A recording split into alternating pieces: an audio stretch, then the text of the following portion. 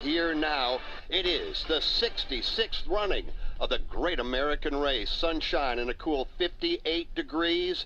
Greeting the race fans and the race teams as we get set for 200 laps, 500 miles, and for one driver, a very special place in NASCAR history. Pole winner Joey Logano will lead the field of the green flag here in just about 30 minutes. From right now, my name is Jeff Striegel alongside Alex Hayden and NASCAR Hall of Famer Rusty Wallace, the Motor Racing Network crew, like every race fan, ready to go. Alex, a day late, but it's time. Talking to drivers, talking to crew members down in the garage earlier today, the apprehension is there. Doesn't matter if it's Sunday or a Monday late afternoon. There's nerves, there's excitement. There's a Daytona 500 on the line today. Everybody wants to put their name on the Harley J. Earl Trophy and take it and say, this is me, my legacy forever. I'm a Daytona 500 champion. The fans have come back. The infield is still jam-packed. Highly impressed with the amount of people that came back on a Monday afternoon with showers earlier this morning.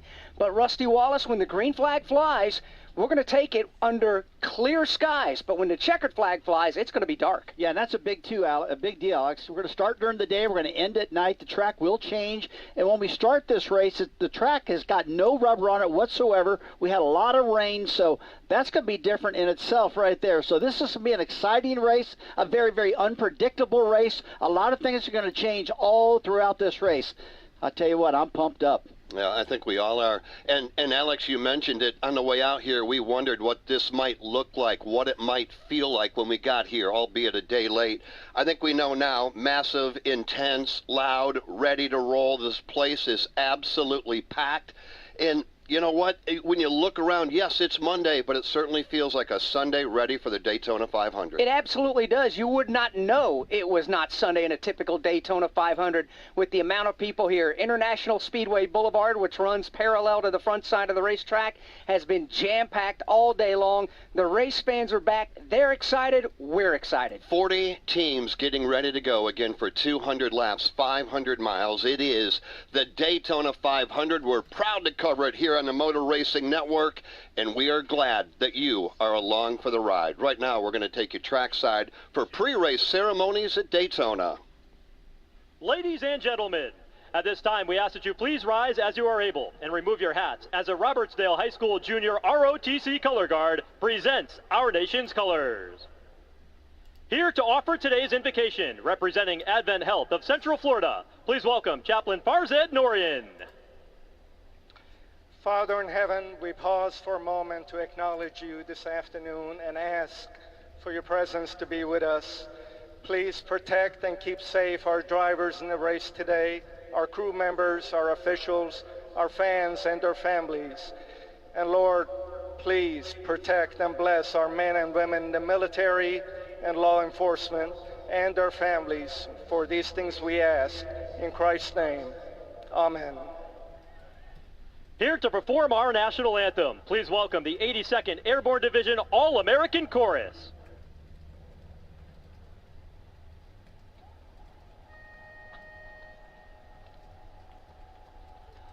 Oh, say, can you see by the dawn's early light what so proudly we hailed at the twilight's last gleaming, whose broad stripes and bright stars through the perilous fight o'er the ramparts we watched were so gallantly streaming, and the rocket's red glare, the bombs bursting in air, gave proof through the night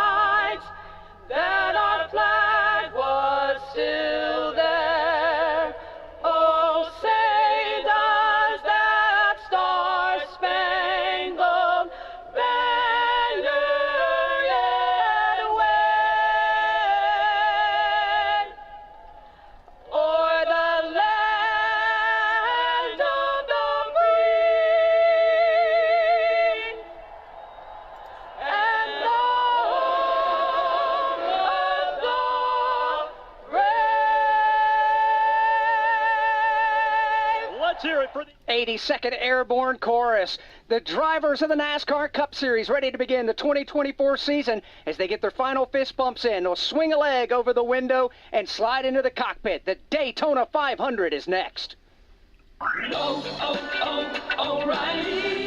Get a better, brighter view of the road with Sylvania bulbs at O'Reilly Auto Parts. Replace your worn-out bulbs today and see better tonight. Now get a $15 O'Reilly gift card after rebate with the purchase of select Sylvania twin-pack bulbs. Receive 2 times O Rewards points on select Sylvania bulbs during O Rewards Bonus Points Month at O'Reilly Auto Parts. O'Reilly Auto Parts. This is Steve Post. If you love sprint cars, you'll love Wing Nation. All the latest sprint car news and interviews from the stars of sprint car racing from around the country. Join Ashley Strumming, Aaron Evernham, and me every Tuesday on Motor Racing Networks and Wing Nation's Facebook pages. We go live with the weekend's winners and newsmakers from around the country. You can also find the podcast of all past shows on YouTube or subscribe to the podcast on any of your favorite podcast providers. Wing Nation, all sprint cars, all the time. From Daytona International Speedway, this is the Motor Racing Network, the voice. At Meadowview Health, this is Becky White from WSLM, and I'm here at the beautiful John Jones showroom in Salem, Indiana for the John Jones Auto Minute. Hello there, this is Jalen Hoare at John Jones. It's a season of love, and we are going to have you falling head over heels on our deals here at John Jones. These may even be sweeter than your Valentine. If you don't look back at your ride after parking it, then you own the wrong car. Let me play matchmaker for you and your new ride. With over 600 vehicles in inventory, Cupid's arrow can easily hit the mark while you are on the lot here at John Jones. Not able to take time to shop on foot? Not a problem. See all of our inventory online at johnjonesautogroup.com and set up your appointment today by calling 877-473-5546. We look forward to seeing you in one of our showrooms across Salem, Scottsburg, Greenville, or Corydon. And again, I'm Jalen Hoare, and remember, you see so many because they paid so little.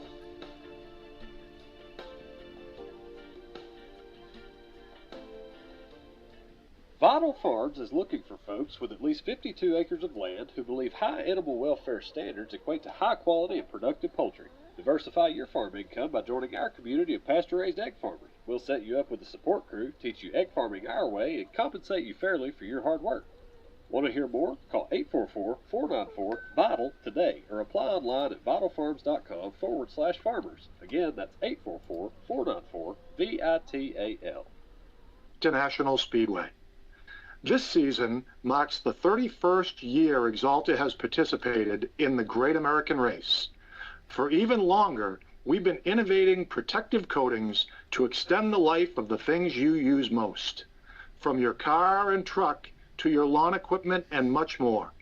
Axalta and Raptor protective coatings add color and protection. Get inspired at RaptorTough.com. Now enough about us. Let's go race. Here's the starting lineup for the Daytona 500, brought to you by eBay Motors. Bring home the cup with eBay Guaranteed Fit. Brakes, headlights, all the parts to fit your vehicle the first time, every time. eBay Motors. ebaymotors.com. Eligible items only. Exclusions apply. Row 20. David Reagan, Unadilla, Georgia. Anthony Alfredo, Ridgefield, Connecticut. Row 19. Noah Gregson, Las Vegas, Nevada. Daniel Hemrick, Kannapolis, North Carolina. Row 18.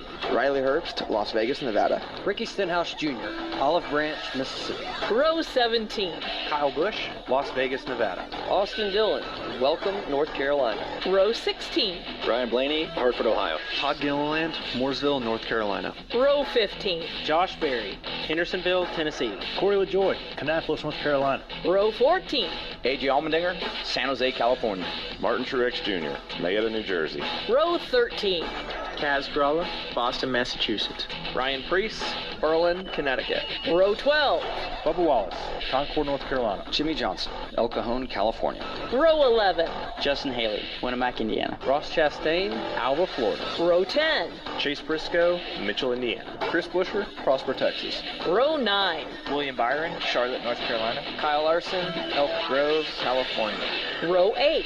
Brad Keselowski, Rochester Hills, Michigan. Ty Gibbs, Washington, D.C. Row 7. Zane Smith, Huntington Beach, California. Daniel Suarez, Monterrey, Mexico. Row 6. Harrison Burton, Huntersville, North Carolina. Eric Jones, Byron, Michigan. And now, the top 10 starters. Starting 10th. John Hunter Nemechek, Charlotte, North Carolina. Starting 9th. Karsten Hocevar, Portage, Michigan. Starting 8th. Denny Hamlin, Chesterfield, Virginia. Starting 7th. Alex Bowman, Tucson, Arizona. Starting 6th. Austin Cindric, Mooresville, North Carolina. Starting 5th. Chase Elliott, Dawsonville, Georgia. Starting 4th.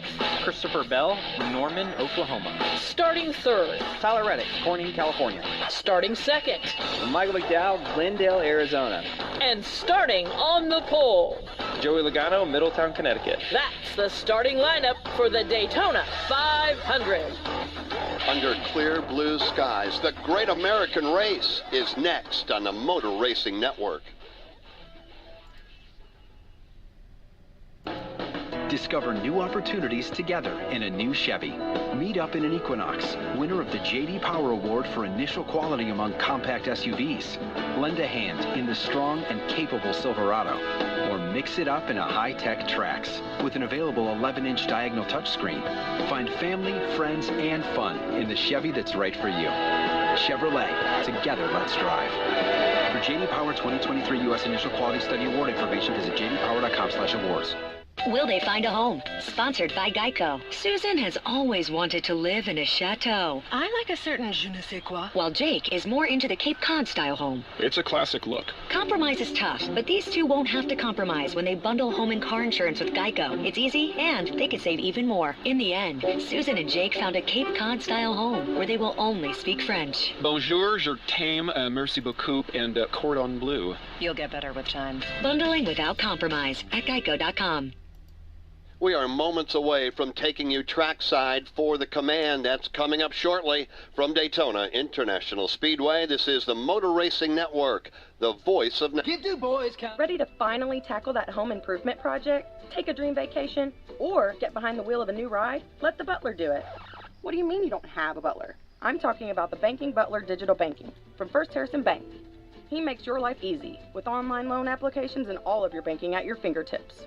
Find out more about the Banking Butler and how he can make your dreams come true. Then, you can let the butler do it. Details at firstharrison.com. Keep it easy, keep it local. First Harrison Bank. Member FDIC, Equal Housing Lender. Give us a follow. The Motor Racing Network is on Facebook, X, YouTube, and Instagram. We've got links to all our podcasts, MRN Radio race broadcasts, and NASCAR news and information. Video podcasts on MRN's YouTube and Facebook. On X, use the hashtag AskMRN to connect with us and our award-winning race announcer. Give us a like, post a comment, share a podcast. Just search for MRN Radio. The Motor Racing Network on all your favorite social media outlets.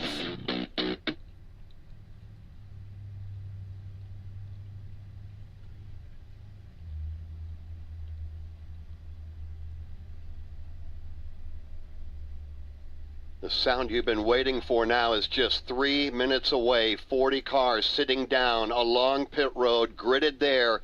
The Command coming up shortly, and then we will be under the green flag. When you take a look back at the last 7 Daytona 500s, Ford with 4 wins, Toyota with 3 of those.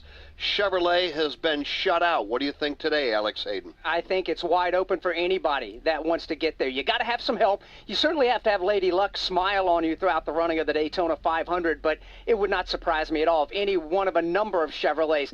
This truly is the way we have this race car and the amount of talent we have on these teams, from drivers all the way through crew members. Anybody can win this race. Put yourself in position. That's what they always say, Rusty Wallace. Get your car in position to win the 500. That takes place over the final 25 laps, and then we get down to 2 to go. And if you're not there, then it's probably too late. I would imagine that's easier said than done. How do you get your car in position to win? Number one, Jeff, you just can't wreck. I mean, we see this happening all the time during the Daytona 500. People get in a big hurry. They get anxious out there. They start passing and bumping too hard, and they cause big wrecks. You can't get that final 20 laps that you need to get to so terribly. But that's what it takes. I'm telling you what, with 10 laps to go, you better be in position as you head off into turn 3. You better have that car ready to go.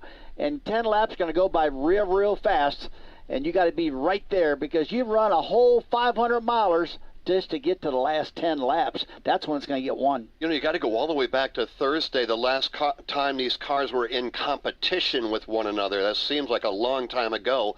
And if you forgot, Christopher Bell and Tyler Reddick picked up the wins during the Blue-Green Vacations duel at Daytona. They got the wins. That's the good side. On the bad side, we tore up some race cars, and a number of drivers had to go to backups. Including Noah Gragson, Daniel Hemrick, Kyle Busch, and Ryan Blaney, along with William Byron. So backup race cars there, they'll drop to the tail end of the field. There are a number of other cars that got damaged, but they were able to fix those cars over the last handful of days. One other note, going to the back of the field will be Kaz Gralla. They changed the engine before the dual race, and by rule, you have to start this race at the back of the field, and the next race that car is entered also has to start at the back of the field. I want to get Rusty to weigh on this maybe after the command, but those cars that we call backup cars, Alex Hayden, they're as polished, prim, and proper as the primary car. We saw those cars in practice here on Friday.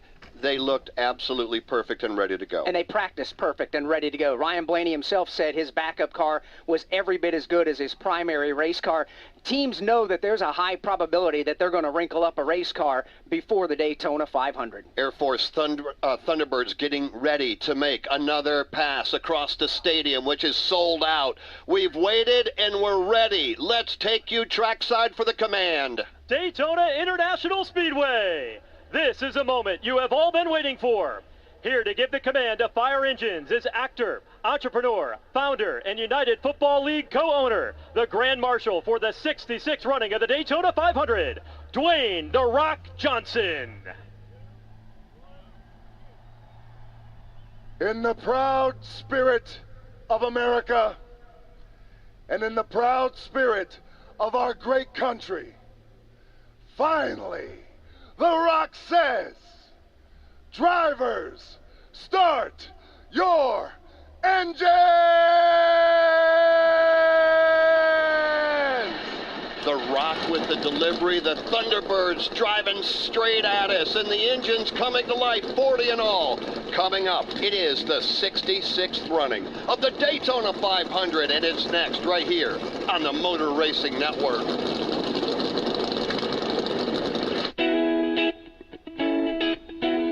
For John's 60th birthday, his family planned to drive down old Route 66. But the trip took a detour when his wife got sick with RSV. It's a highly contagious virus that can lead to breathing problems and hospitalizations. This year, we don't want to cancel our plans. We're protecting ourselves with Pfizer's RSV vaccine, Abrysvo, respiratory syncytial virus vaccine. Abrysvo, a vaccine to prevent lower respiratory disease from RSV in people 60 years and older. It's not for everyone and may not protect all who receive it. Don't get Abrysvo if you've had an allergic reaction to its ingredients. A weakened immune system may decrease your response. Most common side effects are tiredness, headache, injection site pain, and muscle pain. For full prescribing information, please call 1-844-989-7284 or visit abrysvo.com.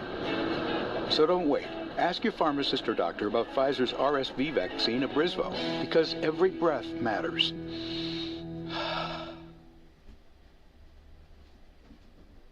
From Daytona International Speedway, this is the Motor Racing Network, the voice of... This is Chase Brisket.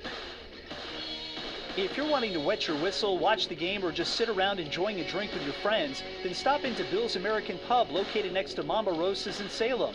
Bill's is open from 4 p.m. to midnight Tuesday through Thursday, and 4 p.m. to 1 a.m. on Friday and Saturday, and 12:30 p.m. to 1 a.m. on Sunday. Enjoy a variety of beer, wine, and mixed drinks at Bill's, and even order off the Mama Rosa's menu and enjoy it there in the bar. Catch local live music and karaoke on Saturday nights. Check their Facebook page for schedule and times. Enjoy good food, good times, and good drinks at Bill's American Pub in Salem. Must be 21 to enter. Ready to finally tackle that home improvement project? Take a dream vacation? Or get behind the wheel of a new ride? Let the butler do it. What do you mean you don't have a butler? I'm talking about the Banking Butler Digital Banking from First Harrison Bank. He makes your life easy with online loan applications and all of your banking at your fingertips. Find out more about the Banking Butler and how he can make your dreams come true. Then you can let the butler do it. Details at firstharrison.com. Keep it easy, keep it local. First Harrison Bank. Member FDIC, Equal Housing Lender.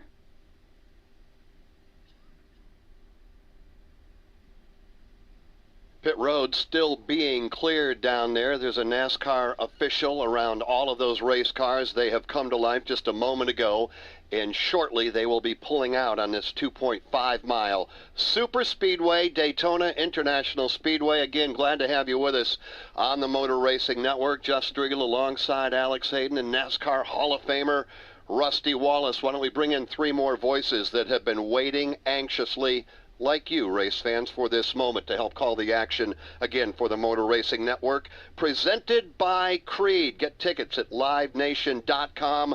We're going to start out in turn number 2 with his arms wide open. From Barrie, Vermont, it is Dave Moody. Thank you, Jeff Striegel. Good afternoon, everybody. Welcome to this place. I'll show you everything about turns 1 and 2 here at Daytona. 31 degrees at banking, a full 4 stories tall, 3 lanes plus wide. They can run 3 wide without too much trouble, 4 wide in an emergency, and hopefully not for long. It's been an amazing transformation weather-wise. 4 hours ago, I would not have wanted to be here. Heavy-duty rain and a very brisk breeze. Little bit of a breeze left, but it's beautiful sunshine and not a cloud in the sky. We'll watch it all unfold today from high atop the Sunoco Tower in turn 2 here at Daytona. Now let's go to the other end of the super stretch in Milford, Delaware's Mike Bagley. Thank you, Dave, and good afternoon, race fans. We are awash in Florida sunshine right now as we get set to call the Daytona 500.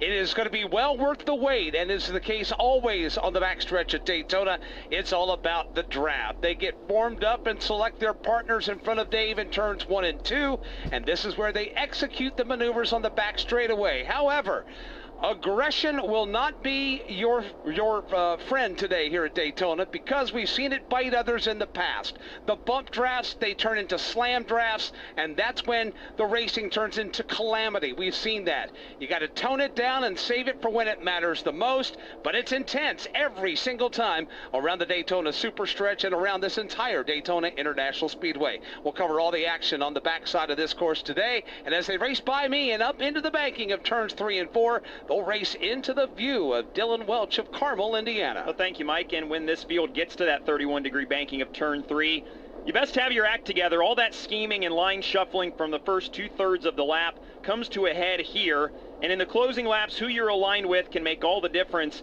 in Daytona defeat or Daytona glory. And as they exit the banking, push literally comes to shove right in front of us on the short chute here before the tri-oval. It's the final opportunity for one of 40 drivers in the field today to make a move that can define a career. And as they pass me in that Sunoco Tower off turn 4, field will head back towards the start-finish line and towards the 3 men calling the 66th running of the Great American Race today. Jeff Striegel, Alex Hayden, and NASCAR Hall of Famer Rusty Wallace. Thank you, Dylan. Once the field gets to the tri-oval, that's where the start-finish line is. The banking there is 18 degrees, and that is hallowed ground here at Daytona.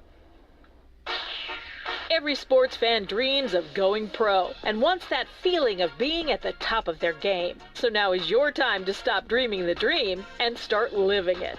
The team at Advent Health has got your back. With expert care and resources, they can help you feel strong, confident, and supported. So get pro-level care with Advent Health, the official healthcare provider of Daytona International Speedway and Legacy Motor Club. eBay Motors is here for the ride. 120,000 miles of night drives, daily commutes, and who knows how many. Are we there yet? Through countless fixes, elbow grease, and a new radiator, you kept your ride alive. With eBay Motors, you have over 122 million parts to keep it running. And with eBay Guaranteed Fit, they'll be the perfect fit every time. Plus, at these prices, well, we're burning rubber, not cash. Keep your ride or die alive at ebaymotors.com. Eligible items only. Exclusions apply. From Daytona International Speedway, this is the Motor Racing Network, the voice of Papa John's and... Hello, folks. Craig Martin at Billy Martin's store. I'd like to start off by saying a big thank you to everyone that voted us your best place to purchase appliances, furniture, and floor coverings in Washoe County for another year. At Billy Martin's store, we have so much more to offer our loyal customers. Not only do we carry a complete line of GE Hot Point and Speed Queen appliances, but also a full line of home furnishings as well. Beautiful, quality name brand furniture in living room suites, sectionals, recliners, dining room suites, bedroom suites, lamps, and sectionals. And Bose bedding, made in the USA, and Moe's furniture and bedding is made right here in southern Indiana. Billy Martin's store has a nice display of all of your floor covering, carpets, vinyls, tiles, laminates, Somerset hardwood flooring. We offer you low prices, free home and business estimates, and professional installation by our own installers. Billy Martin's store offers you free delivery, free haul away, and our own professional service on what we sell. Janice, Tanya, and I will be happy to help you in selecting the perfect item for your home or business and stand behind you if you have a problem. Billy Martin's store has been serving southern Indiana and the Louisville area for 164 years in counting. As the 5th generation and Tanya the 6th, we would like to say a big thank you for all of your support year after year. Billy Martin's store is located in the heart of downtown Martinsburg, or feel free to call us at 967-3997 and we'll glad to help you. Auto Parts. Think O'Reilly Auto Parts for all of your car care needs. Get the parts and service you need fast from the professional parts people at O'Reilly Auto Parts. We start at the exit of pit road, and the Motor Racing Network lead pit reporter from Halstead, Pennsylvania, Steve Post. Alex, it has already been a great weekend for NASCAR Cup Series driver Chris Buescher. On Thursday, he raced here in the dual race. Friday morning, he flew home. He and his wife, Emma, welcomed a baby boy into their family. Mom, Chris, and big sister Charlie are all doing well. Chris starts in the 19th spot today here at Daytona, and the last time we were here, back in August, Chris went to victory lane, so he's looking for a good weekend, a great weekend, made even better here with the running of the Great American Race. To the midsection of pit road, Jason Toy. All right, thanks a lot, Steve. And when we come to Daytona, especially with the 500, you want to make sure everything is buttoned up and ready to roll. But you can also lose Daytona on pit road. 55 miles per hour from one point to the other point across this pit lane. It's about 3 lanes wide, and that's really narrow when these cars, especially under green flag stops, trying to hook and jive their way through to try to get their way back out on the pit lane quickly. We've seen drivers come in front, we've seen them go to the back because they have to do pass-throughs. You've got to be careful getting on and off pit road to be able to have success here tonight at the Daytona 500. Kim Kuhn. Well, an important part of super speedway racing is the driver-spotter relationship, and as NASCAR kicks off its 2024 season, a number of drivers will hear different voices in their ears than they have in the past years. One of the notable moves is Eddie DeHunt over to Josh Berry after spending many seasons working with Chase Elliott. But the Josh and Eddie pairing had a little time together last year when Josh filled in for an injured Chase Elliott. Josh said tonight's race will continue to help him understand Eddie's style of calls. They've communicated a lot during the offseason to help build that relationship, so we'll see what they can do here tonight. Eddie said there has to be mutual trust between the two, and it's going to build over time. It doesn't happen right away, so most importantly, he said, they'll need to be patient with each other over these 500 miles. There's a broadcast team for you this afternoon on into the evening. By the way, it's a double header because coming up at 9 o'clock tonight on the Motor Racing Network, the NASCAR Xfinity Series will go under the green flag. The broadcast team, of course, Steve Post, Jason Toy, and Kim Kuhn, they are together down on pit road. Dave Moody ready to go from outside turn number 2. Mike Bagley's at the end of the back straightaway, and Dylan Welch is outside of turn number 4. Jeff Striegel, Alex Hayden, Rusty Wallace with you in the broadcast booth. Coming up a little bit later on, Doug Rice from the Performance Racing Network is going to join us. How, Rusty Wallace, do you describe to a race fan that's never been here before what this place is like? Take a look around the stadium. It's just such a big race. It is our biggest race of the year, no doubt about that. And all the drivers have been home all winter long with nothing to do. They've been thinking about getting to the Daytona 500. I know for myself, every time I came down here, I'm like, oh my God, I hope I can win this race. I love to win this race, the biggest race in the world. Don't mess up. Be careful. You've been preparing all year long for the Daytona 500, and now we're here. Man, Duvall, don't mess it up. Keep in mind, we are stage racing as normal. Stage number 1 will conclude at lap number 65. Then we'll go 65 more laps to lap 130 to the conclusion of stage number 2. And then it'll be a 70-lap run to the checkered flag on lap number 200 for the 66th Daytona 500. We look down at the flag stand. Chief starter Shannon Bednarik will give the signal, 1 to go. And we'll go green flag racing next time by. Pace car driver Jesse Delavute will turn the lights out on that black, red, and white Toyota Camry XSE pace car. 2.5 miles, Jeff Striegel, and we're racing in Daytona. A couple of Ford Mustangs at the front of the field, and McDowell and Joey Logano. Behind them, a couple of Toyota Camrys and a Chevrolet Camaro. We're ready to go. You know, you look back at this week, it seems like it took forever. Then all of a sudden you realize, man, this thing's gone by in the blink of an eye. And now here we are, albeit 24 hours later than what we hoped to be. Rusty Wallace, it is the great American race. You've come off turn number 4 a time or two in your career. The crowd on your right staring down the flag stand, waiting for that green flag to go in the air. Oh, man, I'll tell you, the way you're talking right now reminds me of me being in the seat again a long time ago, Jeff. I was so excited about this race, but I was so nervous. I'm telling myself, don't be nervous, but be excited. Be aggressive, but don't be too aggressive. And that's the way I always approach this race. Now, with that said, who's going to win this thing? Is it going to be Denny Hamlin again? Is it going to be the aggressive Ross Chastain? Is it going to be a Penske car? Is it going to be a TRD car with the Joe Gibbs Racing guys? The cars are so equal this year, it's unreal. This new design car is a car that I really love. We've seen drivers that you might not think of being in victory lane a lot are in victory lane now because of this car. It's equal for everybody. The drivers know it, and they're going to use that today. All right, that's coming from a veteran, a NASCAR Hall of Famer. Can you imagine what it must be like to come off 4 and take the green flag in your very first Daytona 500? We've got a couple of drivers in the field ready to do exactly that. Yeah, we do. We got down there ready to go racing. Carson Hocevar, Josh Berry down there. You look down there at these drivers, and we've talked to them all week long, whether it be on Media Day back on Wednesday or down in the garage area throughout the running of the other events in practice and whatnot. And they say, yeah, I'm trying to treat this as another race. Jeff, they're on the pace and parade lap. They're coming to the green flag. This is not just another race. This is the great American race, the Daytona 500, the 66th running of it under absolute beautiful conditions. A bit cool, no doubt about that. And we'll get cold before we're all said and done. Blue sky, sunshine, packed house. Everybody is up on their feet. One driver will be in victory lane later on for one of the most prestigious trophies in all of motorsports anywhere in the world. To get the running of the Daytona 500 underway from Goldsboro, North Carolina, here is the Motor Racing Network's Alex Hayden. Pace car heads for the pit lane. The fielding control now of Shannon Bednarik, and the green flag goes in the air. Joey Logano, the pole sitter, opts to start the race from the outside lane, and the 66th renewal of the Great American Race is underway. Logano and Michael McDowell on the front row. Logano with the advantage in that outside lane, courtesy of a bit of a shove from Christopher Bell, but here comes Michael McDowell. He's got a trunk full of Tyler Reddick. 2 by 2, pace car formation as they come up to 190 miles an hour. No one breaking out of line. They're still stacked up double wide at the front of the field. Here's Joey Logano now with the fender out in front. He's getting a lot of drafting help from Christopher Bell. Logano will surge to the lead in the Daytona 500. And he's in the outside lane with Michael McDowell, now back to the inside lane with drafting help from Tyler Reddick. 2 by 2 all the way through the field, and a dead heat at the line off 4. Boy, 2 bright yellow Ford Mustangs come racing back off turn number 4, pulling the pack with them. The Thunder off 4 across the line. Lap 1 is done.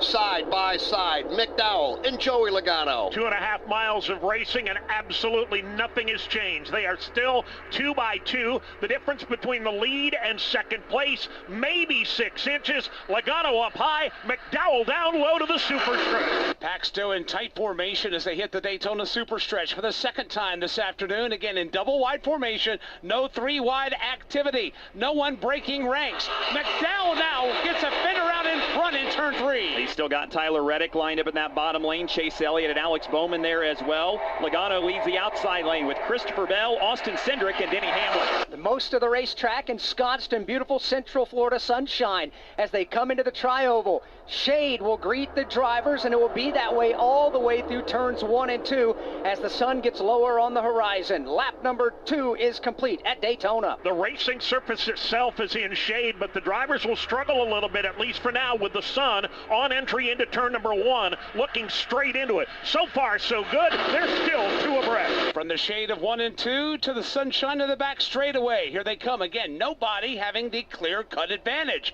The inside line a bit disorganized, about halfway through, with Reddick continuing to give McDowell drafting assistance. Yeah, just about the 15th spot on the racetrack, starting to be a little bit disorganized in the bottom lane, but still about 15 or so strong, side by side all four. Well, I tell you what, guys, Micah McDowell in that Front Run Motorsports car, that car has been strong all week down here, qualified second.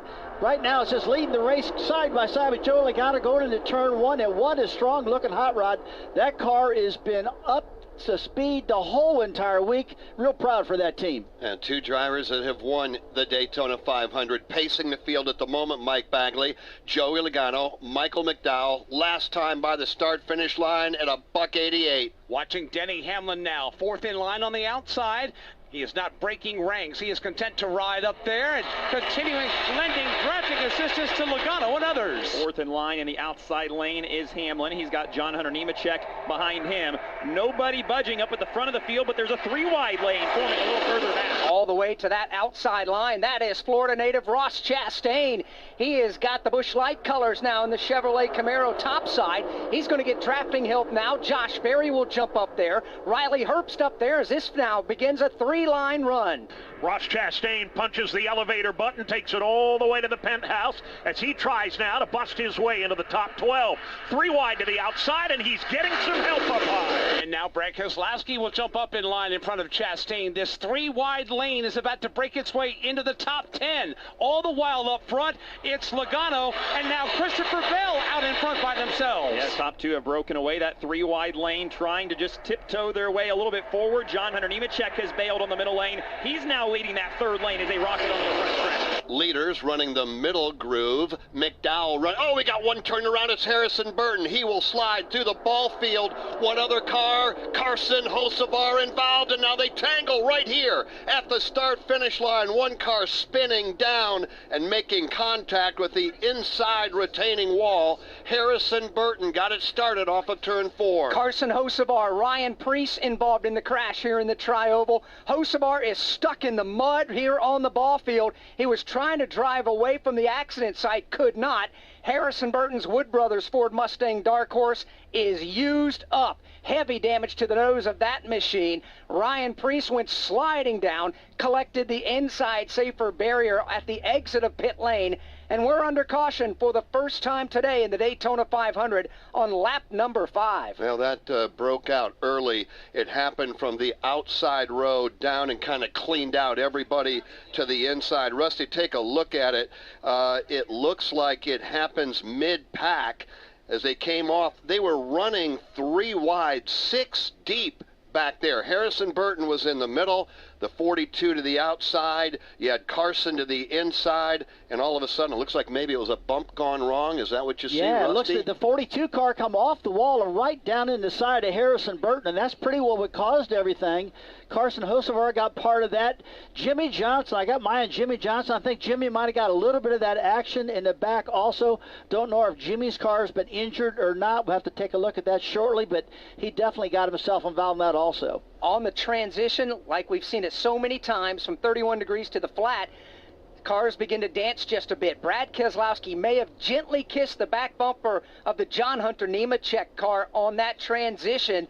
That was just enough at the back of the car being loosened up and sent him spinning. Jimmy Johnson did, in fact, get a piece of that crash. Well, I think he got a bigger piece than what we thought originally. He hit Carson virtually head-on right at the start-finish line. Hocevar's car is being pulled out of the ball field. More on all of this in a moment. We're under the caution flag. It flies early. We're only on lap number 6. At Progressive, we love sports and saving you money, so we bundled them together. The final horse now in the gate, and they're off. They're starting off with a double tail loop jump, leaving a difficult 7-10 split. As there's movement on the inside rail. Only 9 pins separate them now as they head to the final quarter mile. They're neck and neck. It's down to the last frame. Here comes the axle jump. bundled their home and auto insurance with Progressive. Win strike savings gold. Progressive Casualty Insurance Company, affiliates, and other insurers. Not available in all states or situations. Get in zone, AutoZone. Welcome to AutoZone. What are you working on today? I got to change the oil in my car. Right now, get 5 quarts of Pennzoil Platinum Full Synthetic with an STP extended life oil filter for only $36.99. Get in zone. What do I do with my old oil? We can recycle your used oil for free. Get in zone. And do you have oil for my old work truck? You can find the right high mileage oil to help it go farther right here at AutoZone. Get in zone, AutoZone. Restrictions apply. Jimmy Johnson on pit road, Hocevar on pit road. This is a 5, 6, maybe even 7 car crash that took place on lap number 6, and it's put us under the caution flag from Daytona International Speedway. This is the Motor Racing Network, the voice of Bottle 4. This is Joey Logano. Thanks for listening to MRN on WSLM, your Kentuckiana racing station for over 50 years.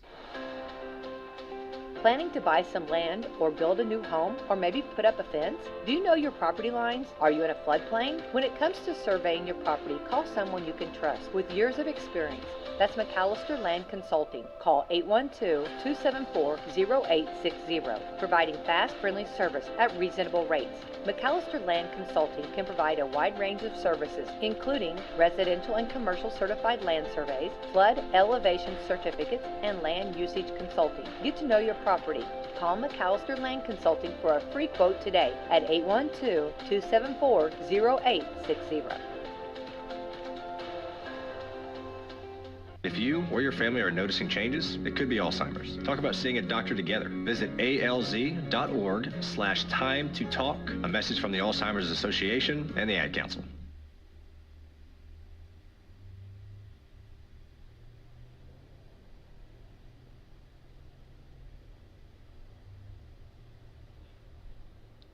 Ziegler Auto Group on the Chevrolet, being driven by Carson Hocevar. Hocevar out of the car.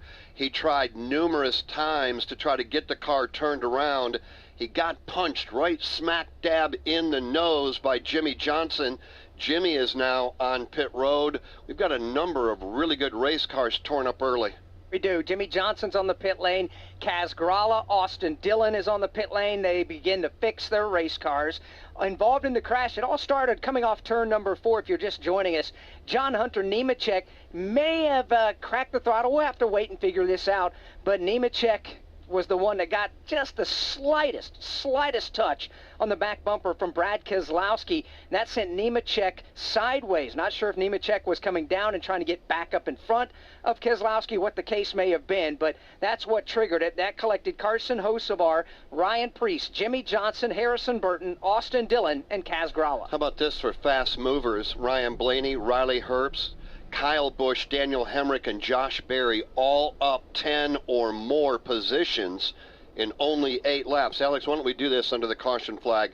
We'll take a look at the leaderboard presented by Blue Green Vacations. Blue Green Vacations, the official vacation ownership provider of NASCAR, you know that, invites you to believe in the power of vacation. With Blue Green, you can create a lifetime of memories at our collection of unique, locally inspired resorts and enjoy exclusive access to VIP NASCAR experiences. So start your vacation journey today at bluegreenvacations.com. With 8 laps complete of the 200, Joey Logano is the race leader. Christopher Bell goes second.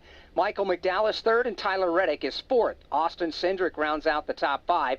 Chase Elliott being scored 6th, with Denny Hamlin 7th. Alex Bowman is 8th. John Hunter Nemechek stays on the track in 9th, and Brad Keselowski being scored 10th. Zane Smith 11th, Ross Chastain 12th, Chase Briscoe 13th, Eric Jones 14th, and Josh Berry at the moment is 15th. 16th is Riley Herbst, 17th Justin Haley, running 18th Daniel Suarez, David Reagan driving an RFK Ford Mustang is 19th, and Ty Gibbs is 20th. Bubba Wallace 21st, William Byron 22nd, Ryan Blaney's 23rd, and Kyle Larson 24th. Chris Buescher up to 25th. Kyle Busch goes 26th. Martin Truex Jr. is 27th, with Todd Gilliland 28th, Daniel Hemrick 29th, and 30th is Noah Gragson. 31st, Corey LaJoie, 32nd. Ricky Stenhouse Jr., A.J. Allmendinger, 33rd, 34th. Anthony Alfredo Ryan Priest, 35th. Cars involved in the crash, 36. Jimmy Johnson, Kaz Gralla, 37th. Then Harrison Burton, 38th. Austin Dillon, 39th. Carson Hocevar is 40th. So on lap number 8, it is indeed Joey Logano. Now, pit road is open. Everybody we've been talking about has been on pit road, even though it's not been open. Logano, McDowell, most of the field, in fact, everybody but Christopher Bell is headed to pit road. Jason Toy, they're all headed your way. A lot of the teams talking about that they can come and get fuel. It won't take them to where they need to, but it will shorten up what they need to do a little bit later on. Tyler Reddick getting Sunoco fuel only, topping off. John Hunter Nemechek getting right side tires. Denny Hamlin getting fuel all on this middle section of the pit road. Steve Post. Joey Logano was a quick splash of fuel. He's the first one off pit road. Chase Elliott and Michael McDowell also getting fuel. Kyle Larson, a problem down here. They cannot get the filler in. Now they get it in, but Larson lost a whole bunch of spots on this. Martin Truex Jr. getting fuel. So fuel only. And to Jason's point, the goal during green flag runs is to spend as little time as possible on pit road. Put a little fuel in it now. If we have a green flag stop later on in this stage, this is just a little bit less time you need to spend here to get fuel to the end. Just FYI, the fuel window here is about 40 laps if you're leading, 46 laps if you're running back in the pack, so a big disparity there. But right now, they're all just topping them off and making sure that when they come down again, and maybe they need to stop just as short as amount of time as possible. Yeah, tough break for a couple of Hendrick Chevrolets trying to turn into their pit boxes. One of them was Kyle Larson. You heard Steve Post describe the pit stop. He was turning into his pit box while another car was coming out. That forced him to kind of move out of the way in a last-minute juke, and that had to back him up into the pit box. His other teammate, William Byron, shot through his pit box into Todd Gilliland's in front of him. He had to put it in reverse and back the car up. The NASCAR Powerball Playoff is back and ready to make a new millionaire in Victory Lane. Oh, it's you! Stephanie! Last year, it happened to Stephanie. This year, it could be you winning $1 million at NASCAR Championship Weekend. Head to Powerball.com for the list of participating lotteries and join the race for $1 million. Powerball, the official lottery game of NASCAR and home to the NASCAR Powerball Playoff. Kyle Larson brings his Chevy in 4 tires Sunoco Racing Fuel. From fueling NASCAR champions on the track for over 20 years to innovating 94 octane, the highest octane on the market. Performance is what Sunoco does. All Sunoco fuel at the pump meets the same top-tier standards as the fuel used in NASCAR. He's not here for Ryan Blaney. 4 tires with Sunoco fuel. From the track to your tank, you can trust Sunoco to help your vehicle perform at its peak. Getting the 1-to-go signal at the start-finish line from Daytona International Speedway. This is the Motor Racing Network, the voice of... This is Becky White. The year was 1993.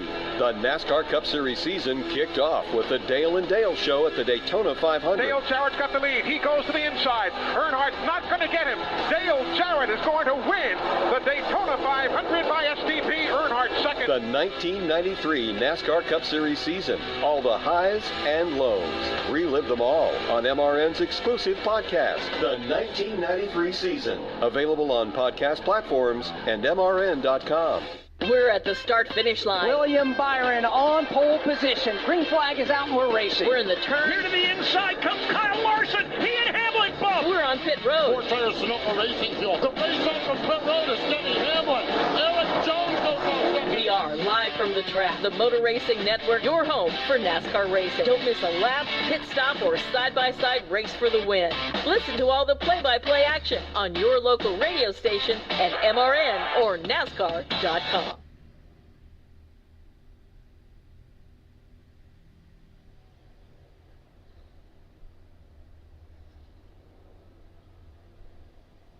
Welcome back to Daytona. Quickly, we go to the Advent Healthcare Center. Kim Kuhn. Early exit for Harrison Burton. What happened? Yeah, I don't remember exactly who it was on my outside. Just looked like they either got a bad push or got loose and just hit me in the right side and sent me across. And the grass was so wet. Once I got in the grass, I thought it'd be okay, but the car just kept going and going. So really sad that our day's over as quick as it was. We had a really fast X-Imaging Motorcraft Ford Mustang, and yeah, just a bummer. There's nothing we can do but just move on and try and win next week.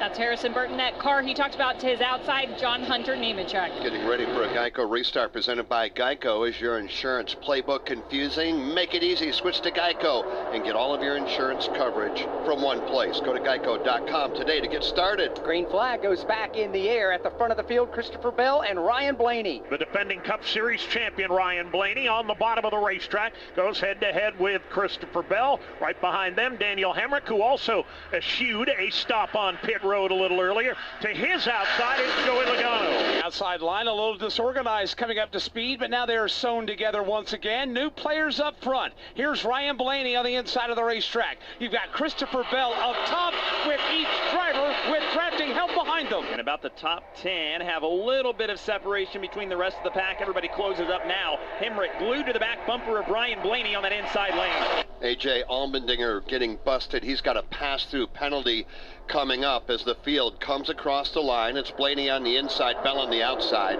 Joey Logano and Daniel Hemrick side by side, row 2. Everybody pushing the guy in front or getting pushed from the guy behind. Some of them getting both at the same time. Top 10 are all nose to tail. Brad Keselowski with a little bit of a gap off the back bumper of Chase Elliott in turn 2. Up front, Ryan Blaney's got drafting help from Daniel Hemrick. Then Christopher Bell gets assistance from Joey Logano. Nobody in 3 wide territory. Here's Logano giving Bell the shove, been around in front, but Blaney powers back to the inside. Neither lane seems to have much of an advantage right now as the entire field runs door to door once again through the banking of 3 and 4. Bell leads the outside, Blaney on the bottom.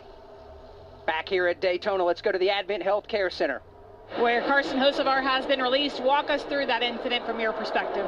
I didn't really see anything, just know where I could go, obviously. Just bummer for my team and everybody. Got a lot of people out here between Ziegler and Gamebridge. Wanted to be able to put on a good show and got a lot of friends and family here, and just really stinks that early.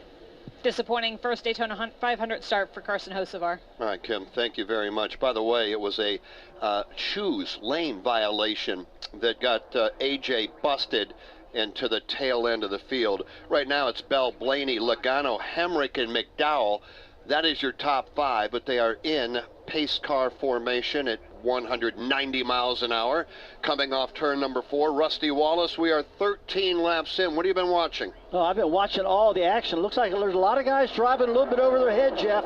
A lot of people in trouble that I didn't expect me in trouble. We just saw Austin Dillon go behind the pit wall into the garage. We'll have to see what happened to that number 3 car. That was one of the fan favorites out there running along, and his day is over. He's in the garage right now. And I'm watching Ryan Blaney up there right now leading this race. Ryan's going to have to pit about 10 laps before the rest of the field. He's one of the cars that stayed out, so we're expecting him down pit road around between 40 and lap 45. We'll see what happens. The rest of the cars can go on up to like 55 before they pit. He is, Blaney that is, one of 2 drivers that have yet to make a pit stop, and as a matter of fact, they go 1-2. It's Christopher Bell and Ryan Blaney, not on pit road as of yet. The rest of the top 10, as we run with 15 laps going on the board, Joey Logano is 3rd, Daniel Hemrick is up to 4th, Michael McDowell is 5th, Chase Elliott is 6th, 7th is Austin Cindric, Brad Keselowski is 8th, Tyler Reddick 9th, and Denny Hamlin is 10th. With 15 laps complete, we have 50 more to take you all the way to the green and white checkered flag. That will wrap up stage number 1. Here they come, Mike Bagley off turn number 2 and headed your way. And everybody practicing great restraint here in the early going. No one really doing any daring moves or getting aggressive with the bump track. Right now it's Bell that'll lead by half a car length. Bell in that outside lane has started to pull ahead at times on the entry to 3, but every time he does so, he drops back and picks up the front bumper of Joey Logano and tries to hold on to the lead. He does indeed, but Ryan Blaney occupies the real estate inside. Christopher Bell goes topside. Complete 2x2 through the entire field.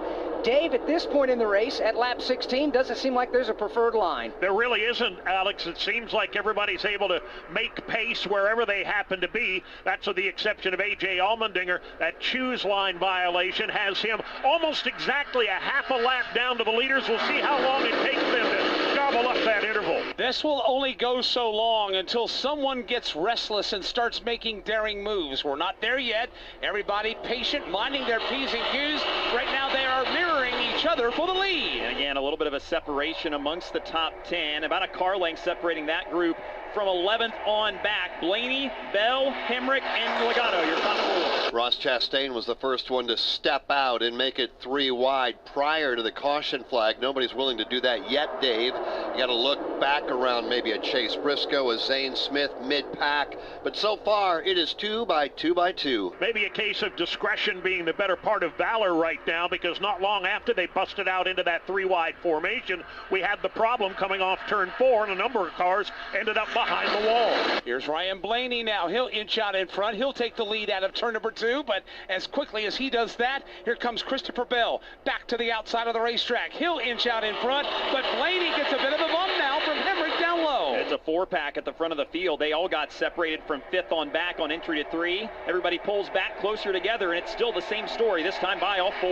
Dead heat off the corner. The inside lane is a Ford Mustang Dark Horse. Top side, Toyota Camry XSE as they race back to the start-finish line. A virtual dead heat. Christopher Bell will lead that lap by 3/1000ths of a second. The margins of the lead at the start-finish line all combined here so far in the Daytona 500 maybe add up to 2 or 3 car lengths. It's not much more than a foot right now. To the outside lane, it's Christopher Bell. Christopher Bell has that foot out in front. At least that's the way they leave turn 2. Midway up the back straightaway. Here's Ryan Blaney. He'll inch closer to the front to Christopher Bell's left elbow. And Bell gets a nice push every time down the backstretch from Logano, but the inside lane shorter around the banking of 3 and 4 always seems to make up that gap, with Blaney getting help from Hemrick downstairs. 19 laps are complete. Here they come again. Off 4, back to the tri-oval. Dead heat, lap after lap, with Blaney on the inside, Christopher Bell on the outside, the rest of the top 5, Logano, Hemrick, and McDowell. Right now, let's pause 10 seconds for station identification on the Motor Racing Network.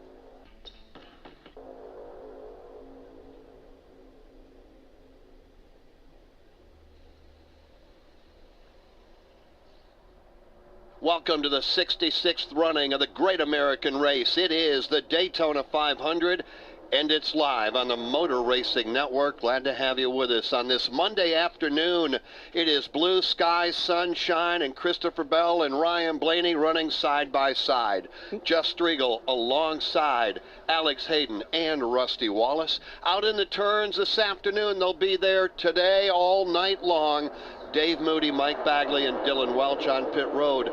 Alex Hayden, we've got Jason Toy, Steve Post, and Kim Kuhn. My name is Jeff Striegel. NASCAR Hall of Famer Rusty Wallace is alongside, Alex. Yeah, it's just a fantastic day for racing, but not so much for Austin Dillon. You heard Rusty Wallace a moment ago say he turned and went back behind the wall. Kim Kuhn, what's the latest for Austin Dillon? Yeah, well, they met minimum speed, but there was still damage to the race car. So the crew, they're working on pretty much all 4 corners of that race car. I know they had left front suspension damage as well as a left rear toe link, but they've got all hands on deck.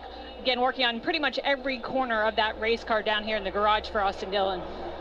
Tough break. Austin Dillon here in the Daytona 500. 20 laps are complete. Christopher Bell continues to show the way, racing under the green flag. When we come back, we welcome a very special guest to the broadcast booth. Discover new opportunities together in a new Chevy. Meet up in an Equinox, winner of the J.D. Power Award for initial quality among compact SUVs. Lend a hand in the strong and capable Silverado, or mix it up in a high-tech Trax with an available 11-inch diagonal touchscreen. Find family, friends, and fun in the Chevy that's right for you. Chevrolet, together let's drive. For J.D. Power 2023 U.S. Initial Quality Study Award information, visit jdpower.com/awards. Are you ready to go back to the summer of '99? Cruise is back. Summer of '99 tour. For the first time in more than a decade, with very special guests on select dates, 3 doors down. Crossstreet, Switchfoot, Tonic, Big Wreck, and Finger 11. Get tickets now at livenation.com. Cruise Summer of '99 tour. 22 laps are on the board in the 66th Daytona 500. Christopher Bell, Ryan Blaney, Joey Logano, Daniel Hemrick, and Michael McDowell are the top 5 from Daytona International Speedway. This is the Motor Racing Network, the voice of NASCAR. Introduce your family and friends to one of Salem's oldest traditions, home cooking from Mama Rosa's in Salem. Whether you're getting that one-of-a-kind tasting pizza, baked spaghetti, hot sandwiches, or a variety of other Italian food and artisan pizzas, Mama Rosa's has something for everyone. Open Tuesday through Thursday 4 to 9 for dining and carry-out, Fridays and Saturdays from 11 a.m. to 10 p.m. and Sundays from 11 to 9. Mama Rosa's brings their famous pizza buffet to you on Fridays from 11 a.m. to 2 p.m. for just $10.99. Choose from a wide variety of pizzas, homemade soups, and a large salad bar with their homemade potato salad, slaw, and desserts. Then come back for Friday night's home-style buffet from 4:30 to 8 or 11 a.m. to 2 p.m. on Sundays for $12.99, where you'll find a variety of good home-cooked foods. Stop in and see Joanne and her family at Mama Rosa's and make some new memories or relive your childhood with that one-of-a-kind taste. Dine in or call 812-883-6296 to take the great taste of Mama Rosa's Pizza home with you.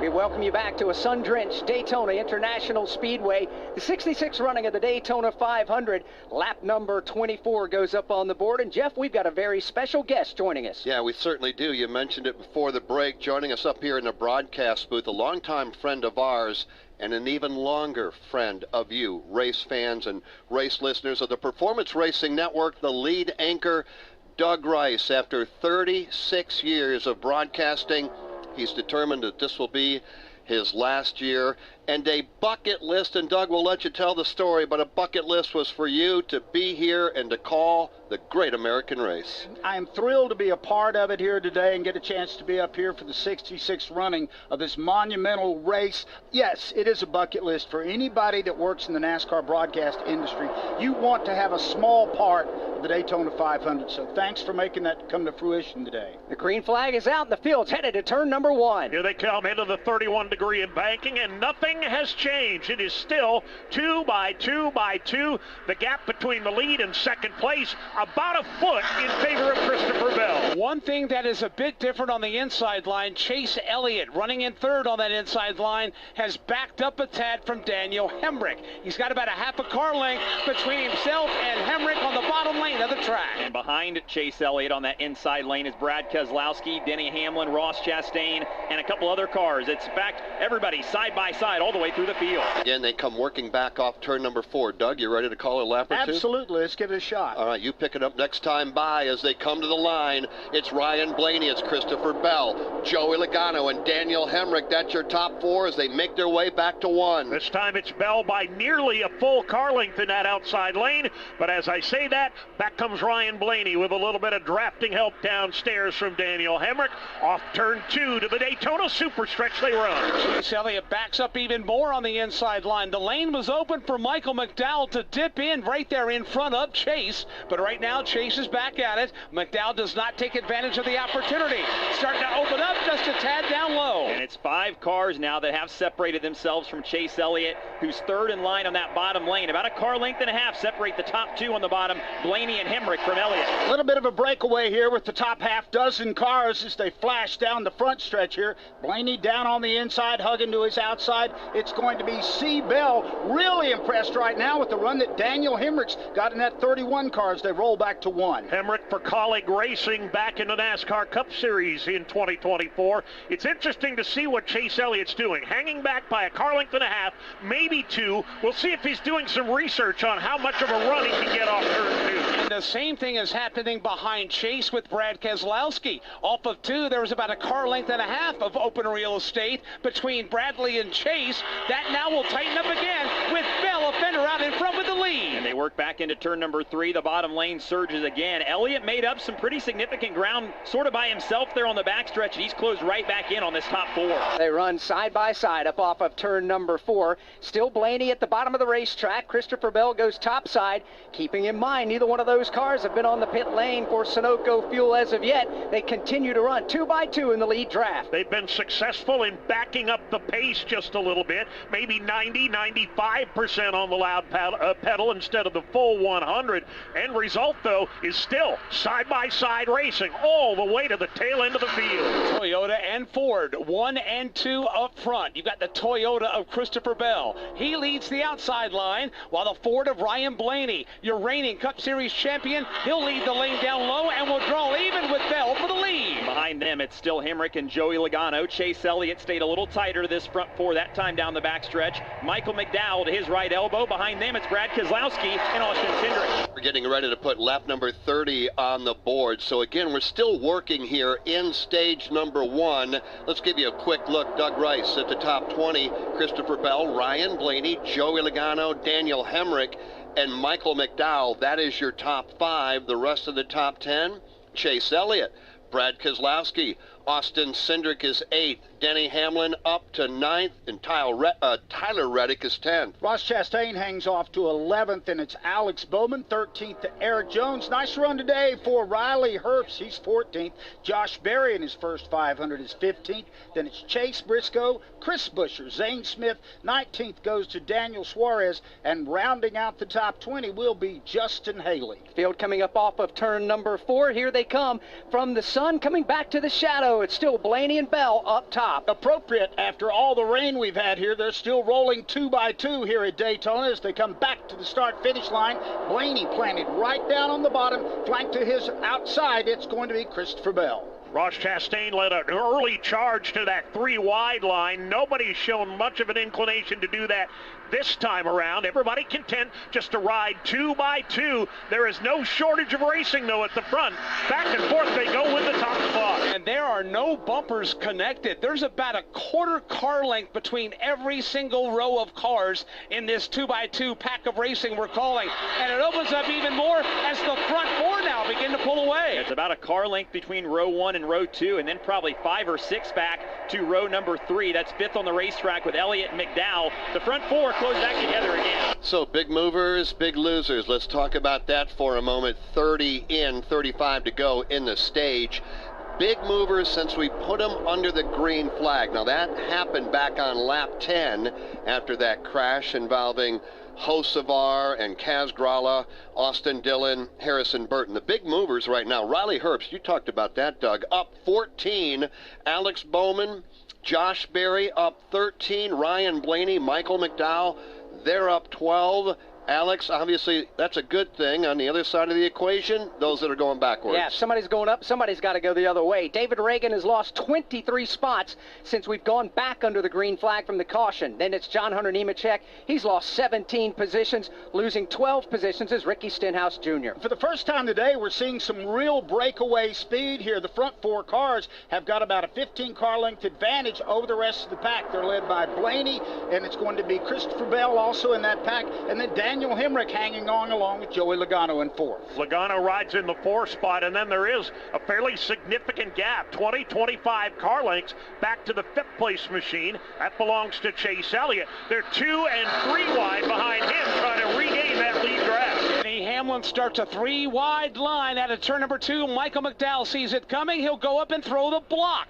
While down low, you've got in that second pack, Chase Elliott leading Brad Keselowski. So the top 4 single file around the bottom, then about 10 car lengths back to Chase Elliott, Brad Keselowski, and Tyler Reddick. They're single file, then it's side by side from there back. Well, I'll tell you what, guys, this whole race is starting to look different right now. They're all broken up. They're running single file on the bottom of the track. I just got ready to compliment them how they were doing so good running side by side, nobody messing up. But right now, they said enough of that. We're going to the bottom of the track. Things are changing up. And I'll tell you what, I used to run those 150s with 20 cars. And when you get out there amongst 40 cars, all that wind that gets stirred up, it's a lot different. The cars handle different. So it's interesting to see if that's going on right now. If handling is starting to go away a little bit, we'll have to see. That's what you've always said, so why don't we find out? We'll head downstairs to Steve Post. I would imagine, since Blaney, Bell, Hemrick have yet to come to pit road, Steve, number one, that fuel tank has to be getting close to dry, and like the Hall of Famer said, these tires are beginning to wear. What are you hearing on the radio? It's an interesting game of cat and mouse right here with lap times and strategy. You're 100% right, John. Christopher Bell, they did not pit on lap number 10. What they did during that side-by-side run is rode the pace way down. Now, those drivers that pitted on lap 40, we had a couple caution periods. Some of the speculation and talk was maybe they could make it to the end of the stage. The first three certainly have to pit. Just heard Kyle Larson's radio, and Cliff Daniels just said, we just can't make it to the end of this stage. So we are likely going to have pit stops for everybody. The difference is those front three cars are going to have to stay a whole lot longer than the splash that everyone else will need. So that is one aspect of it. Tire wear has not been a big key on the radio, but boy, I'll tell you what, if you want tires, or if you want four good ones, you prefer to have four good ones, that's for sure. Looks like Austin Cindric may be starting up a line up top here. He's trying to pull a bunch of cars along with him. He's still about 5 cars off the point, which is Ryan Blaney, but Mike Bagley, it looks like he may be leading a charge to the outside here. Indeed he is, Doug. He is the first car out of line on the outside, and that's the race from 6th on back. Now 5th on back, Cindric is up alongside Chase Elliott. The entire field back together, top 3 still on the bottom. Logano peels off that lane and heads upstairs to pick up his Penske Ford teammate of Austin Cindric. Side by side, 3rd on back. And that second line is a chugging top side. They've now worked their way up side by side for the 3rd spot. Side by side now for the 2nd spot. Joey Logano's got his Team Penske teammate Austin Cindric there. Now the other Penske car, and Blaney, the leader, goes topside. Ryan Blaney jumps up across the nose of Joey Logano. So the high lane is Blaney, Logano, and Cindric, 1, 2, 3. Christopher Bell leads the low line. A total of 4 Fords lined up in a row lead the top lane, and it's a mixed bag down low. You got the Toyota of Christopher Bell. You've got the Chevrolet of Daniel Hemrick, along with the Chevy of Chase Elliott. And up top, it's a Mustang Dark Horse Stampede. Team Penske 1, 2, 3 with Blaney, Logano, and Cindric. Then Michael McDowell, former 500 winner, right up. Well, grab a picture if you're a Team Penske fan and you support Roger, because he's got his 3 Ford Mustangs going 1, 2, 3 at the Daytona 500. Ryan Blaney continuing to lead over Joey Logano and Austin Cindric. As they make their way back to turn number 1, Mike Bagley, what a picture, what a sight as they come working and thundering off turn number 2. Got to put a smile on the captain's face. His boys are 1, 2, and 3 in the Daytona 500. They lead the outside line, but maybe not for long. Here comes an inside run brewing. Christopher Bell up to 5th. Now he's looking to the inside for 4th. The outside lane seemed to be a little bit more organized and just has more cars in strength and numbers, but Bell doing a yeoman's job on the bottom. He's got the inside lane up to 3rd. He does. They're going to stay right there, but the outside lane still has the numbers and the speed for the moment, including the race lead with Ryan Blaney. Lap 38 goes on the board, 27 to go here in stage number 1. Doug Rice, 36 years. Congratulations, and more importantly, thank you for being a voice of this sport for the millions of fans worldwide. Thank you very much, Alex, Jeff, Rusty. This was a great honor to come up here and call a few laps of the Daytona 500. It checks a real big box in my career, and I'm deeply in your debt. And this was a lot of fun. You guys got a great view, and now I can go listen to you call the rest of it. We look forward to you and the rest of the Performance Racing Network team next week, picking up the call at the Atlanta Motor Speedway, where you're going to be Grand Marshal. Congratulations on your career, Doug. Yeah, I get to follow up the Rock giving the command. Thanks. That's Doug Rice from the Performance Racing Network as we work lap number 39 in the Daytona 500. Will they find a home? Sponsored by Geico. Sarah wants a yard. My own little paradise. Brad, however, hates yard work. The only thing I hate more than cutting the grass is paying someone to cut the grass. Compromise is tough, but these two won't have to compromise when they bundle home and car insurance with Geico. It's easy, and they could save even more. In the end, Sarah and Brad found a great home with a yard. A very, very small yard. Time to get it done. And I'm done. Bundling without compromise at Geico.com. Tax Talk with Straight Talk. You give and you give. This tax season you get with Straight Talk Wireless. You get a reliable 5G network and unlimited data and a new Samsung Galaxy A15 for just $99. So you can give your janky phone to your kid. Yeah! Good talk. Switch to Straight Talk for plans starting as low as $25 a line per month for 4 lines. Find us at Walmart and StraightTalk.com. For network management practices, visit StraightTalk.com. Device offer ends 4/14/24. In-store activation on single Silver Unlimited plan or higher required. Family plan discount with 4 lines all on the Silver Unlimited plan. Taxes and fees apply. Back at the World Center of Racing, lap number 40 under green, pit stops, and it's the Ford contingent, Steve Post. 2.5 seconds of fuel. The call for Joey Logano. There's 2.5. Joey is down and away. Austin Cindric down and away. way. Brad Keselowski and Ryan Blaney down and away. More cars in front of you, Jason. Ryan Blaney making his stop for the first time. They took about 3 seconds of fuel. They counted him down. They told him to roll so he could stay with the rest of that draft. Kim Coon? Had Daniel Hemrick in to get fuel, and also Christopher Bell. And of note, this team was not necessarily ready for that pit stop. They did think they were going to be pitting with Ryan Blaney and Daniel Hemrick because those are the 3 cars that stayed out during that caution. All the crew was just kind of lounging on the pit wall. When they saw the cars in, they leapt into position to fill that car full of fuel for Christopher Bell. So a little taken off guard on the 20 team. Under green on lap 41 from Daytona International Speedway. This is the Motor Racing Network, the voice of NASCAR. If you're looking for the best... This is Ryan Newman. Thanks for listening to MRN on WSLM, your Kentuckiana racing station for over 50 years. It's the reason why my dad and I started racing, and I'm really proud to follow in his tracks. But when my grandpa was diagnosed with Alzheimer's, it was a very unexpected bump in the road for us. I've learned a lot on this journey with my grandpa Lou, and the memories of my grandpa will always be with me. It's important to notice if older family members are acting differently, experiencing problems with their memory, or having trouble with routine tasks. Talking about Alzheimer's can be really tough, but if you notice something, have a conversation with your loved one. Encourage them to see a doctor or offer to go with them. Early detection of Alzheimer's can give your family time to explore support services, make a plan for the future, and access available treatments. The Alzheimer's Association provides care, support, and research to help you take control of the situation with your family and manage the disease together. If you or your family are noticing changes, it could be Alzheimer's. Talk about seeing a doctor together. Visit alz.org/time to talk. A message from the Alzheimer's Association and the Ad Council.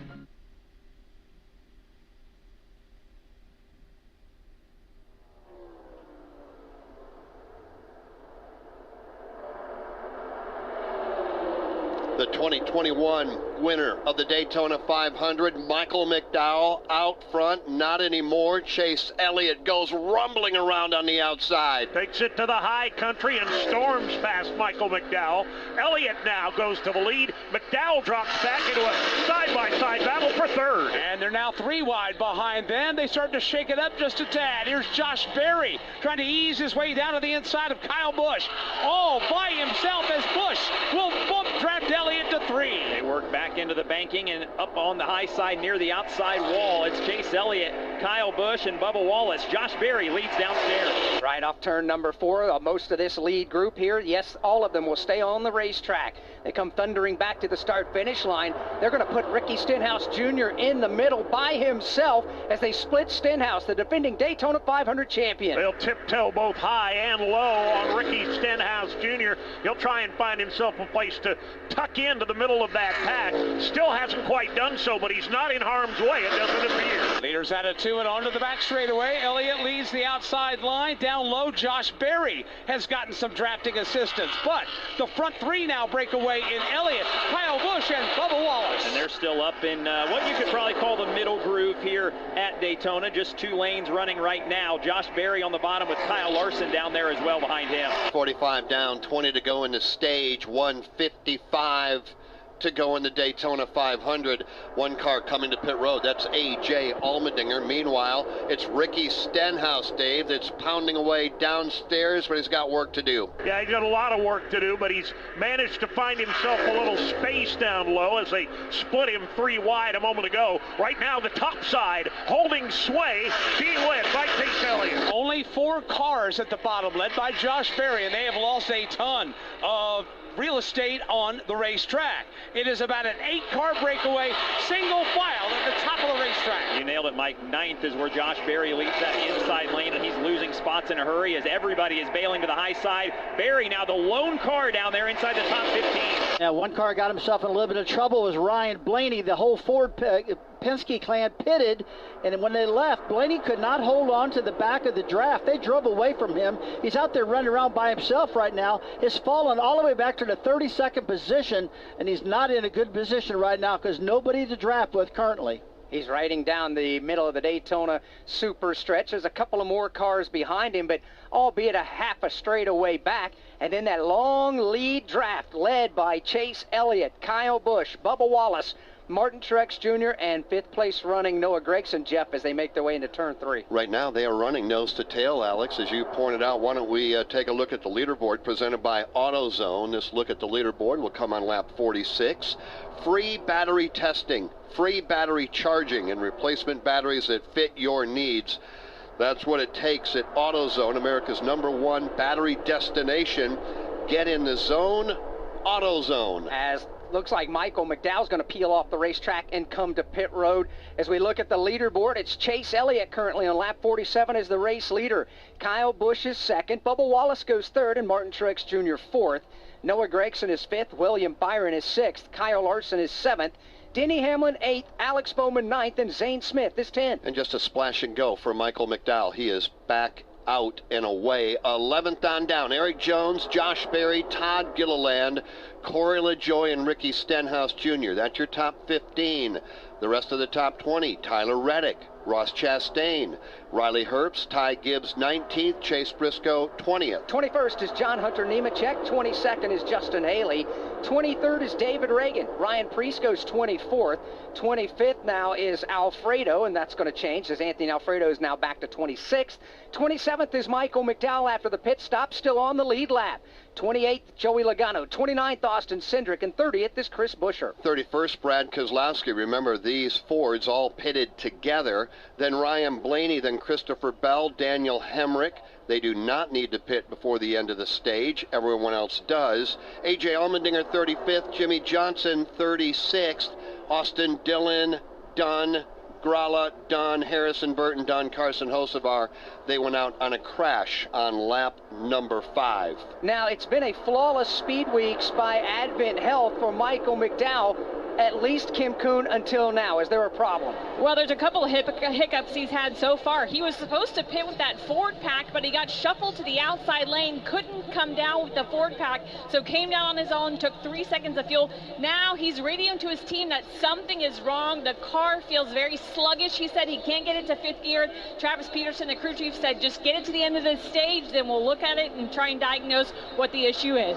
I would imagine that's a hit for all of you that have him on your NASCAR Fantasy League lineup. If you took it, you did the right thing. He is one of the best by stats of any driver in the field at Daytona.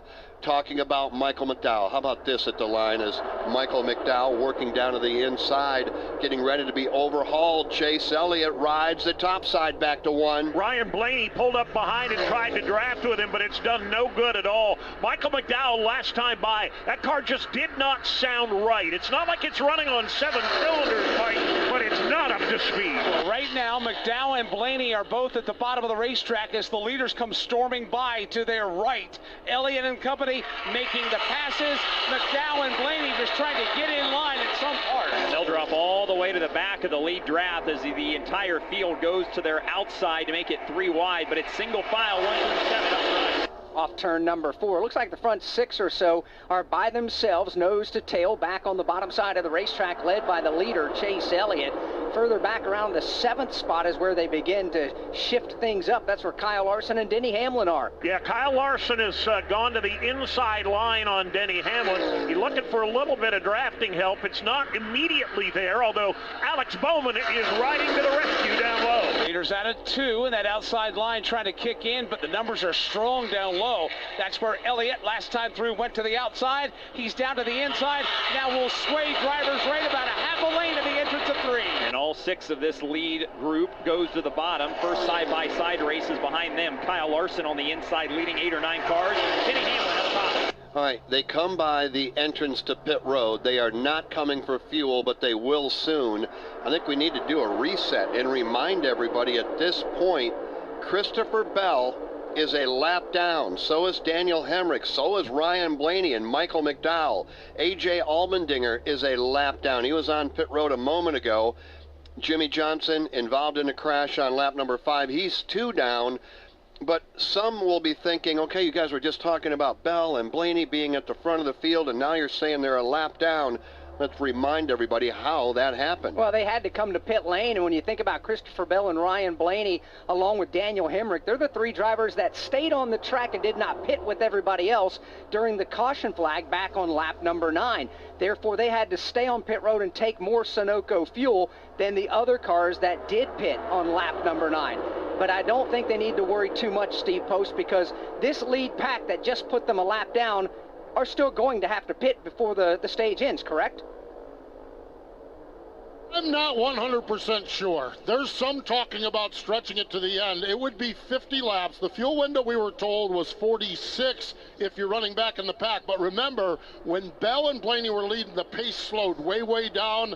I think there might be a few that stay out or try to make it to the end. I think that's a big gamble here, but sometimes to win the Daytona 500, you have to take it. Right now, the radio traffic, some seem like they might be trying to save fuel. Others say they're going to have to come down and get a quick splash. So I'm not really 100% sure on that one. Well, get ready. We got a couple that want that quick splash. They come off the banking and slow it down to 55 miles an hour. Zane Smith, one of them.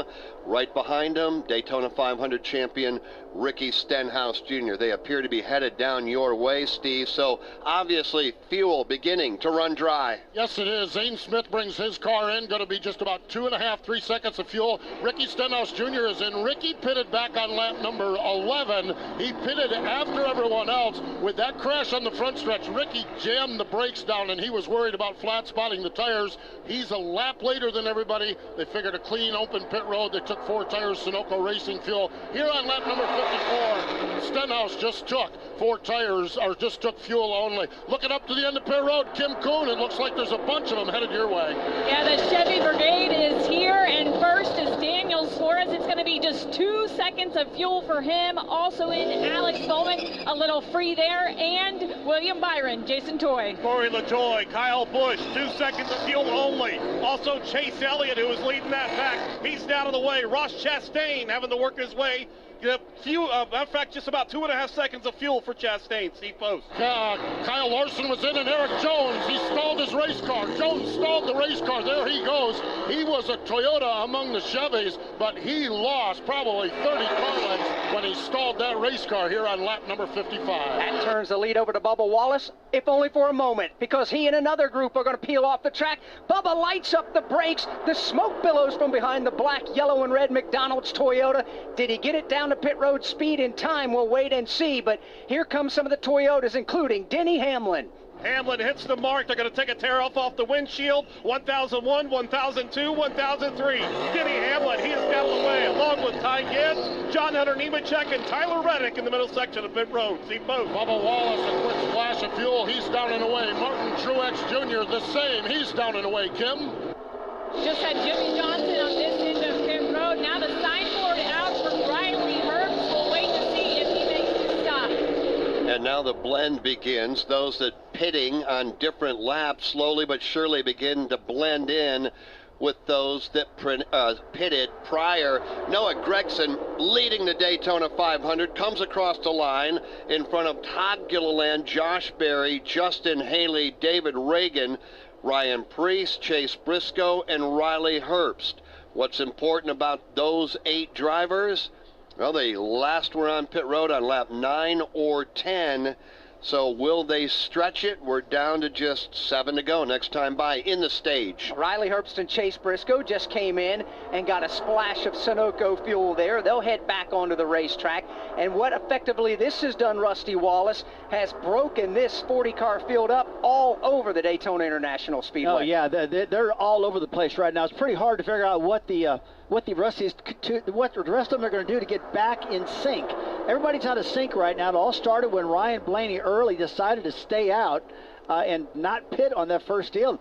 The rest of them had 10 laps on them. I can't believe the leaders right now are going to be able to make it to the end of the stage. That's really stretching it, guys. Well, the leaders, 8 of them, are all Ford Mustangs, and they have yet to come to pit road.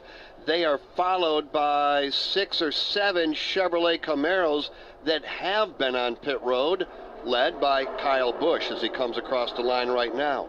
Then you go all the way back to 16th, and you find a whole group of Chevrolet Toyotas. What are you watching, Alex? Well, I'm watching because Noah Gregson, Todd Gilliland, Josh Berry, 1, 2, 3, are in that draft together. They're the only ones of the top 5 that are running in a draft together. Everybody else in that group of cars, as they race to turn 1, is at least 1 or more laps down, so they still have some drafting help. Problem is, race leader Noah Gregson's the one at the front of the field, and we know you're going to burn a lot more fuel when you're the lead car busting through the air. Well, and the thing that they're looking for, Daniel Hemrick, Bell, Blaney, who are in that lead draft with race leader Noah Gregson and Todd Gilliland, is like, okay, you guys go to pit road. The second you do that, we're back on the lead lap. But they continue to stay on the track, at least so far. And here we come. We'll follow Noah Gregson back behind the wheel of a NASCAR Cup Series car, and he will indeed come to pit road this time by. Back on the lead lap, Bell, Hemrick, Ryan Blaney, Noah Gregson, Todd Gilliland on pit road. Todd Gilliland is hitting his marks right now. Todd Gilliland and Josh Berry both at this in the pit road, and they will take tires on these stops. It's going to be a 4-tire stop for both of those Fords, as well as Sunoco Fuel. Jason Toy? It is the same thing for Noah Gregson. 4 tires, Sunoco Fuel, second can going in. They about drained it dry. They filled it up. Noah Gregson down on the way, along with Justin Haley. Steve Post. Nobody put it on this time around me, but I'm not shocked they came in. My math wasn't working at the end, and apparently neither were theirs. We stay under the green flag. Things continue to recycle. Now, it's interesting. You just heard Jason Toy and Kim Kuhn say that they changed all 4 Goodyear Racing Eagles.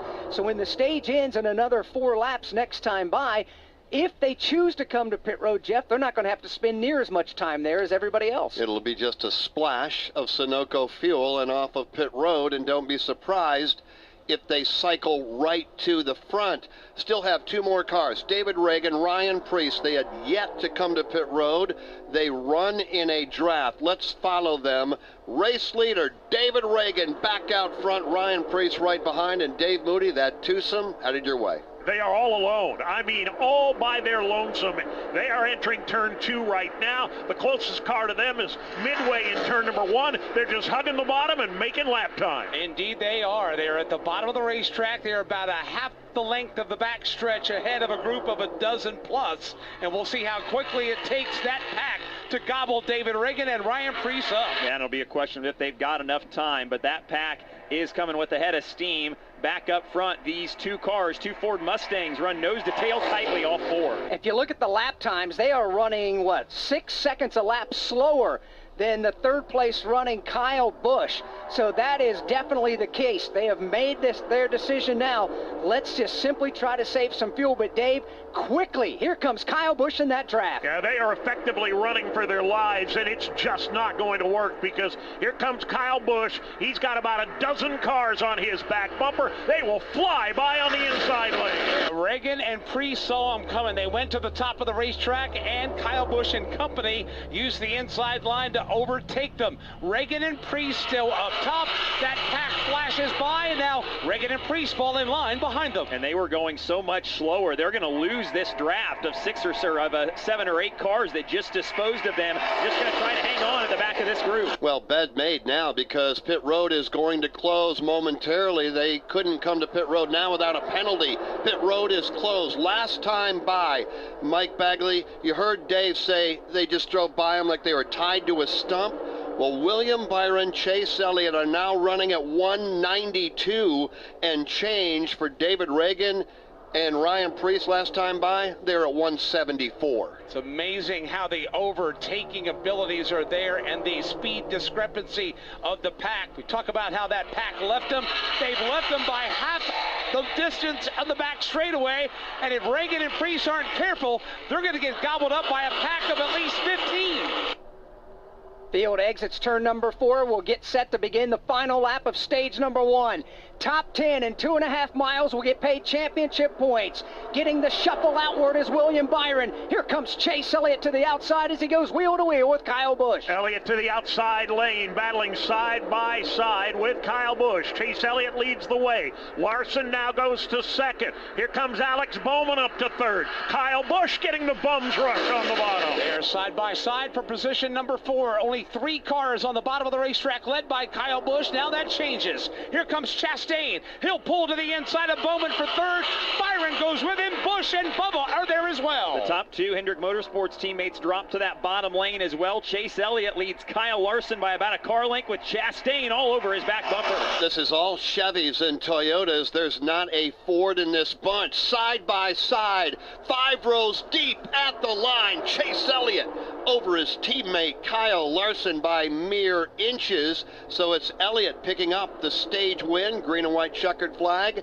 And now the caution on lap 65. Elliott, Larson, Ross Chastain, Alex Bowman, and William Byron, your top 5. The rest of the top 10 that get points are Kyle Busch, Denny Hamlin, Bubba Wallace, Martin Truex Jr., and Daniel Suarez. And that look at the top 10 presented by Powerball. Chase the Powerball jackpot anytime with drawings every Monday, Wednesday, and Saturday. Powerball, the official lottery game of NASCAR, and home to the NASCAR Powerball Playoff. For John's 60th birthday, his family planned to drive down old Route 66. But the trip took a detour when his wife got sick with RSV. It's a highly contagious virus that can lead to breathing problems and hospitalizations. This year, we don't want to cancel our plans. We're protecting ourselves with Pfizer's RSV vaccine, Abrysvo, respiratory syncytial virus vaccine.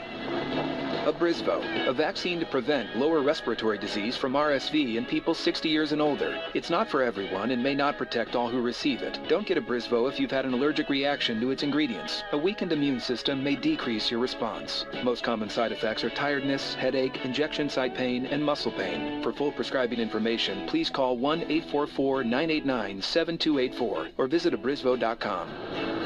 So don't wait. Ask your pharmacist or doctor about Pfizer's RSV vaccine, Abrysvo, because every breath matters.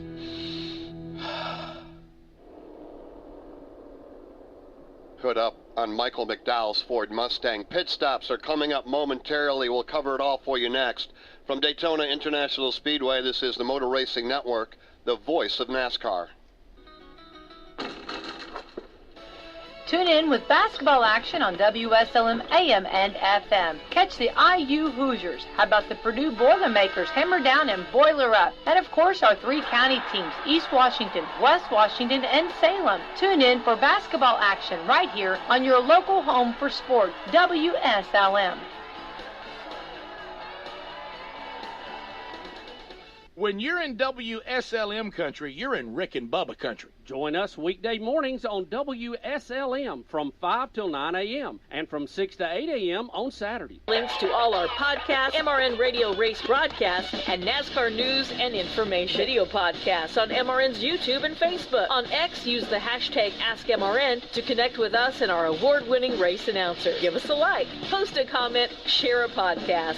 Just search for MRN Radio, the Motor Racing Network, on all your favorite social media outlets.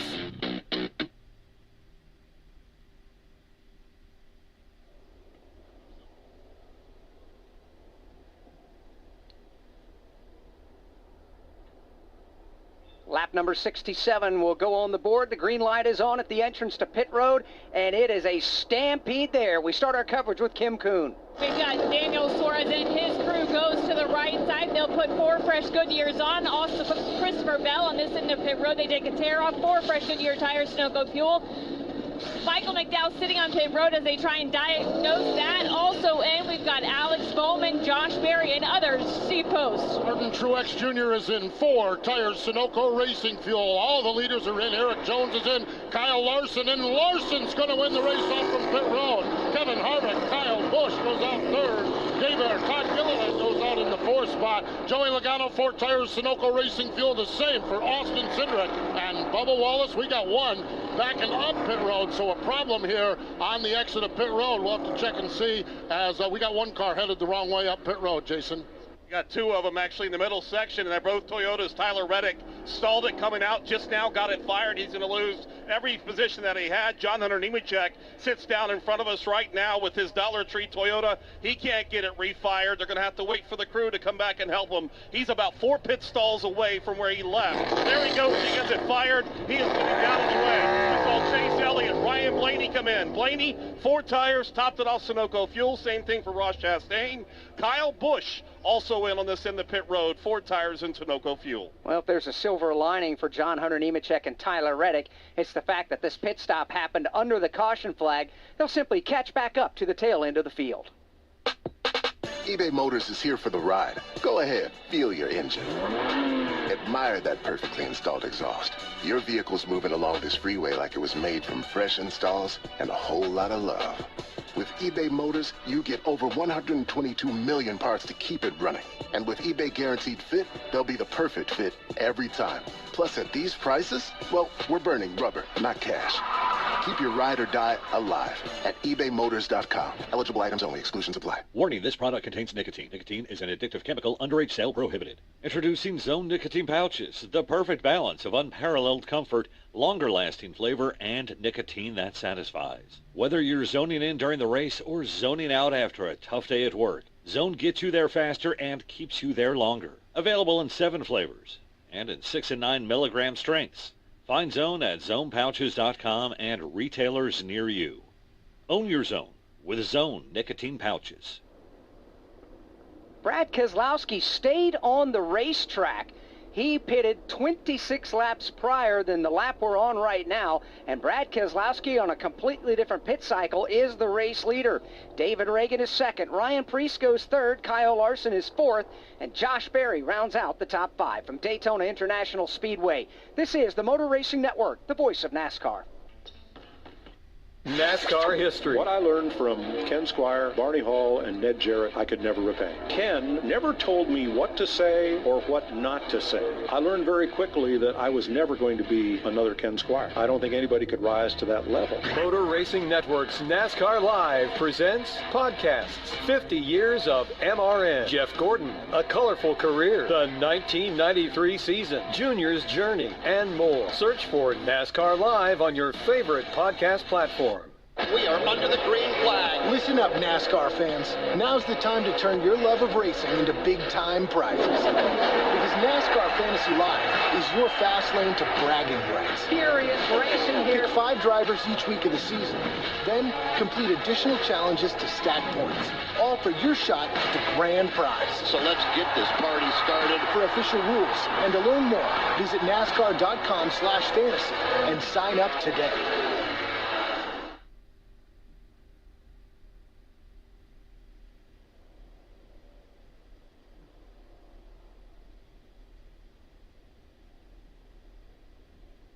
Lap number 69 set to go on the board in the Great American Race, the Daytona 500.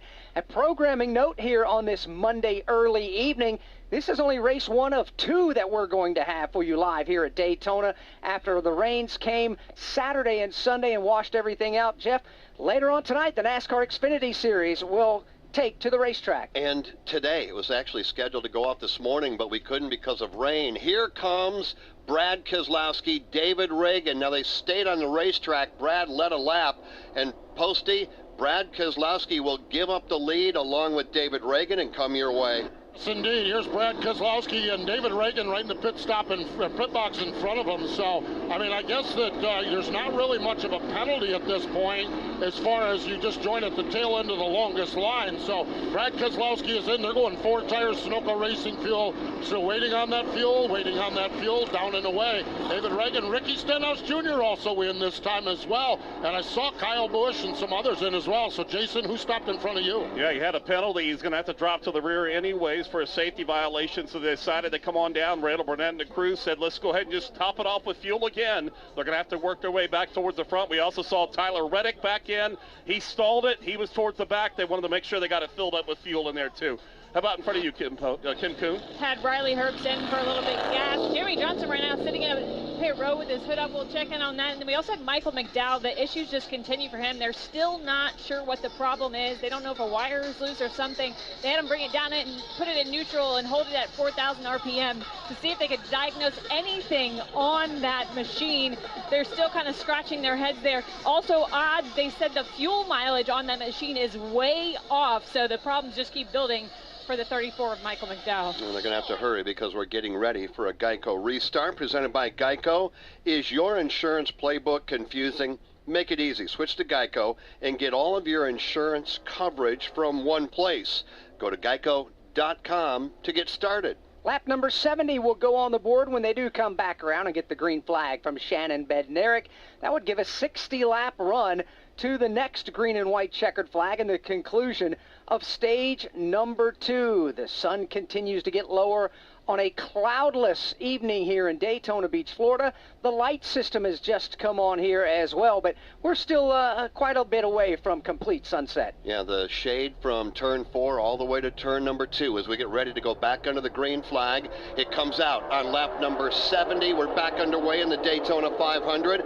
Kyle Larson on the outside, Josh Berry on the inside. Then it's David Gilliland and Denny Hamlin. Denny Hamlin giving Josh Berry a pretty good kick in the pants on that inside lane. It's going to shove Berry out to the lead.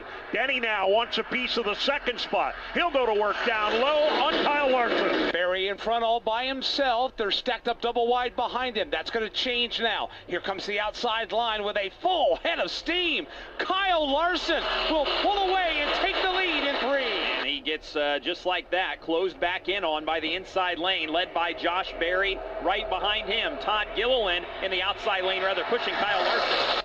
Off turn number 4, Josh Berry making his inaugural Daytona 500 start right there on the front row, side by side at 190 miles an hour. Looks to the right, sees Kyle Larson, is not intimidated at all. The Cup Series rookie getting a super speedway lesson right now, going nose to nose with the former series champion Kyle Larson, drafting help for both as they make their way off the banking to the super stretch. And Chevy side by side for the lead, and a 3 wide line breaking out just outside the top 10. It may be inside of the top 5. It was led by Chase Briscoe. Here comes Joey Logano jumping up in front of Chase. And he does have help from Briscoe and Justin Haley out there, as well as Chris Buescher. About 10 cars have joined that extreme high lane off 4. How about 3 wide, 7 deep? It's on here at Daytona. This is what the crowd's been waiting for. 3 wide, off turn number 4. New race leader at the line. It is Joey Logano, but they remain 3 wide behind Joey.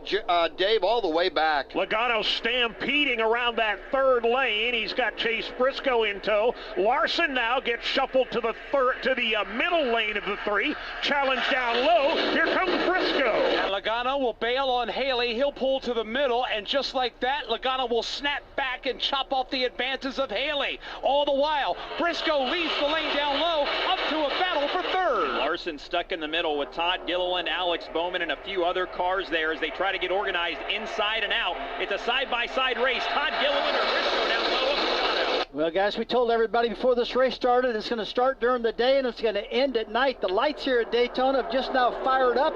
They're getting those ready for nighttime racing. The front straightaway is no sun on it, no sun on turn 1 and 2.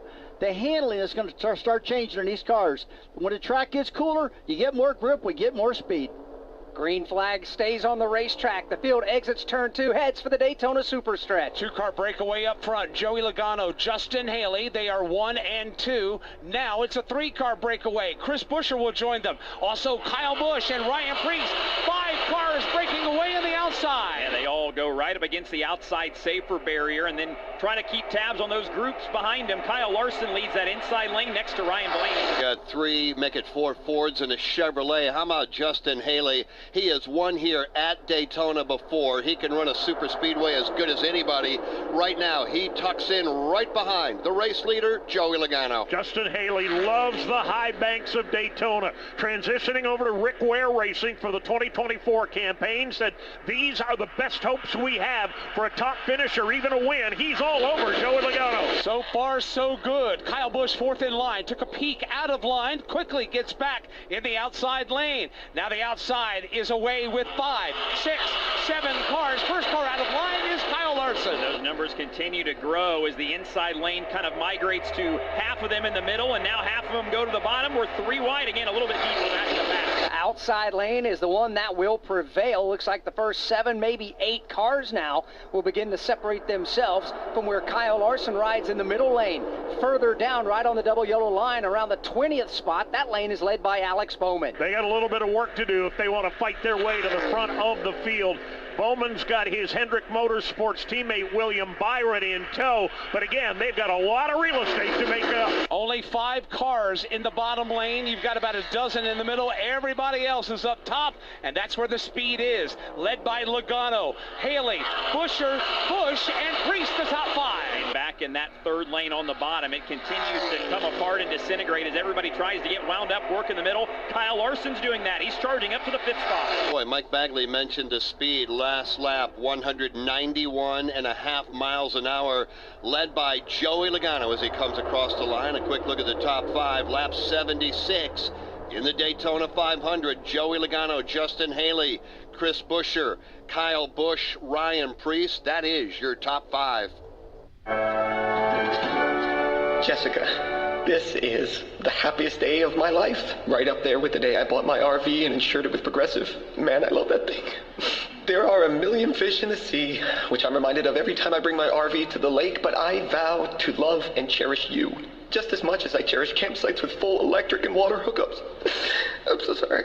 Protect your beloved with an RV policy from Progressive. Take as little as 4 minutes to see what you could save at Progressive.com. Progressive Casualty Insurance Company and Affiliates. Looking for a weekly motorsports podcast to stay up to date on what's happening on and off the track? The Motor Racing Network is the place. Hear from NASCAR crew chiefs on MRN Crew Call. All the happenings from regional touring series and local tracks on NASCAR Coast to Coast. Sprint Car Talk on Winged Nation. NASCAR history on MRN Classic Races. And hear from the drivers on NASCAR Live. MRN podcasts available on MRN.com, YouTube, or your favorite podcast platform. Top 9 cars right now, nose to tail, inches off the safer barrier on the outside of the racetrack, led by Joey Logano, Justin Haley running right behind him, Rick Ware Racing running second here in the Daytona 500. Everybody chasing Joey Logano. From Daytona International Speedway, this is the Motor Racing Network, the voice of NASCAR. If you're looking for the best... This is Kyle Busch. Thanks for listening to MRN on WSLM, your Kentuckiana racing station for over 50 years. Of sprint car racing from around the country. Join Ashley Strumming, Aaron Evernham, and me every Tuesday on Motor Racing Networks and Wing Nation's Facebook pages. We go live with the weekend's winners and newsmakers from around the country. You can also find the podcast of all past shows on YouTube or subscribe to the podcast on any of your favorite podcast providers. Wing Nation, all sprint cars, all the time. The Valley of the Sun will roar to life this spring. This ought to get pretty wild here. Why is that, you may ask? Because NASCAR is coming to Phoenix, and it's going to be a weekend of good vibes the whole family won't forget. The best-in-class fan experience meets racing's toughest drivers for 3 days of action on and off the track, all surrounded by the beautiful Estrella Mountains. NASCAR weekend at Phoenix Raceway, March 8th through the 10th. Get your tickets now at phoenixraceway.com.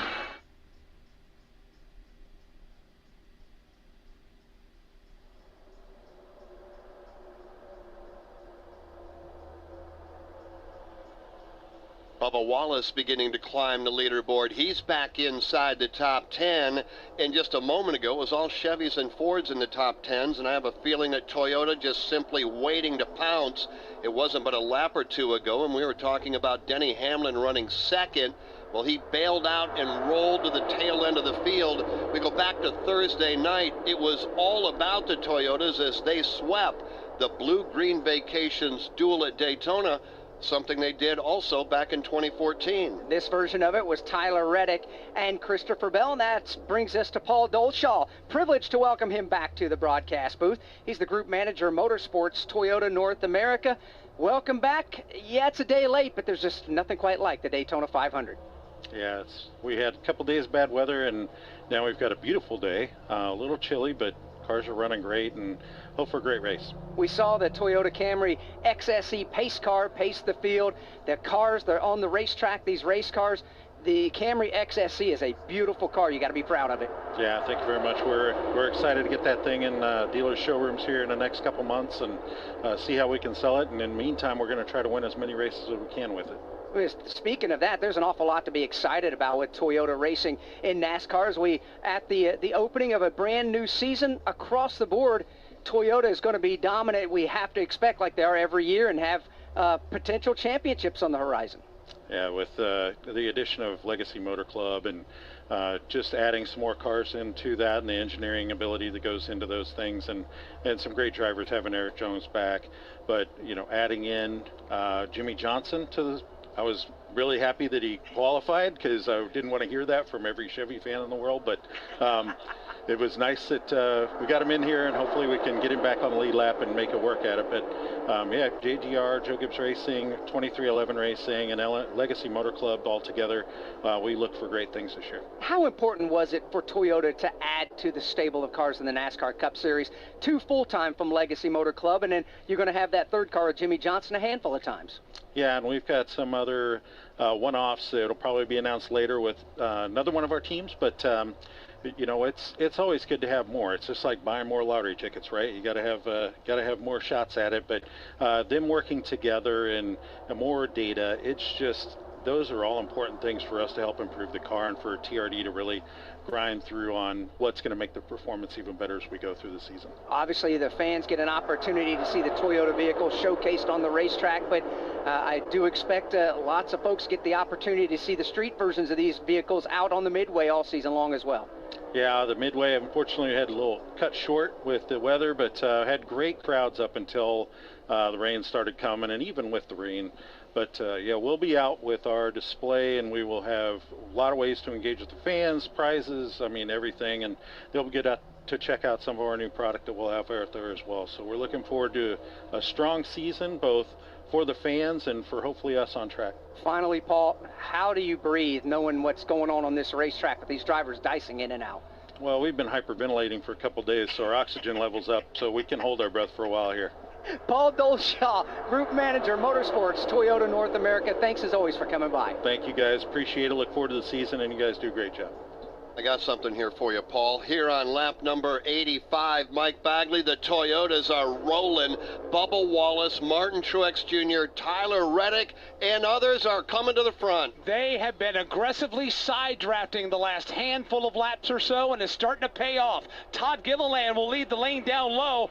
Bubba Wallace and Martin Truex Jr. Also, Tyler Reddick stacked up right there, right behind him. Gilliland and Bubba Wallace have gotten to the front too. The last few laps, Bubba's been right on the left rear of the cars to the outside. Not now. He's pushing Gilliland to the front. Off turn number 4, here they come, stacking up double wide.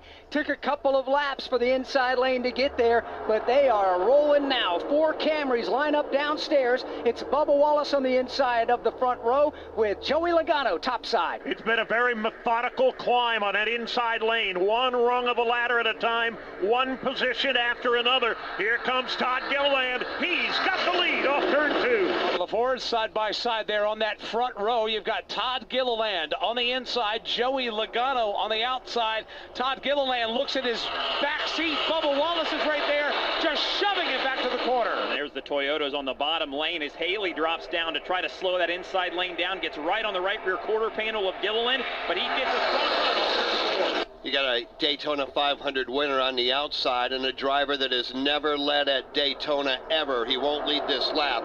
But Todd Gilliland working that inside lane, trying to lead here this afternoon. And he does not want for drafting help. Bubba Wallace very aggressive on his back bumper. Martin Truex Jr. next in line in that low group. Here comes Gilliland again, wanting a piece of the lead. Trying to inch out in front as they hit the Daytona super stretch, but Logano's got a great pusher right behind him.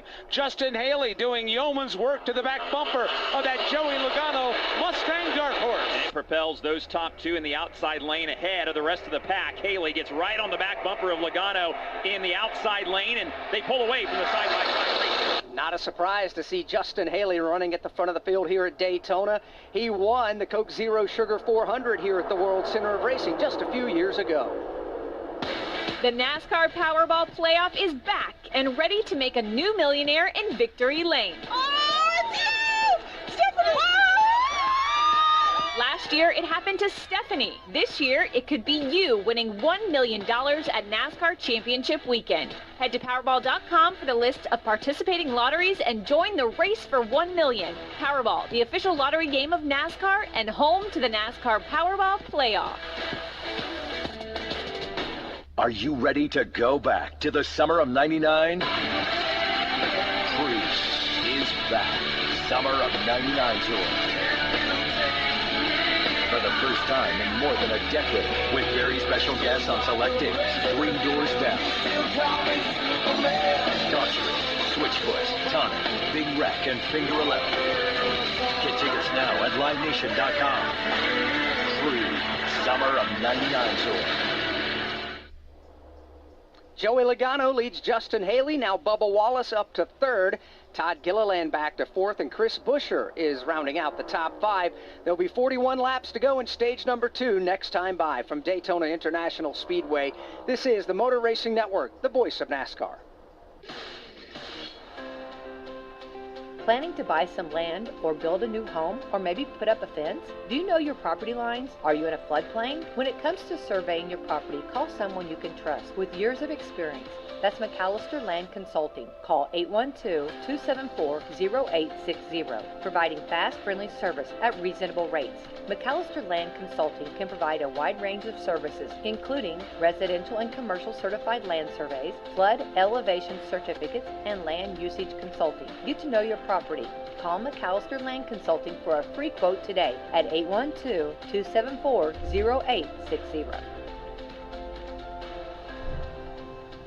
Win the Daytona 500 by SDP Earnhardt second. The 1993 NASCAR Cup Series season. All the highs and lows. Relive them all on MRN's exclusive podcast, The 1993 Season. Available on podcast platforms and MRN.com.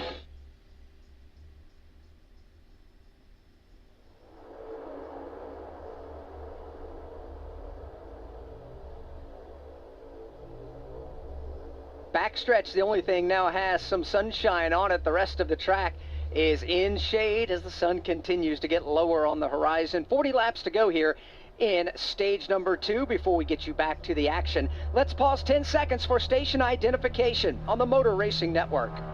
Vital Farms, isn't it? McDonald's is doing it again. Ready to see what the next level of iconic burger is like? It's hotter, juicier, and tastier than ever. Download the McDonald's app, order ahead, and snag a double Big Mac. That's right, not 2, but 4 100% pure beef patties with the iconic sauce and pillowy bun. Beginning February the 5th, listen to WSLM Radio and watch the Rebecca White WSLM Facebook page for details for your chance to sink your teeth into one. Steve Post, Jason Toy, and Kim Kuhn. Sunshine, 56 degrees outside, beginning to cool off as the sun sets. Let's give you a mid-race update presented by Pfizer. Joey Logano right now is out front. We are working lap number 92, or will be, and that will leave us with 38 laps left to go in stage number 2. Logano, one of 12 drivers to take a turn leading here in the Daytona 500. They have swapped the lead a total of 17 times officially at the start-finish line. Logano's led the most laps so far today, a total of 27. Christopher Bell next in line in the lead lap count at 22 laps. Then Chase Elliott led 13 laps early on. We've only been slowed by 2 caution flags for the Daytona 500 so far. The first came out with a multi-car crash off turn number 4 involving multiple race cars and taking out quite a few, including Harrison Burton that got the worst of that, Carson Hocevar, Kaz Grala also being scored out of the race. The other caution flag was for the end of stage number 1, and that was won by Chase Elliott. Right now we've got a number of cars still running on the lead lap. 34 of the 40 are on the lead lap. For Jimmy Johnson fans, it's been a long afternoon and now working into the evening. He was involved in that lap 5 crash, put him 3 laps down. And Michael McDowell, who started on the outside of the front row, battery problems is what we're hearing, has put him 5 down. Todd Gilliland just led the last lap, and it's the first lap Todd has ever led at Daytona. Todd Gilliland leading the Daytona 500. He does so over Joey Logano, Martin Truex Jr., Justin Haley, Tyler Reddick. That's your top 5. Then Bubba Wallace, Austin Cindric, Chris Buescher, Brad Keselowski, and Josh Berry. That's your top 10. He makes his way, does Todd Gilliland, off turn number 4. He'll quickly look to the left in the mirror, and he'll see now the inside lane beginning to move. Martin Truex Jr., Tyler Reddick, Austin Cindric are beginning to make some hay downstairs. Gilliland was finally able to break himself clear into the lead, immediately crossed across the nose of Joey Logano to take over the outside lane, and he may regret that, because here comes Martin Truex Jr. storming down low. Martin Truex Jr. did a great job Thursday night in the qualifying races. He's doing a great job in the 500 of leading that field, leading that line, dragging them up front. They are rolling as Reddick gives them a show. Yeah, the outside lane still has a lot more cars, but Truex has done a masterful job to slow the outside lane down. He drives by Gilliland and leads off. I tell you what, guys, it looks to me like everything's kind of calmed down just a little bit right now. They've kind of understood what they needed to do. I got on my notes right here about lap 109. We're going to see him coming out pit road again for fuel. But right now, everything is kind of calmed down. They're all looking good out there. About 5 more laps, Jeff, and we're halfway home, buddy. And we've got 7 rows of double file racing. Then behind that, Mike Bagley, they go single file. So at the front of the field, they continue to knock heads as they make their way midway down the back straightaway. With only 7 cars on the inside line, they're about to gobble up Jimmy Johnson, put him another lap in arrears, but it's Gilliland to 3.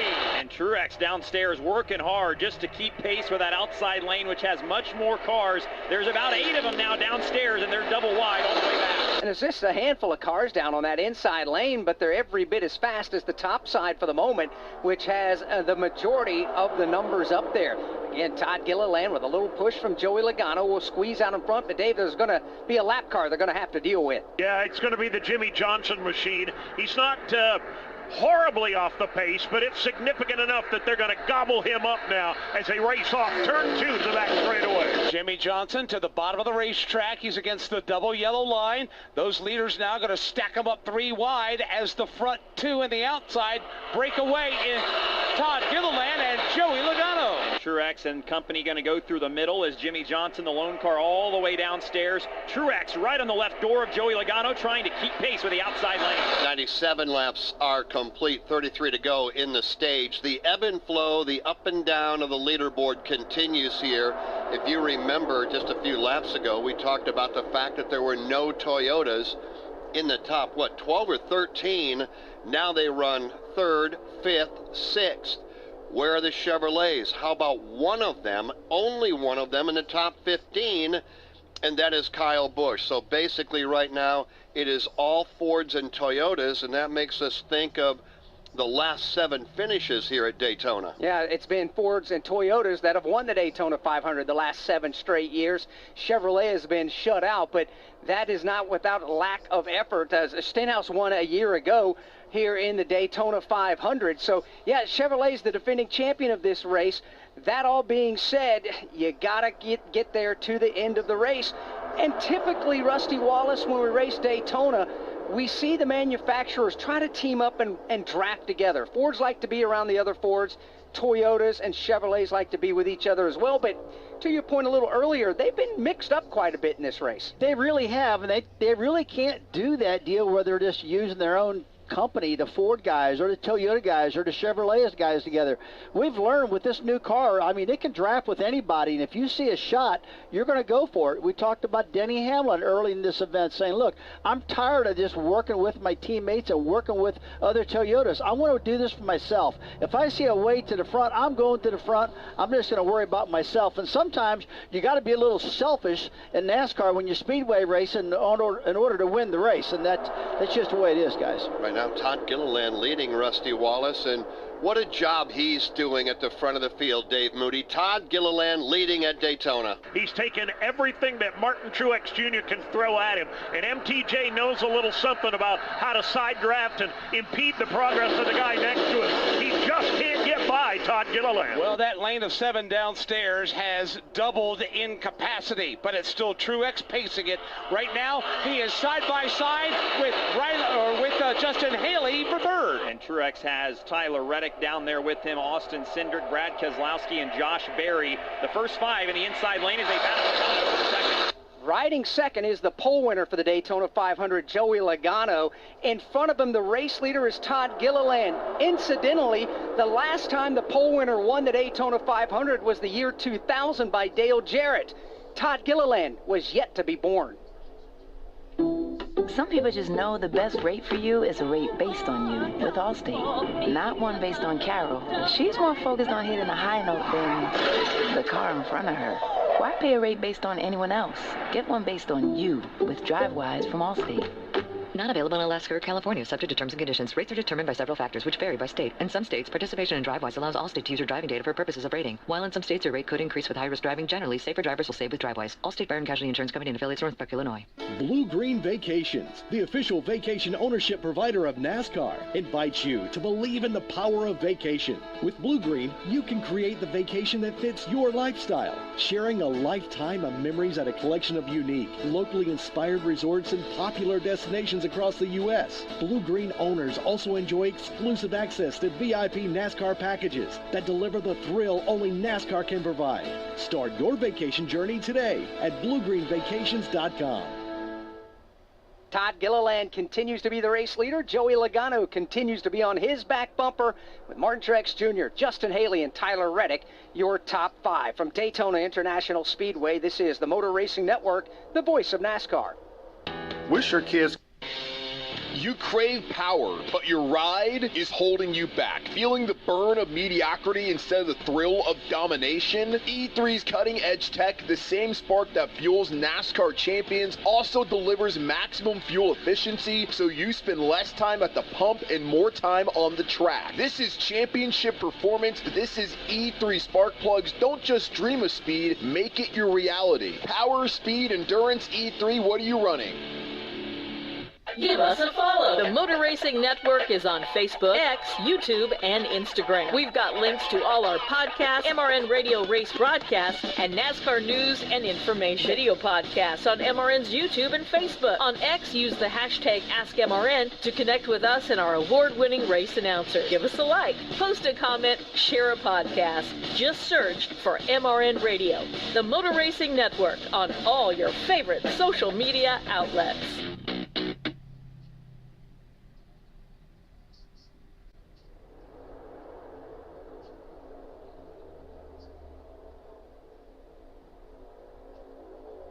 Back at Daytona, Todd Gilliland's lead is now gone. Here comes the inside lane off turn number 2. And that inside line continues to be led by Martin Truex Jr. Ford, Toyota side by side for the lead. However, the draft kicks in on the outside.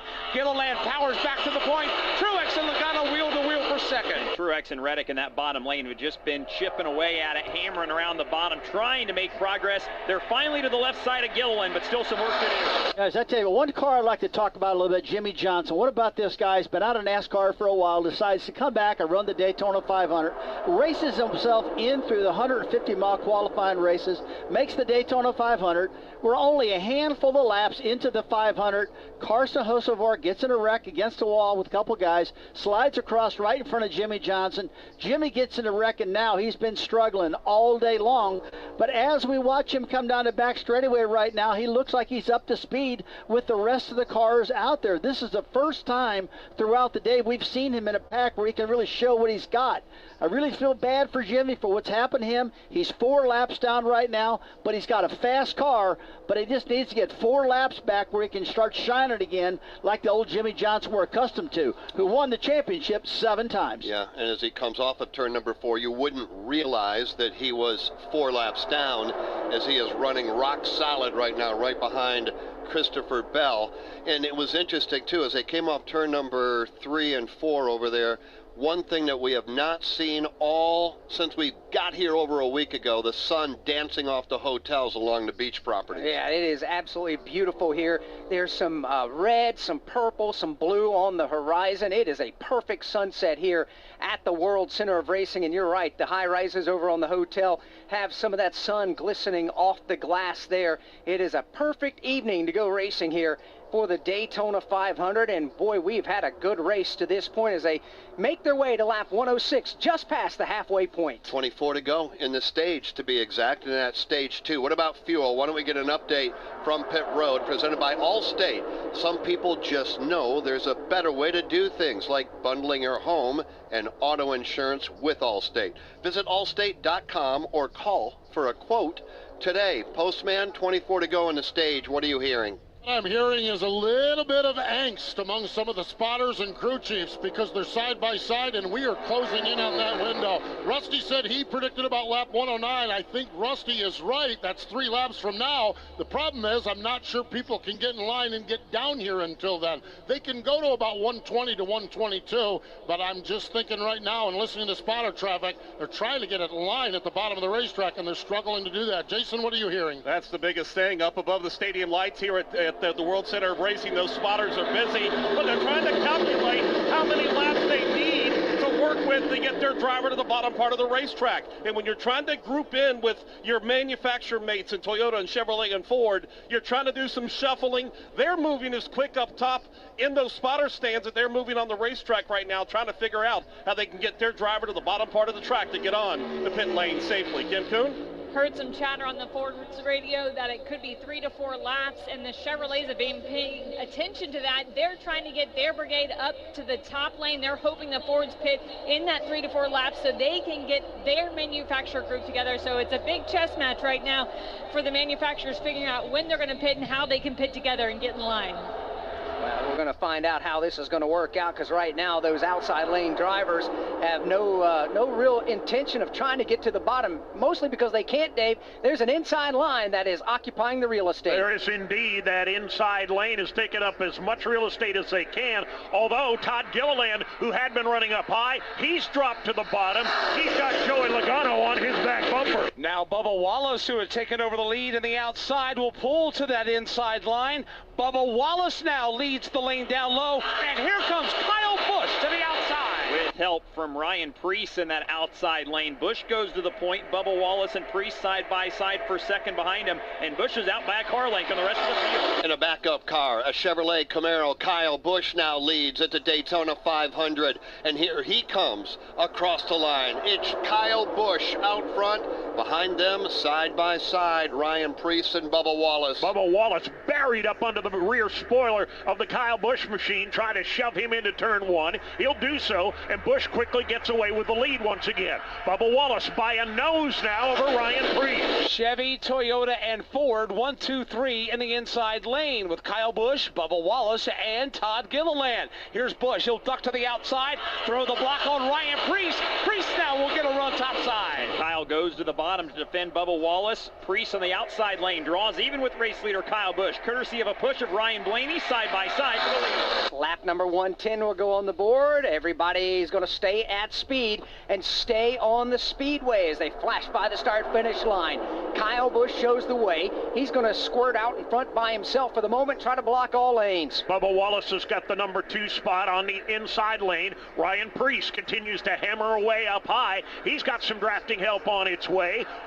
Ryan Blaney is right there. In his rear view, Daniel Hemrick. And also Zane Smith behind the Hemrick car coming out of turn number 2. All those drivers are topside. If they're trying to get down to the bottom, they'll have no success. The entire bottom lane is landlocked right now. And they're a little disorganized. It allows the outside lane to shoot forward, and Ryan Preece goes into control by a car length over the rest of the field. Kyle Busch now inside Ryan Blaney for second. Lead change perhaps number 20. Here they come onto pit road. A number of drivers. We've got Fords in this mix. We've got Toyotas in this mix as well. Here they come, Kim Kuhn. And crew chiefs reminding their drivers, don't slide your tires. We want to take fuel only. Christopher Bell in for a drink of Sunoco fuel. Riley Herbst, Jimmy Johnson, Josh Berry.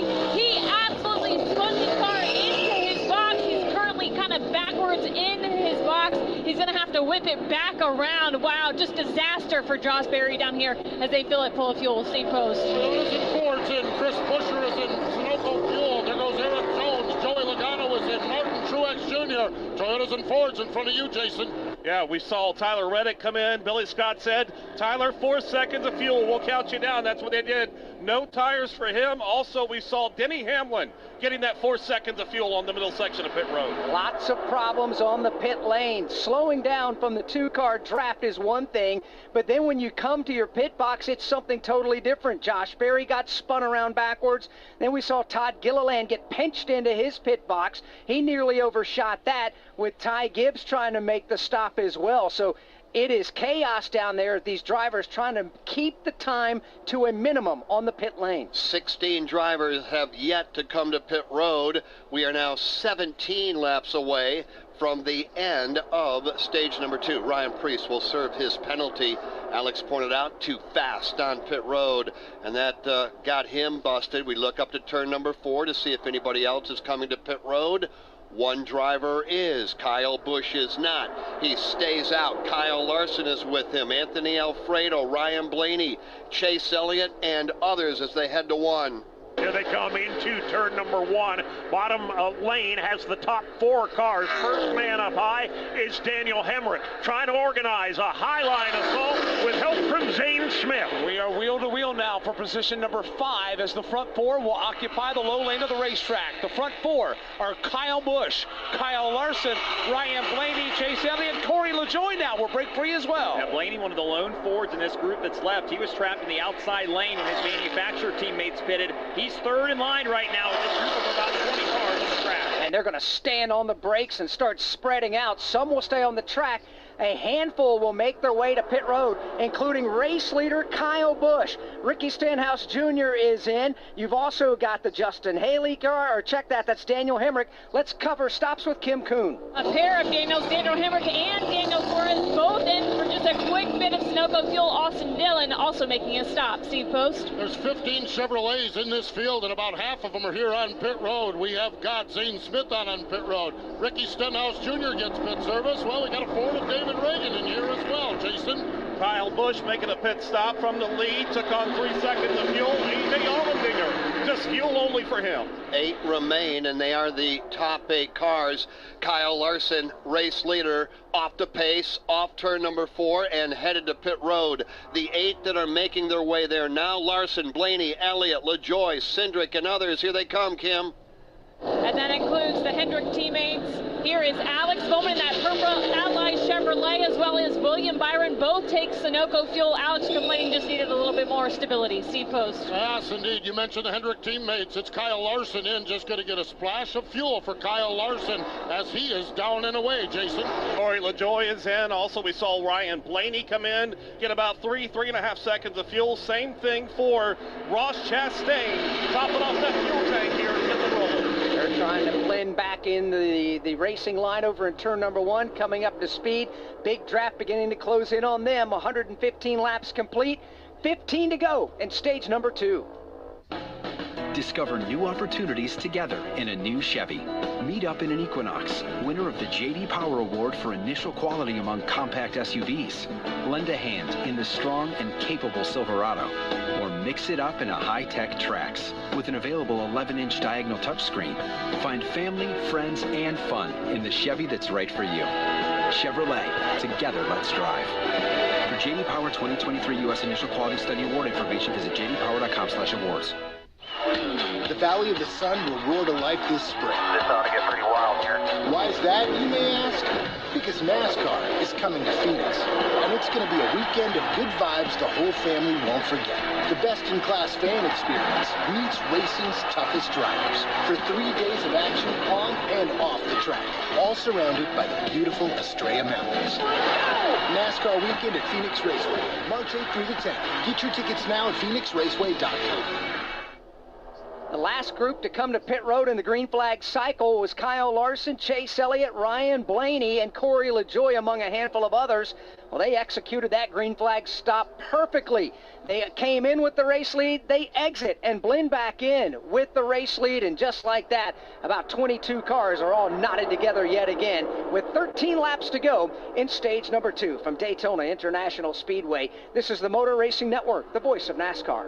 Get Du Bois County.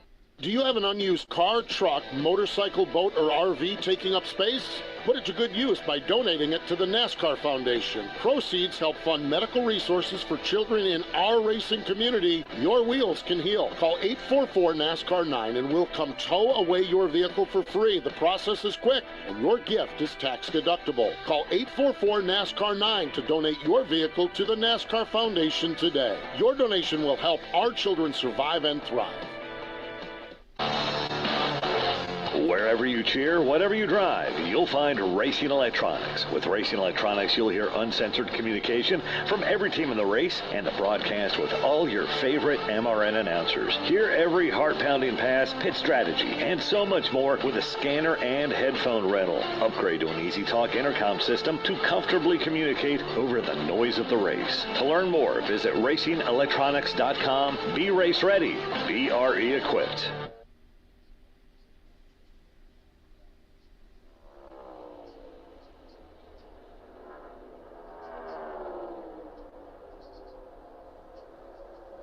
Eleven laps to go in stage number 1 as the field comes up off of turn number 4. It is a big knot of race cars, so when they flash by the line, Jeff, why don't we go ahead and tell you, folks, where the favorite driver's running? Well, right now it's Austin Cindric who is out front. By the way, 21 different lead changes. Austin out front. Ryan Blaney, Kyle Larson, Kyle Busch, Chase Elliott. That is your top 5, as Alex pointed out. Knotted together. The rest of the top 10, William Byron, Corey LaJoie with a great run so far. He is 7th. Daniel Suarez into the top 10. Joey Logano 9th. And A.J. Allmendinger has rallied back from a lap down. He too now is into the top 10. Yeah, he had a choose line violation early in the race, but have begun to plug away and back to the top 10. 11th is Alex Bowman. 12th is Chris Buescher. 13th is Christopher Bell. 14th is Daniel Hemrick, and 15th, Brad Keselowski. 16th, Tyler Reddick. Bubba Wallace goes 17th. The rest of the top 20, we'll see Ricky Stenhouse Jr., Martin Truex Jr., and Todd Gilliland. 10 to go in the stage, 3 wide for the lead here at Daytona. Here they come into turn number 1. Kyle Larson's got the bottom of the racetrack. Austin Cindric's got the middle lane. Kyle Busch rim rides the outside. It is rush hour in Daytona. They are 3 wide and bouncing off of each other. Kyle Busch up against the outside wall. Austin Cindric with a shove from Ryan Blaney. Cindric goes back to the lead. Top 4 packed together. Now make it the top 6 as they run 2 by 2 by 2, 4 rows deep. Then 3 wide with Kyle Larson leading the very bottom lane. Well, we always say you got to be in position to win this thing within 10 laps to go, and right now it's 10 laps to go before this stage is over. And these guys are 3 wide, 4 wide sometimes, and I'll tell you what, it's going to be a tough one getting another 8 laps in, because I got a feeling there's going to be some tore-up sheet metal here before the end of this stage. We'll see how this plays out with now 9 laps to go in this stage as they exit turn number 2 and head for the Daytona Superstretch. They are double wide, and instead of being on the bottom and in the middle, they're in the top and in the middle. Everybody's sliding up the racetrack. Seesaw battle for the lead between Kyle Busch and Austin Cindric. Cindric that does lead that bottom lane, but they are in the middle of the racetrack. Outside lane right against the safer barrier led by Kyle Busch. William Byron behind him with Blaney pushing Cindric down low. Stage points, valuable stage points on the line. 8 laps from right now. You want to take them all the way to the playoffs if you can get them.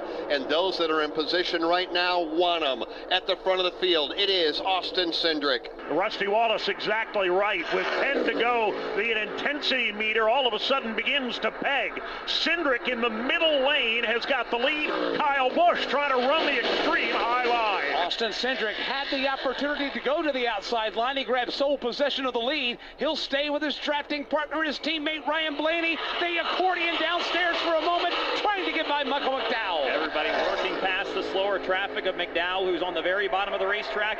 Same story this time around. Cindric low, Busch high. Nobody really has the advantage. Both lines have full drafting support as they make their back to the tri-oval. 7 laps to go here in stage number 2. Outside lane for the moment will prevail. Kyle Busch has got a trunk full of William Byron. Byron will try and follow him around the outside of the Austin Cindric machine, but Cindric's got some ideas of a comeback. He's got drafting help from Ryan Blaney in that low lane. He'll side draft Kyle Busch. Here comes Cindric back to the lead. They're leaning on one another coming out of turn number 2. Don't know how they got away with that one. Very tight formation. Lead draft upstairs, led by Kyle Busch. Downstairs, Blaney shoves Cindric to the lead. Oh, and he shoved him right up onto the left front of Kyle Busch in that outside lane. Checks up the inside lane a little bit. They are door to door, literally, all 4. Fords on the bottom, Chevrolets on the top. The Fords, Cindric and Blaney. The Chevrolets, Busch and Byron. Dead heat at the line. That's no surprise. 6 to go in the stage. They make their way back to 1. Giving it everything these automobiles have got and maybe a little bit more as they continue to run inches apart up next to that safer barrier. It's Cindric in the middle lane. Kyle Busch continues up high. Side by side, 8 rows deep onto the Daytona super stretch. Kyle Busch outside, Austin Cindric inside, mirroring each other. Seesaw battle for the lead to 3. Each lane keeping each other in check, not letting the other one get too far out ahead. It's Blaney and Busch, or rather Cindric and Busch, Blaney and Byron, then Daniel Hemrick and A.J. Allmendinger. Good hard racing here as they get closer to the points window opening up again at the end of stage number 2. 5 laps to go in this stage. Nobody with the advantage. Things tighten up a little more. If anybody's got an idea about a 3-wide move, it's going to have to be to the bottom of the racetrack because the middle and top lanes are the fast way around right now. It continues to be side by side, cheek to cheek for the lead. 3 cars down low, about to be overtaken. One of those is Ty Gibbs. Josh Berry and Ryan Preece the others. They continue their battle for the lead. Cindric back to the point. Courtesy of Ryan Blaney, shoves his teammate all the way out to the front. Then Blaney looked like he wanted to go all the way to the bottom. They'll stay in the middle group, but Cindric in control now. Justin Haley has come off the racetrack. He's on pit road. They want a splash of fuel, and he's back out. We've got about 10 rows, double file. It's on. Austin Cindric still at the front of the field. And you get the feeling that it's not going to stay too wide all the way to the green and white checkered flag, and it does not.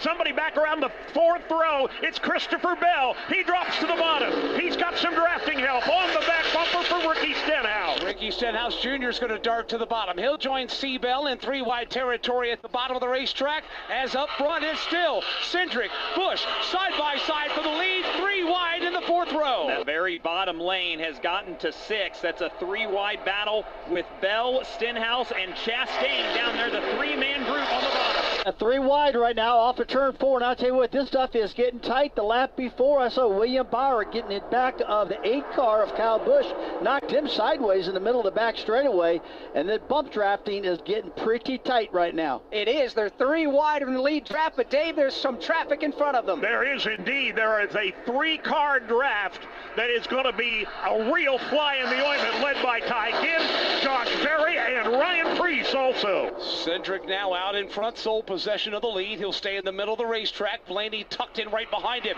Here's Kyle Busch, William Byron on his back bumper with those lap cars downstairs. And everybody on the bottom lane kind of bailing out, just trying to make sure they give this slower traffic room, but it's still side by side up front as the leaders hit the front stretch. Yeah, exactly, Dylan. That inside lane has evaporated. Here they come now to put those 3 cars a lap down. Gibbs, Berry, and Ryan Preece all going a lap down at the front of the field. 2 to go in the stage. It is Cindric on the inside, Kyle Busch on the outside. And they continue to go nose to nose as they make their way around those lap machines at the very bottom of the racetrack. Cindric now in the middle, Kyle Busch up high. Leaders have half cleared that lane down low. They're going to stack them up 3 wide from mid-pack on back. Still locked in formation, racing for the lead. Cindric, Busch now, as Cindric again will surge forward. Lap traffic out of the picture. They've joined the back of this fray up front. Cindric again out front in control off the front bumper of Ryan Blaney, who battles Kyle Busch.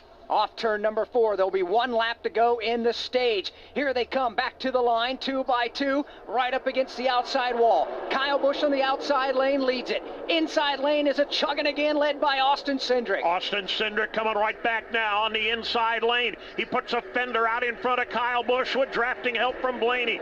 Busch needs a little more help up high. Here they come, side by side off 2. Leaning on each other to the Daytona super stretch. Nobody busting out of line in 3 wide territory. Austin Cindric going to crowd Kyle Busch up against the wall. They continue wheel to wheel for the lead. Again, Cindric out front. Controlled chaos, still 2 by 2, just about all the way through this pack. Cindric now gets muscled off the bottom by Ryan Blaney, who goes to the lead as they hit the front stretch. Boy, what a move by Blaney. Very aggressive on his teammate. Here they come. Green and white. Checkered flag is out. Pay window is open, and Ryan Blaney's going to get there first. Ryan Blaney comes across the line. He scores the stage win, and he does so over his teammate, Austin Cindric. They go 1-2. Daniel Suarez will finish the stage 3rd. Kyle Busch will be 4th, and Tyler Reddick 5th. William Byron 6th. Bubba Wallace 7th. Ricky Stenhouse Jr. was 8th. A.J. Allmendinger 9th, and Chris Buescher was 10th. And that's a look at the top 10. Stage 2 complete, presented by Sunoco. From fueling your favorite NASCAR teams to filling up at the pump, Sunoco is trusted to help vehicles perform at their peak. Sunoco, performance is what we do. eBay Motors is here for the ride. 120,000 miles of night drives, daily commutes, and who knows how many. Are we there yet? Through countless fixes, elbow grease, and a new radiator, you kept your ride alive. With eBay Motors, you have over 122 million parts to keep it running. And with eBay Guaranteed Fit, they'll be the perfect fit every time. Plus, at these prices, well, we're burning rubber, not cash. Keep your ride or die alive at ebaymotors.com. Eligible items only. Exclusions apply. Hi, I'm Kyle Penn. You may know that Victory Junction provides fun, adaptive, and life-changing experiences for kids with all levels of abilities, serious illnesses, and chronic medical conditions. But did you know that camp is free for the children and families we serve? Your support helps every camper build a foundation to live their best life. Make your gift today at victoryjunction.org/donate and feel your heart race. 25 different lead changes. One of those as they came off 4 to take the green and white checkered flag. Ryan Blaney with the stage win. We've got pit stops coming up from Daytona International Speedway. This is the Motor Racing Network, the voice of NASCAR. Hello, Salem and Washington. Caring people make the difference. You can feel it the minute you walk into Meadowview Health and Rehabilitation. Experts in long-term care, not just doing a job, but following a calling. They're here to help you and your family find answers, solutions, and peace of mind. In fact, they become an extension of your family. For more information about Meadowview, visit ascseniorcare.com or call 812-883-4681. That's 812-883-4681. Swave.com. NASCAR history. What I learned from Ken Squire, Barney Hall, and Ned Jarrett, I could never repay. Ken never told me what to say or what not to say. I learned very quickly that I was never going to be another Ken Squire. I don't think anybody could rise to that level. Motor Racing Network's NASCAR Live presents podcasts. 50 years of MRN. Jeff Gordon, A Colorful Career, the 1993 season, Junior's Journey, and more. Search for NASCAR Live on your favorite podcast platform.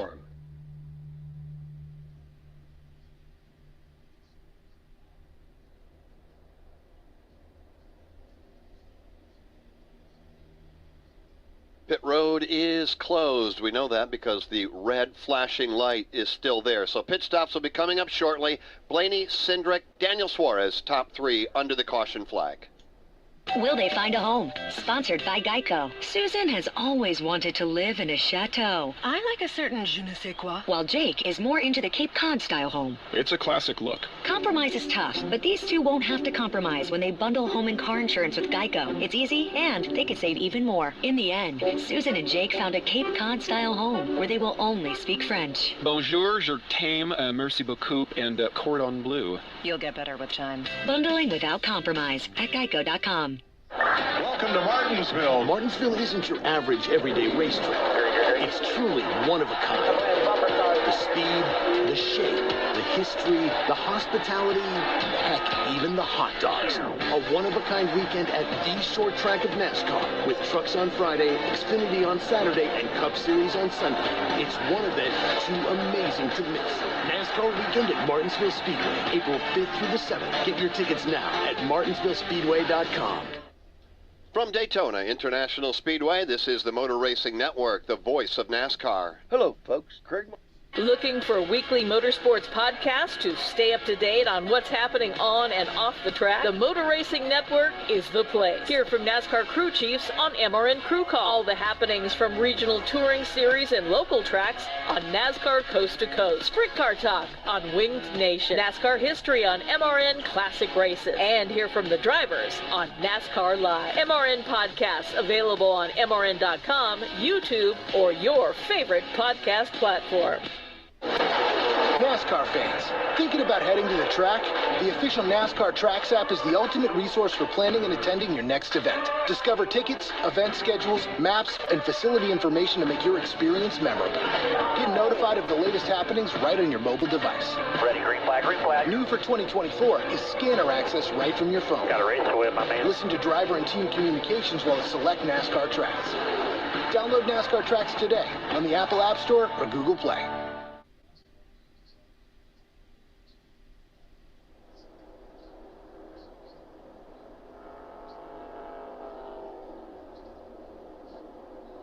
Stage 2 done, lap 132 in the books, and pit road is open, and Postman, here they come. Yes, indeed. Austin Cindric brings his Ford Mustang Dark Horse into the attention of the crew. Going to be 4 tires, Sunoco Racing Fuel. The pit box in front of him, it's Kyle Larson. Then it's Eric Jones in the very first pit box. Here is the bright yellow Shell Pennzoil car of Joey Logano. Crew quickly around to the left side, pumping a half of the jack. Cindric wins the race off pit road. Blaney goes out second, Suarez third, Bubba Wallace and William Byron drag race for the 4th and 5th spot. Jason? 4 tires, Sunoco Fuel was the name of the game for mostly everybody on pit road. It got Ross Chastain was in, Ryan Blaney was in, also Noah Gragson. We saw Chase Elliott. He had to hesitate just a little bit to pull out to get around Noah Gregson's car. Also Tyler Reddick making a pit stop, Denny Hamlin, Kyle Busch, and more in the middle section of pit road. How about in front of you, Kit Coon? Going to echo that, Jason. It was 4 and fuel. Everyone waiting on fuel on my end of pit road. That included Todd Gilliland as well as the Chevrolets of Alex Bowman and William Byron, Riley Herbston, Christopher Bell, and Daniel Suarez, as the 8 of Kyle Busch has an issue. He does indeed. Kyle Busch is off the pace and below the double yellow line on the apron. The field is all going to pass Kyle Busch. Not sure what the problem is. We'll follow up with Jason Toy in just a moment. For John's 60th birthday, his family planned to drive down Old Route 66. But the trip took a detour when his wife got sick with RSV. It's a highly contagious virus that can lead to breathing problems and hospitalizations. This year, we don't want to cancel our plans. We're protecting ourselves with Pfizer's RSV vaccine, Abrysvo, respiratory syncytial virus vaccine. Abrysvo, a vaccine to prevent lower respiratory disease from RSV in people 60 years and older. It's not for everyone and may not protect all who receive it. Don't get Abrysvo if you've had an allergic reaction to its ingredients. A weakened immune system may decrease your response. Most common side effects are tiredness, headache, injection site pain, and muscle pain. For full prescribing information, please call 1-844-989-7284 or visit abrysvo.com. So don't wait. Ask your pharmacist or doctor about Pfizer's RSV vaccine, Abrysvo, because every breath matters.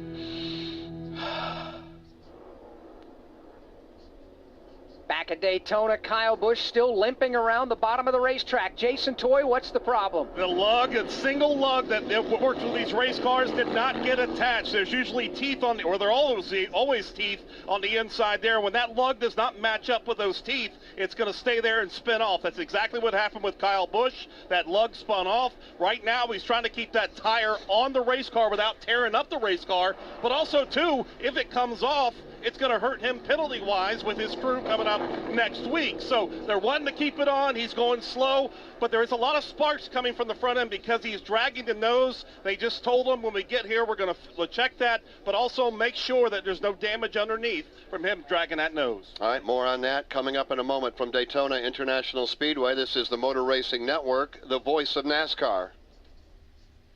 This is Steve Post. If you love sprint cars, you'll love Wing Nation. All the latest sprint car news and interviews from the stars of sprint car racing from around the country. Join Ashley Strumming, Aaron Evernham, and me every Tuesday on Motor Racing Networks and Wing Nation's Facebook pages. We go live with the weekend's winners and newsmakers from around the country. You can also find the podcast of all past shows on YouTube or subscribe to the podcast on any of your favorite podcast providers.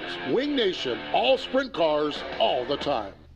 Are you ready for sights, sounds, and speed that'll shake you to your core? To see NASCAR stars like Ryan Blaney, Chase Elliott, Bubba Wallace, Denny Hamlin, and Ross Chastain attack the asphalt? Are you ready to make memories that'll last a lifetime? Yeah? You're ready. Then we got one more question. What are you waiting for? To experience the thrill of a NASCAR race in person, visit NASCAR.com/tickets.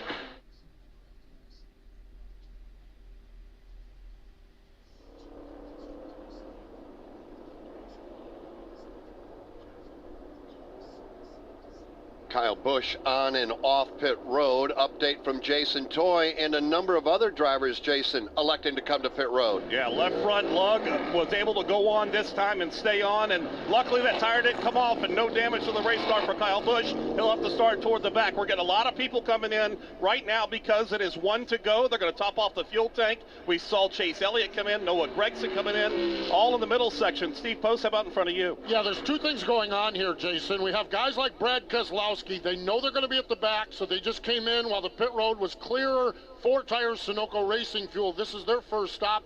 The other group coming in are just topping it off. That's what Kyle Larson did and a couple others down here. That way, when they pit during this stage, they need less fuel and less time on pit road. Kim, what was going on in front of you? Yeah, we had a number top up in this end of pit road, including Todd Gilliland, Daniel Suarez, William Byron, and Austin Dillon. Riley Herbst topped off, and then they had to lift the hood for a second. Not sure what the issue was there, but they did get it back down, and he is down and away. Alex, 27 different lead changes so far among 14 different drivers. The Xfinity fastest lap of the race so far has been run by a gentleman that Postman was just talking about. Brad Keselowski turned a lap at 194.183. Xfinity brings improved speed, security, reliability, and latency. It's the internet fans can rely on in every big moment. Learn more at Xfinity.com. Getting ready to go back under the green flag. 64 laps remain in the Daytona 500. Start picking out who you think is going to go to victory lane. A manufacturer, Ford, Toyota, Chevrolet. Let's find out together. It's Cindric and Blaney together on the front row. They hit the Geico restart zone, and the green flag goes in the air, and we're racing again here at Daytona as they make their way through the gearbox on their way to turn number 1. Here they come now down the tail end of the front straightaway and into the banking of turn number 1. Cindric and Blaney continue to run side by side. Cindric and Bubba Wallace now continue to run side by side. Cindric and Blaney nose to tail, trying to find an advantage up top. Field coming up to full speed now as they hit the Daytona Superstretch. Bubba Wallace down low. Austin Cindric top side. Everybody getting doubled up behind them. Cindric with a fender out in front, but here comes Bubba back down low. He's kind of doing it by himself. His 2311 teammate Tyler Reddick a little ways off the back bumper. Now Reddick closes in to try to shove Bubba Wallace to the lead. Toyota's on the inside, Ford's on the outside, Cindric and Blaney to the outside, Bubba and Reddick to the inside. Across the line, 63 laps to go in the Daytona 500, and they continue to swap spots at the front of the field. Little manufacturer wrestling going on at the front of the field right now. Toyota against Ford. The Toyotas have got the bottom of the racetrack. The blue oval owns the top side. 3 wide lane beginning to shape up, led by Ricky Stenhouse. That was Joey Logano that got it started. Then one by one, they popped up in front of him, and now the outside line is prevailing. It is Suarez and Blaney to the lead. Bubba now in a battle for second. Cindric continues to work both lanes. He stays up top to keep Blaney on his back bumper. Wallace drives up the side draft, and they're 3 wide. Off turn number 4, they're getting frisky again, about mid-pack.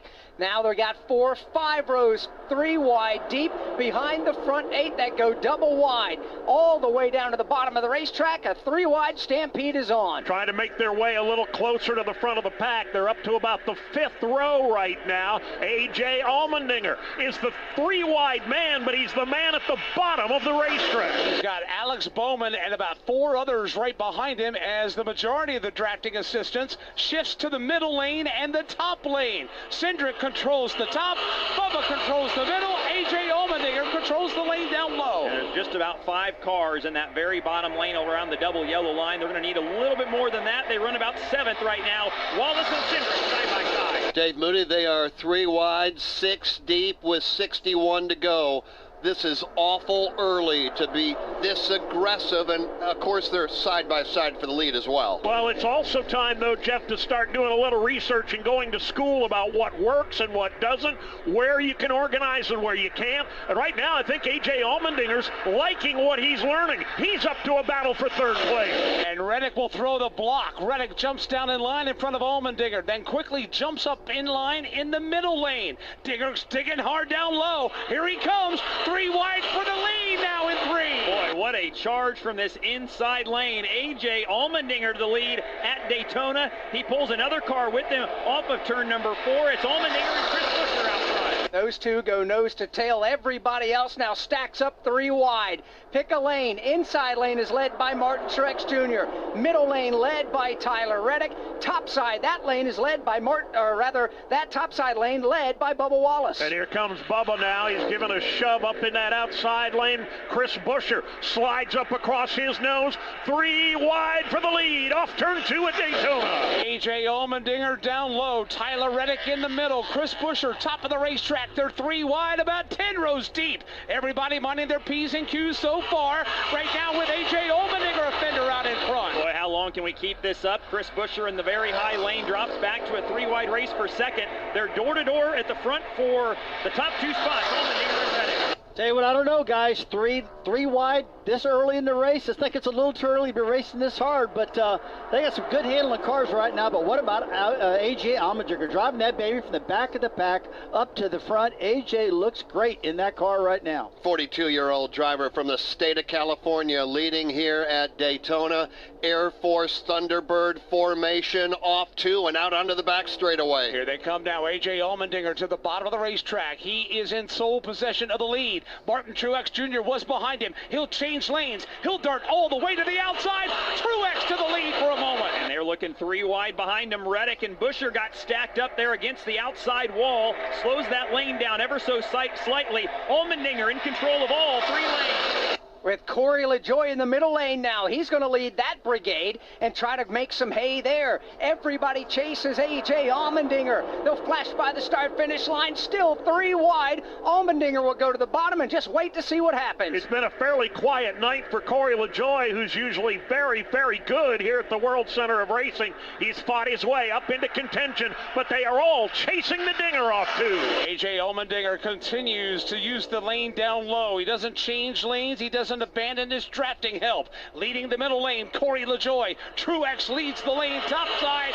It's Colleague Racing 1 and 2 down low. They look into turn number 3 with Allmendinger out front still. Hemrick right next to him, and then you've got the car of Corey LaJoie side by side for 2nd. A.J. Allmendinger, a 3-time winner at this level. They have all come on a road course, but he's good on a super speedway also.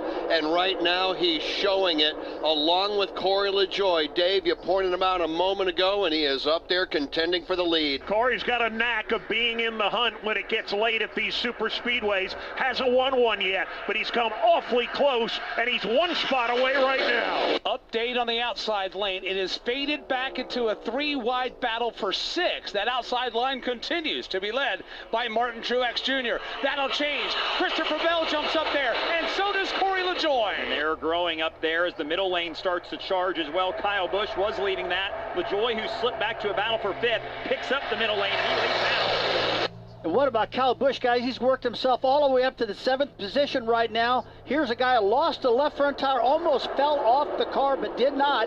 The team got it fixed, and now he's back flat flying on the racetrack again, up in that 7th position. How about this? He is up 24 spots in 8 laps. A.J. Allmendinger out front here at Daytona. Right now he is leading over, and how about this top 10? Daniel Hemrick, David Reagan, Noah Gragson, Denny Hamlin up to 5th, Corey LaJoie is 6th, Christopher Bell, Kyle Busch, Martin Truex, Alex Bowman, 145 down, 55 laps remain in the 500. And this is the one that culminates Speed Weeks presented by Advent Health, and we're privileged, as always, when we come to Daytona, to welcome to the broadcast booth Dr. Audrey Gregory, President and CEO of Advent Health East Florida Division. Welcome back to the MRN booth, and welcome back to Daytona. Thank you so much. Thank you for having me. Absolutely. Now, as the official healthcare provider of the Daytona International Speedway, that's far more than just a sign out on the grandstands, isn't it? It is absolutely more than just a sign. As the official healthcare partner of Daytona International Speedway, or 2 Advent Health Care Centers and 9 first aid stations treat all the drivers, pit crews, NASCAR officials, and fans alike, and all of that is done free of charge. We're also here when there's not a race and there are other events, and I say that in fact, annually our teams care for about 6,000 patients, providing another access to care for our community. Just how important is the partnership with Advent Health and the Daytona International Speedway and NASCAR? We're excited about this partnership because it allows us to meet the needs of our community, and one component of our partnership, of which we're extremely proud, is our exclusive naming rights for 5 new Mother's Wellness Rooms, now available for fans, industry members, and partners at the Daytona International Speedway. And these dedicated lactation rooms create a more inclusive environment for breastfeeding moms. Now, I see you're wearing a Legacy Motor Club jacket. You guys have a brand new partner here this season. You're absolutely correct. In December, Advent Health announced our new race team alignment with Legacy Motor Club beginning this year. And when we started the partnership in 2015, we recognized that we needed to align with a team and a driver to be able to amplify our message of wholeness and healthy living. And I cannot think of a better team with which we can partner outside of Legacy Motor Club, and it is owned by a legend in and of himself, Jimmy Johnson, and then with our driver, Eric Jones. It's a great partnership, not only with Legacy Motor Club, but with Daytona and NASCAR, and we can't thank you and your entire team enough for doing that. Thank you so much. Thank you for having me. It's always a privilege. Dr. Audrey Gregory, President and CEO of Advent Health East Florida Division. All right, the racing here at Daytona is insane at the moment.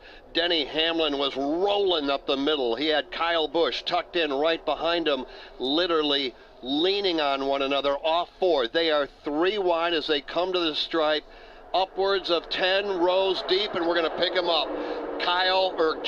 Corey LaJoie in the middle, downstairs A.J. Allmendinger. Denny Hamlin is there as well. Rim riding that outside lane, trying to fight his way to the point for the first time tonight, but it's Corey LaJoie in the middle. LaJoie to the top spot at Daytona. And he's staying with Denny Hamlin in the middle lane. He's not swinging or swaying inside or out until Denny goes to the top. LaJoie will throw the block. Here comes Kyle Busch up the gut into the lead of the Daytona 500. Great crossover. He's got A.J. Allmendinger to his left on the bottom, and on the outside it's Corey LaJoie. Inside lane prevails again this time. It's Colleague Racing and A.J. Allmendinger with Daniel Hemrick lending assistant.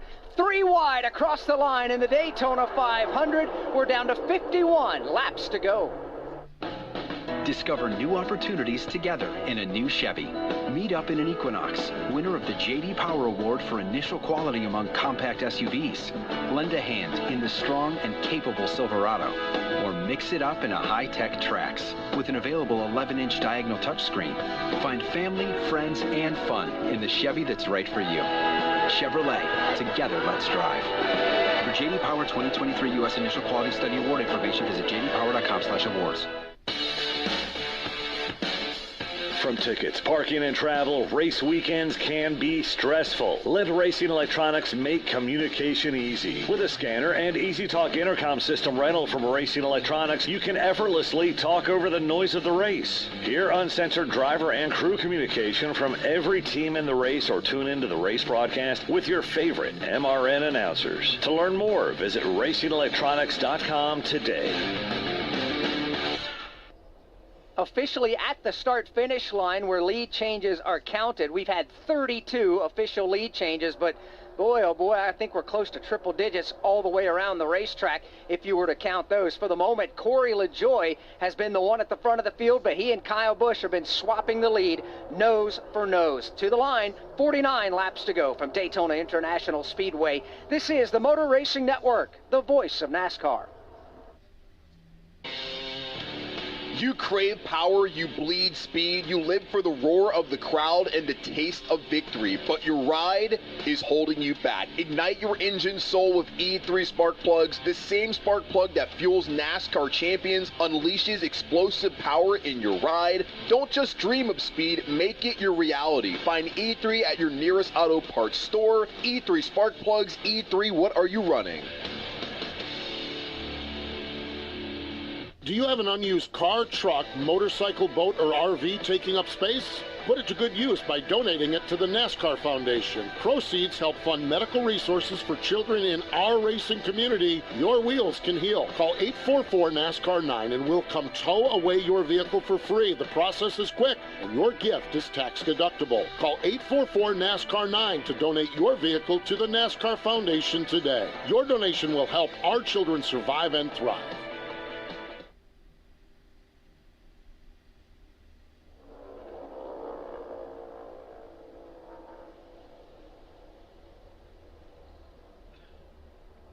We welcome you back to Daytona in the 66th Daytona 500. What was three-wide racing has settled down for the moment, and Denny Hamlin has worked his way to the lead, but Kyle Busch continues to chug away at the bottom. We'll get you back to the track in just a moment, but first, let's pause 10 seconds for station identification on the Motor Racing Network.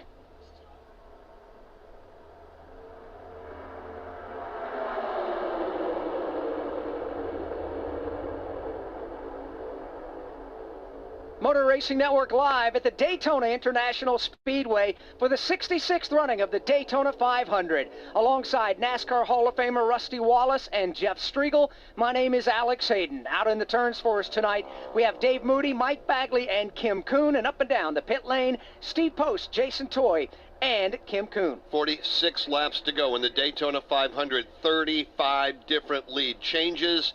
At the moment, it is Denny Hamlin battling Kyle Busch for the lead.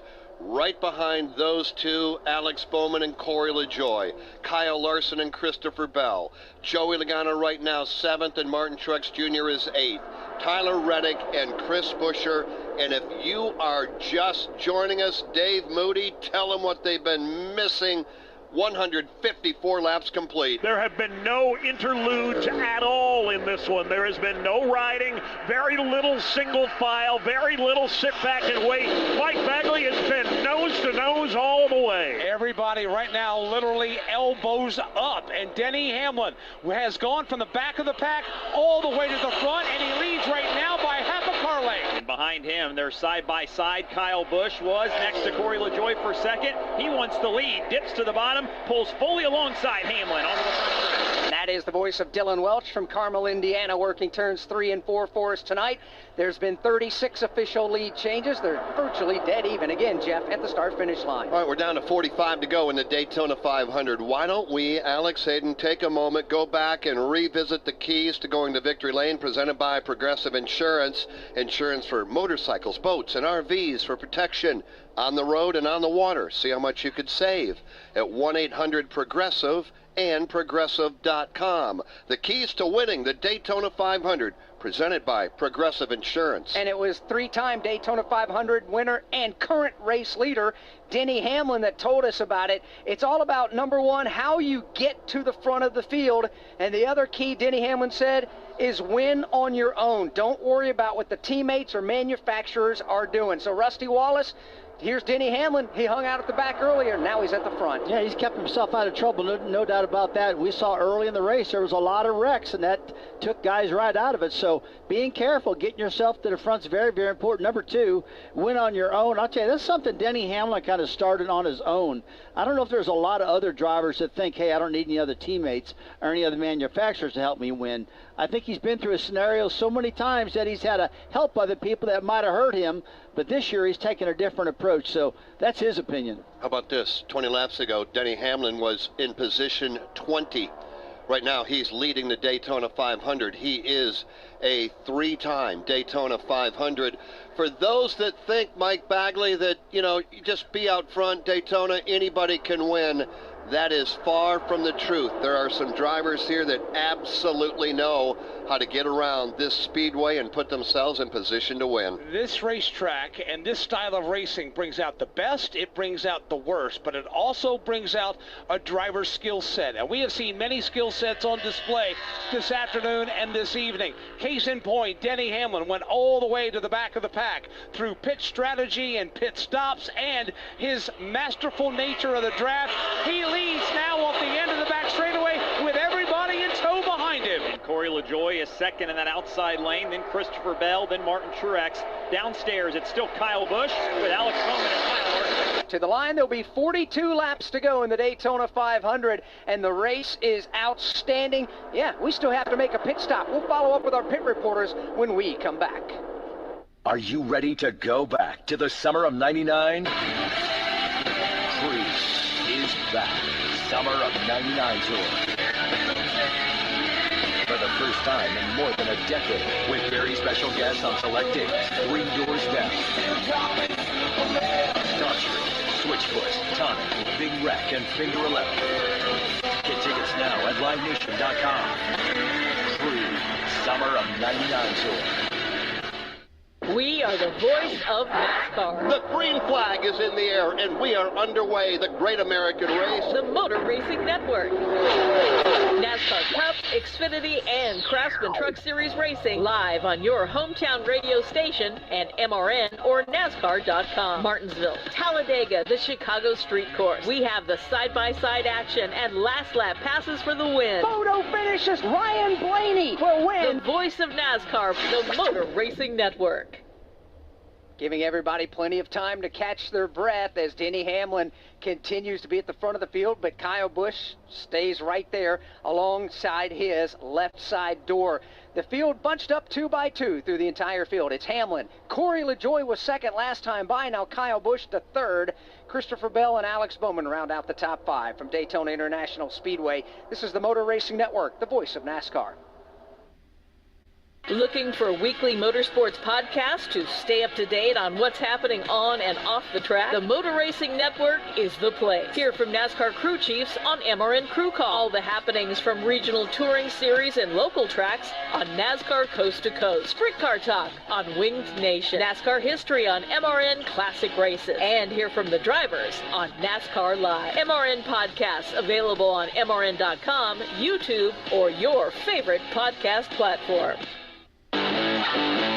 For 3 decades, Racing Electronics has been the #1 choice for scanners, headsets, and all race day communications needs. Racing Electronics provides the ultimate fan experience for the ultimate NASCAR fan. Hear uncensored communication from every team in the race with a scanner from Racing Electronics, or tune into the MRN radio broadcast. To learn more, visit racingelectronics.com today. Be race ready, be RE equipped.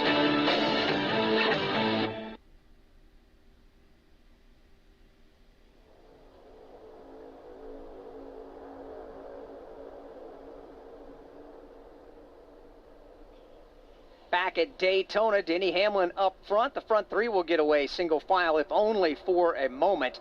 Denny Hamlin, Corey LaJoie, and Kyle Busch there, and they're going to try to bring Christopher Bell along for the ride. And as promised before we went to break, I said we've got a pit stop to come along. So let's find out what the strategy is and some of the thinking from the teams as we take this trip down the pit lane, presented by O'Reilly Auto Parts. Think O'Reilly Auto Parts for all of your car care needs. Get the parts and service you need fast from the professional parts people at O'Reilly Auto Parts. Let's start with Steve Post. Alex, we have made it to the opening of the fuel window, and beyond that, we're 38 laps from the end, so they can make it to the end. The split point is about 5 laps from now, so we'll go beyond that. I think we're looking at another 10 laps or so to pit. What's interesting about this, when we're at the end of stage 1 and at the end of stage 2, we knew what lap that is. We believe the Daytona 500 is going to end on lap 200, but if you remember last year, we had a lot of overtime, so crew chiefs need to factor in on that. So I think we're looking at about 10 laps, maybe a little bit fewer than that, and I think we're going to look at them put a little bit more fuel in the cars than they have to get to maybe what is NASCAR overtime.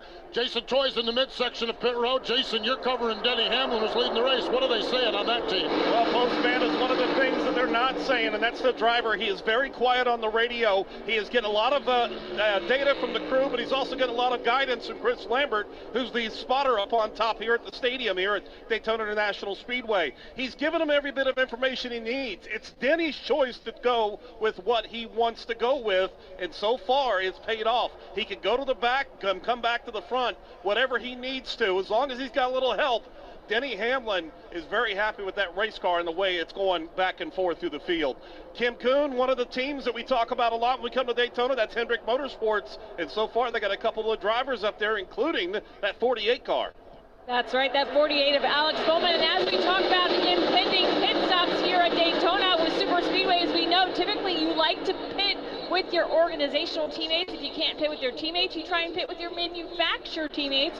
Well, that could put Alex Bowman in a little bit of a predicament. Bowman on that last set of stops did not come down to top off like his teammates did. So he's a little bit shorter on fuel than them. On top of that, he was running as high as about third, burning a little bit more fuel than the rest of the teammates as well. Now he has dropped back a little bit since then, but the predicament he's in is who is he going to pit with? If he pits with his teammates at Hendrick, he's going to have to stay on pit road a little bit longer because he needs more fuel. We're going to have to see how it all plays out as we get closer and closer to what could be the last pit stops of today's Daytona 500. During that update, I think we had 3 different lead changes. Back out front with 35 to go. He came from 5th to 1st in 1 lap. Joey Logano leading. Now this is what is such an interesting top 10. Logano back out front. How about David Reagan, who is driving the 3rd Roush Fenway Keselowski Ford Mustang, is up to 2nd in front of the boss, Brad. Hamlin, Denny Hamlin, riding in 4th, and Chase Briscoe. How about Corey LaJoie? What a job. He always performs when he comes here. He's performing again tonight under the lights. Kyle Busch, Bell, Byron, Tyler Reddick. Now he's drifted back to 19th. But Anthony Alfredo in the Linda Beard Motorsports entry deserves a call out. He was running 10th just a couple of laps ago.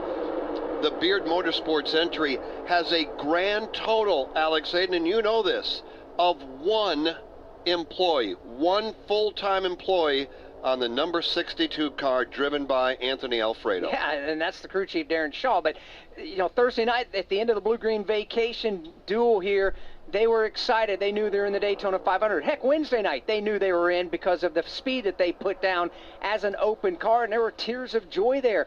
But, Rusty, that was Wednesday night. This is now Monday in the Daytona 500, and he's proving that he can drive here and work the draft and earn the respect of these veterans. No, he's been cool under fire all night long, and he's just like you guys said a little while ago, running close to the top 10 right there. He just looks super on the racetrack right now. He's fell back a little bit, but I think he's got himself in a position where he can drive right back up to the front right now. I don't know if his car is not feeling good to him. That's the reason he went back. But he did prove he's got a good car and can run up front. 5 go nose to tail. Logano, Reagan, Keselowski, Briscoe, and Hamlin. Behind that, Mike Bagley, they're side by side. They are wheel to wheel now as they get stacked up behind the pack that's starting to pull away. Denny Hamlin has Kyle Busch behind him. Then you got Josh Berry and Christopher Bell wheel to wheel. And all of that group is kind of trying to decide where they want to go. Chase Briscoe, who was at the back of the single file freight train, a little non-committal. Now they go 2 wide from 4 to back. good racing there from fourth back. They're stacked up double wide there at the front of the field. The front four huddled up on the bottom of the racetrack, nose to tail. Hamlin has got a trunk full as they race their way off to turn number 1. Got all the help he can need. Hopefully it won't be more than he can handle as he continues to climb the ladder in that outside lane. Kyle Busch right on his back bumper, giving him all the help he wants. Out of turn number 4, he's up to 4th place. There are 6 Fords lined up at the bottom of the racetrack, led by Joey Logano. You got David Reagan right there. You got Ryan Preece right there. But look out, here comes the outside lane, led by Denny Hamlin. Great charge there for Hamlin. He's got help from Kyle Busch. The former teammates working well together tonight as Hamlin gets up to the 2nd spot to the right side of David Reagan. Boy, we've seen this before. Hamlin and Kyle Busch working together. This now is a Toyota Chevrolet working together. Denny right there, then you've got Kyle, then you've got the other Toyota of Christopher Bell. They're all working the outside lane. They haven't been able to overhaul Joey Logano, though. Logano has shown strength literally from the drop of the green flag this afternoon and evening. He continues to show the way. Hamlin no better than 3rd in the high lane. They are inching forward in that high lane. They are up to position number 3, and Hamlin's getting more and more drafting help by the lap. Hamlin and Ryan Preece side by side, position number 3 up for grabs. They get going once again as Hamlin again starts to edge forward. He gets right to the right side of David Reagan in 2nd. A little bit of separation between he and Busch brings the inside lane back. Back in 2015, when Joey Logano won the Daytona 500, he led a total of 31 laps. He flashes by the start-finish line here in 2024 and has just led his 35th lap. NASCAR season is here, and Toyota Racing is looking for clashers. Did you clash at the Coliseum with your favorite Toyota drivers?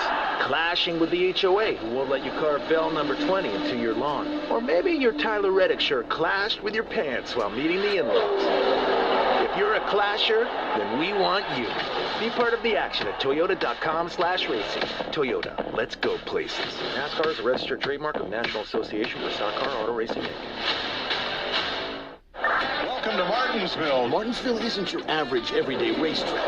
It's truly one of a kind. The speed, the shape, the history, the hospitality, heck, even the hot dogs. A one-of-a-kind weekend at the short track of NASCAR with trucks on Friday, Xfinity on Saturday, and Cup Series on Sunday. It's one event too amazing to miss. NASCAR weekend at Martinsville Speedway, April 5th through the 7th. Get your tickets now at martinsvillespeedway.com. Poor old Michael McDowell having some issues mechanically with the car from earlier in the race, just getting blasted by the 2 fast lines of the lead draft now, and he'll fall yet another lap. McDowell will be 16 laps down. 28 to go in the Daytona 500, and Joey Logano continues to show the way. From Daytona International Speedway, this is the Motor Racing Network, the voice of NASCAR. Don't miss a moment of the NASCAR season. Chastain drove it and never lifted. Put it against the safer barrier and all the way around the turn. Passes Denny Hamlin. Check out the Motor Racing Network's coverage of the NASCAR Craftsman Truck Series, the NASCAR Xfinity Series, and the NASCAR Cup Series on hundreds of local radio stations around the country. Find your local station by going to MRN.com to catch the excitement of NASCAR on the Motor Racing Network, the voice of NASCAR. We're at the start-finish line. William Byron on pole position. Green flag is out and we're racing. We're in the turn. Here to the inside comes Kyle Larson. He and Hamlin bump. We're on pit road. 4-tire Sunoco Racing Fuel. The race up from pit road is Denny Hamlin. Eric Jones goes off second. We are live from the track. The Motor Racing Network, your home for NASCAR racing. Don't miss a lap, pit stop, or side-by-side race for the win. Listen to all the play-by-play action on your local radio station at MRN or NASCAR.com.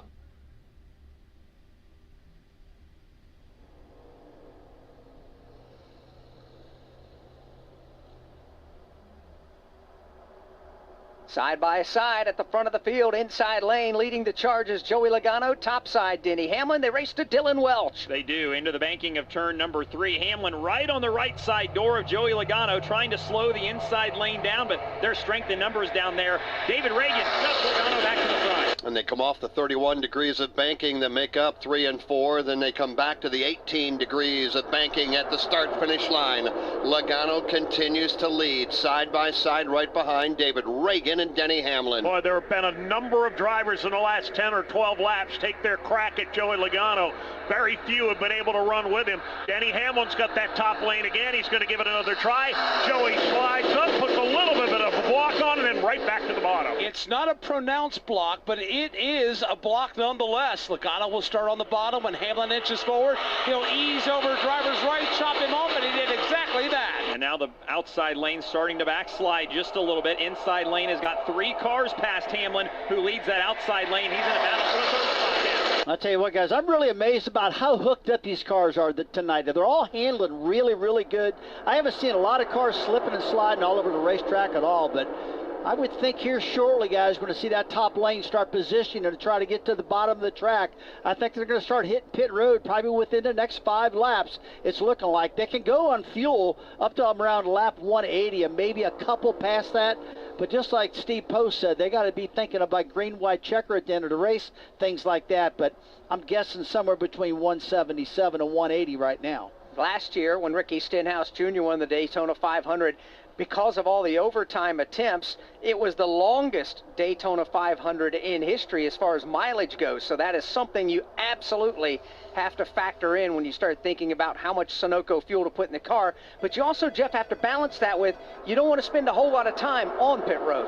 Well, I think what we may find out is the winner of the Daytona 500, and I think Jason Toy talked about it way back prior to the green flag, could very possibly be won and or lost with this, especially if we stay green. We're going to have them come off the racetrack at 190 over in front of you, Dylan Welch. Easier said than done. Off of turn number 4, 190 miles an hour, trying to slow down, get out of the way, and get it shut down by to 55 miles an hour before you enter into pit road. Yeah, as entertaining as the racing always is on track here at Daytona, that green flag entry to pit road is equally as exciting because there are cars scattering everywhere, guys trying to maximize their speed all the way to the very last second. There's always smoke and chaos, and as we said, cars going everywhere. So it's entertaining, but it's extra crucial that you get it right all day long, and especially on the money stop here as we approach that. Right now, the majority of the cars, Dave, are at the bottom of the racetrack. They are indeed, and that spelled trouble for Denny Hamlin. A lap or two ago, he was challenging for the lead. Mike Bagley, now he's back to 5th. Yeah, it's a 4-car breakaway up front. You got Joey Logano, you got David Reagan, the lap car of Ryan Preece, and then Brad Keselowski. Then you get back to Chase Briscoe and Hamlin for 4th. They race into turn number 3 behind Briscoe on the bottom lane. You have Josh Berry next to, or behind Hamlin rather, in the outside lane. That's Kyle Busch. 22 laps to go. Does anybody elect to come to pit road? Answer yes. Towards the tail end of the field, 5 cars have broken away. Now they'll slow those cars down to 55 miles an hour. Riley Herbst is in. Daniel Hemrick. Let's cover the stops. Kim Kuhn. Here's Riley Herbst. They will change tires on Riley's machine. Also in Daniel Hemrick. It is just fuel for Hemrick. They are waiting, making sure they get that fuel cell full. Steve Post, any cars in front of you? Yeah, Zane Smith brings his Spires Motorsports car in. Going to be fuel only for Zane Smith, Jason Toy. Its teammate Corey LaJoie comes in. 5 seconds of fuel. Also in A.J. Allmendinger. Sunoco fuel only, perhaps for the final time. Lap 179 will go on the board this time by. Let's see if anybody else will elect to get out of the throttle and stand on the brakes. Indeed they do. Looks like 1, 2, about 7 more cars will stand on the brakes and come to pit road. It's Christopher Bell, Martin Truex Jr., Bubba Wallace, Tyler Reddick, among others. Here's Christopher Bell in front of Kim Kuhn. It's all the Toyotas on this end of pit road. Christopher Bell, he's going to wait, take about 5 to 6 seconds of fuel. They're going to give him a sign. He is down and away, Steve Post. Martin Truex Jr. brings his car in. Here's Bubba Wallace into the attention of the Booty Barker-led crew. Eric Jones is in. Tim said it, about 5 seconds of fuel, gassing him up and headed back onto the speedway, Jason. Same thing, 5 seconds of fuel for Tyler Reddick and Ty Gibbs. The one Toyota driver that could not get down was Denny Hamlin to come with the rest of his mates. 20 laps to go in the 500. Green flag stops underway, and here we go again. And this time it will be, I believe, Denny Hamlin. He'll bring the FedEx Toyota off of turn number 4. 2 come with him, including Kyle Busch. Now remember that because they've been working together for the last 50 laps or so. Jason Toy, they're in front of you. 55 miles per hour is what you got to get down to get to your pit box. And now is Sunoco fuel going in. 1 full can, 11 gallons going in for Denny Hamlin. Kyle Busch, the same thing. Also Justin Haley in the middle section of pit road. That's how that sounded there. We look up off turn number 4. Here come the Toyota Brigade. That pitted just a lap or 2 back. They'll stay on the racetrack. Joey Logano continues to be the race leader. That lead draft now exits turn number 4. And here they come, peeling off the racetrack. The bulk of the lead draft, led by Joey Logano, will hit 55 miles per hour. It's a land rush on the pit lane yet again. Here they come, working their way in, starting our coverage with Jason Toy. Little tight fixins coming in there. Matter of fact, contact Chase Briscoe and Ryan Blaney. Blaney has to check up to get into his stall. They're going to go Sunoco fuel only. Same thing for Noah Gregson. Right side tires for Ryan Priest. They are all down on the way. Steve Post. The bow tie, or no, they blew all the brigades. Sorry about that. The Fords are out there. Joey Logano getting just Sunoco racing fuel. Brad Keselowski was in. David Reagan was in. Getting fuel here as well. This one, lap 181. All right, so the Fords are done. The Toyotas are done. All that remain are the Chevrolets, and here they come. Chastain, Stenhouse, Byron, Suarez, Larson, Chase Elliott, and Alex Bowman. Kim, you're up. And Daniel Suarez is going to stop for fuel. The problem is Michael McDowell, who's had problems with his car all day long, could not fire up his car. It was touch and go. They thought he was going to block the pit stall. Everything okay on this end. Also in the Hendrick teammates of Alex Bowman and William Byron take a splash of Sunoco fuel. Steve Post. Kyle Larson is in, getting about 4.5 seconds of fuel. There goes Ricky Stenhouse Jr. He's down and away. Final pit stops down here, Jason. Chastain comes in. He gets that 5 seconds of fuel and gets out ahead of all the Chevrolets. Good pit stop for Ross Chastain as he gets back out front. Chastain trying to get up to speed with the help of those Chevrolets, Dave. Here comes Logano in the Fords with a full head of steam. They've got about twice as much speed right now, but Chastain and company are coming up to full song as well. Here they come, Mike Bagley. Logano to the outside. He's overhauling them one by one at a time. Logano full steam ahead. 5 other Chevrolets right in front of him. They're trying to get wound up and get organized because Logano and the rest of the Fords are on them. They'll get to the back bumper of William Byron, and the Chevys are up to speed, but they got to stay in front of the draft. After the green flag stops, advantage goes to the Chevrolets. They are leading right now over the Fords. It is Ross Chastain. Dave Moody is Chastain out front here in the 500. Yeah, the Melon Man showing the way into the banking of turn number 1, but here comes Joey Logano. He's going to go 3 wide to the outside of the racetrack. He'll pass Ricky Stenhouse Jr. Second car in line, puts the crosshairs on Chastain. And Chastain slides up in front of Logano. Logano's going to nestle in right behind him. They're in the outside lane of the racetrack. Stenhouse takes control of the lane down low, and right now they're racing behind them for third. Chastain's got all his Chevrolet help down on the bottom, but Logano buried under the back bumper, so what does he do? He'll stay in the high lane for now and pull Logano around with him. 16 laps to go in the Great American Race, and a Florida native shows the way. Ross Chastain has the field behind him. Will they find a home? Sponsored by Geico. Sarah wants a yard. My own little paradise. Brad, however, hates yard work. The only thing I hate more than cutting the grass is paying someone to cut the grass. Compromise is tough, but these two won't have to compromise when they bundle home and car insurance with Geico. It's easy, and they could save even more. In the end, Sarah and Brad found a great home with a yard. A very, very small yard. Time to get it done. And I'm done. Bundling without compromise at Geico.com. Do you have an unused car, truck, motorcycle, boat, or RV taking up space? Put it to good use by donating it to the NASCAR Foundation. Proceeds help fund medical resources for children in our racing community. Your wheels can heal. Call 844-NASCAR-9 and we'll come tow away your vehicle for free. The process is quick and your gift is tax deductible. Call 844-NASCAR-9 to donate your vehicle to the NASCAR Foundation today. Your donation will help our children survive and thrive.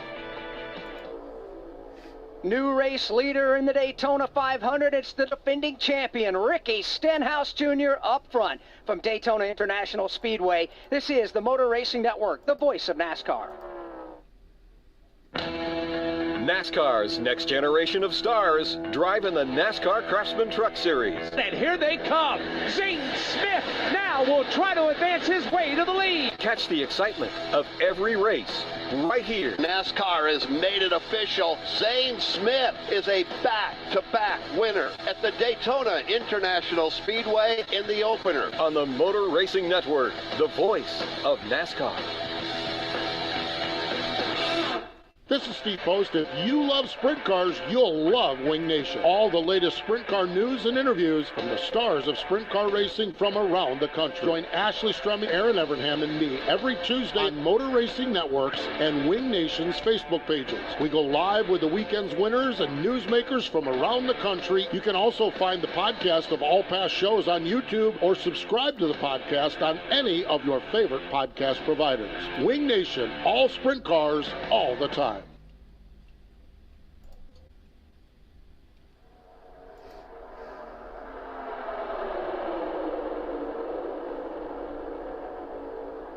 Thirteen laps to go in the Daytona 500, and here they come, 3 wide to turn 1. 3 wide for the lead. Daniel Suarez has got it. He's in the middle lane. He can't block them all. The bottom is wide open.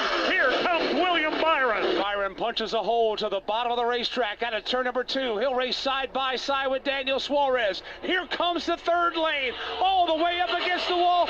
Ross Chastain powers to the lead. Courtesy of Joey Logano, he shoves Chastain in front of the field. They are 3 wide, the entire lead pack. Chastain controlling the orchestra. Ross Chastain right now looking like a pace car, and behind them they are literally, as Dylan said, 3 wide, front to back. Chastain across the line. Willie B down on the bottom. He's getting help from his teammate. Spectacular racing, front to back in the deciding laps of the Great American Race.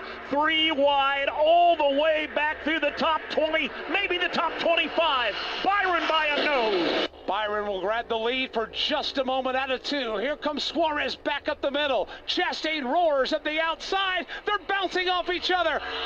Wow, what a move by Suarez to hang on to his race car. And he's stuck in the middle. He's got one on either side of him and a couple in front of him. William Byron now in control of the inside lane. Drives right to the left side of Chastain. Battle for the lead. They're going to side draft off of one another, but Ross Chastain has got a strong Ford behind him in the form of Joey Logano, is going to shove him to the race lead. Down to it here with 12 laps to go, and Logano on the back bumper of Chastain. Manufacturer loyalty, at least for the moment, is out the window. It all comes down to who can get you to the front of the pack the fastest. Chastain's got the lead. Blocks Logano down low. Slides up to block Brad Keselowski on the outside. Here's Thunder up the back straightaway. Michael McDowell is way off the pace. Not sure if he's going to be able to get back. Now he comes to life as Logano steps to the outside and leads by a fender. He put the crossover on Chastain. He helped him to the front and then helped himself to the race leader trying to. He's got another Ford behind him. Logano does in the outside lane. That's Ratchet. 10 to go in the Great American Race as they come back off 4 and through the tri-oval with 10 to go. We'll give you the top 10.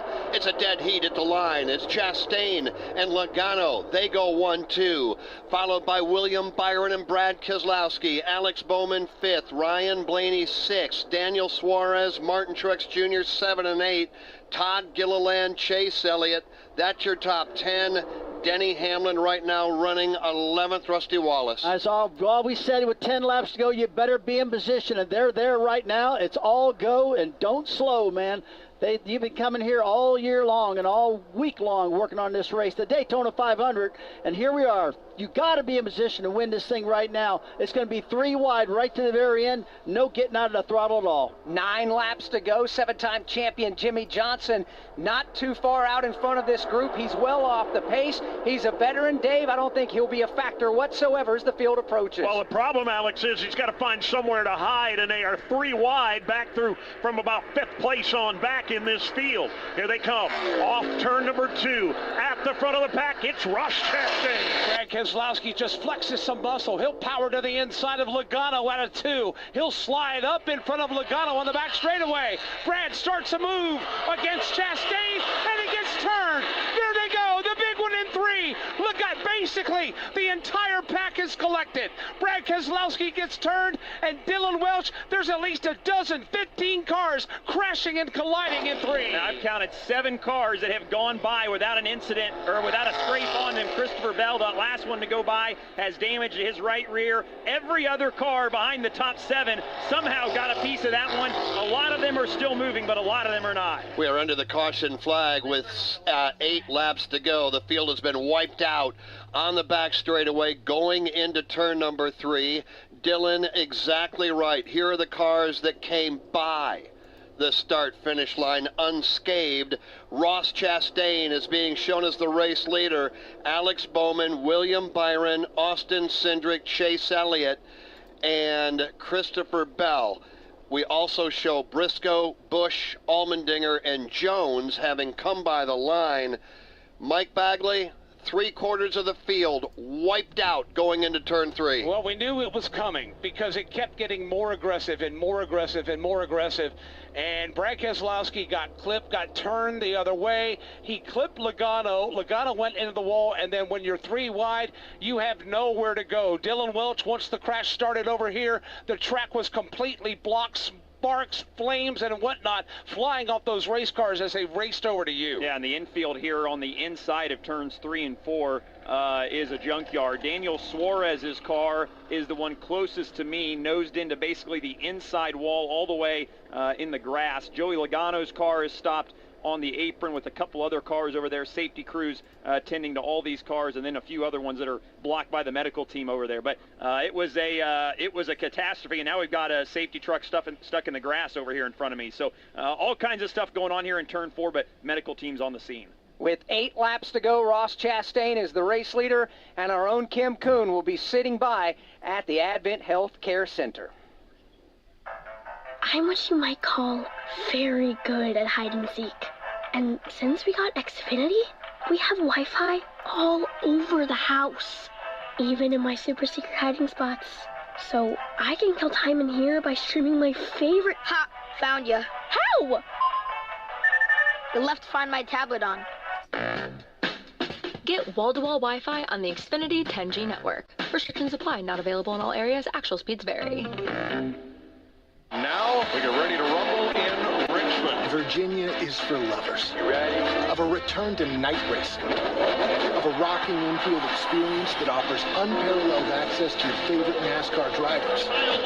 Of a spring weekend full of friends and electric short track action you'll never forget. NASCAR Weekend at Richmond Raceway, March 29th through the 31st. Get your tickets now at richmondraceway.com. With 8 laps to go here in the Daytona 500, we are under the red flag. It's going to take some time to clean up the accident site. Part of the safety teams over at the end of the backstretch, others in turns 3 and 4. And then, of course, as Dylan reported, there's a safety truck stuck in the muddy grass down on the bottom side of the racetrack as well. From Daytona International Speedway, this is the Motor Racing Network, the voice of NASCAR. Hi, I'm Ryan Blaney, a third-generation race car driver, and I dedicate a lot of my time going fast. But when my grandpa was diagnosed with Alzheimer's, it was a very unexpected bump in the road for us. It's important to notice if older family members are acting differently or having trouble with routine tasks. Early detection of Alzheimer's can give your family time to explore support services and access available treatments. If you or your family are noticing changes, it could be Alzheimer's. Talk about seeing a doctor together. Visit alz.org/time to talk. A message from the Alzheimer's Association and the Ad Council. Jeff Gordon wins the Daytona 500. Jeff Gordon's rise to one of NASCAR's all-time greatest drivers was one like no other. Relive Jeff Gordon's journey to the NASCAR Hall of Fame with the exclusive MRN podcast, Jeff Gordon, A Colorful Career. 93 Cup Series wins, 4 Cup Series championships, and 3 Daytona 500 wins. A career rivaled by few others. Check out MRN's Jeff Gordon, A Colorful Career on podcast platforms and MRN.com.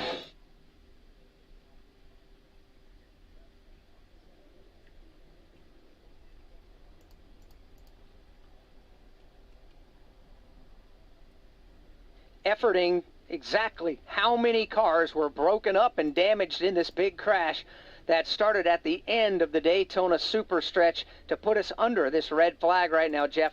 And I can tell you, I'm not sure I got enough ink in the pen right now to write all of them down. No, and I'm sure we're missing, I don't know, 10 when we give you this list of Brad Keselowski, William Byron, Alex Bowman, Daniel Suarez involved, Ricky Stenhouse Jr. and Anthony Alfredo, Denny Hamlin and Chris Buescher, Daniel Hemrick and Martin Truex Jr., Kyle Larson, Ryan Blaney, A.J. Allmendinger, Ty Gibbs, and the list is going to grow significantly. Now, what we saw on NASCAR TV, it was Alex Bowman who was giving the bump draft to his teammate William Byron. Byron, I guess, got turned, or bump draft gone wrong, call it what you want.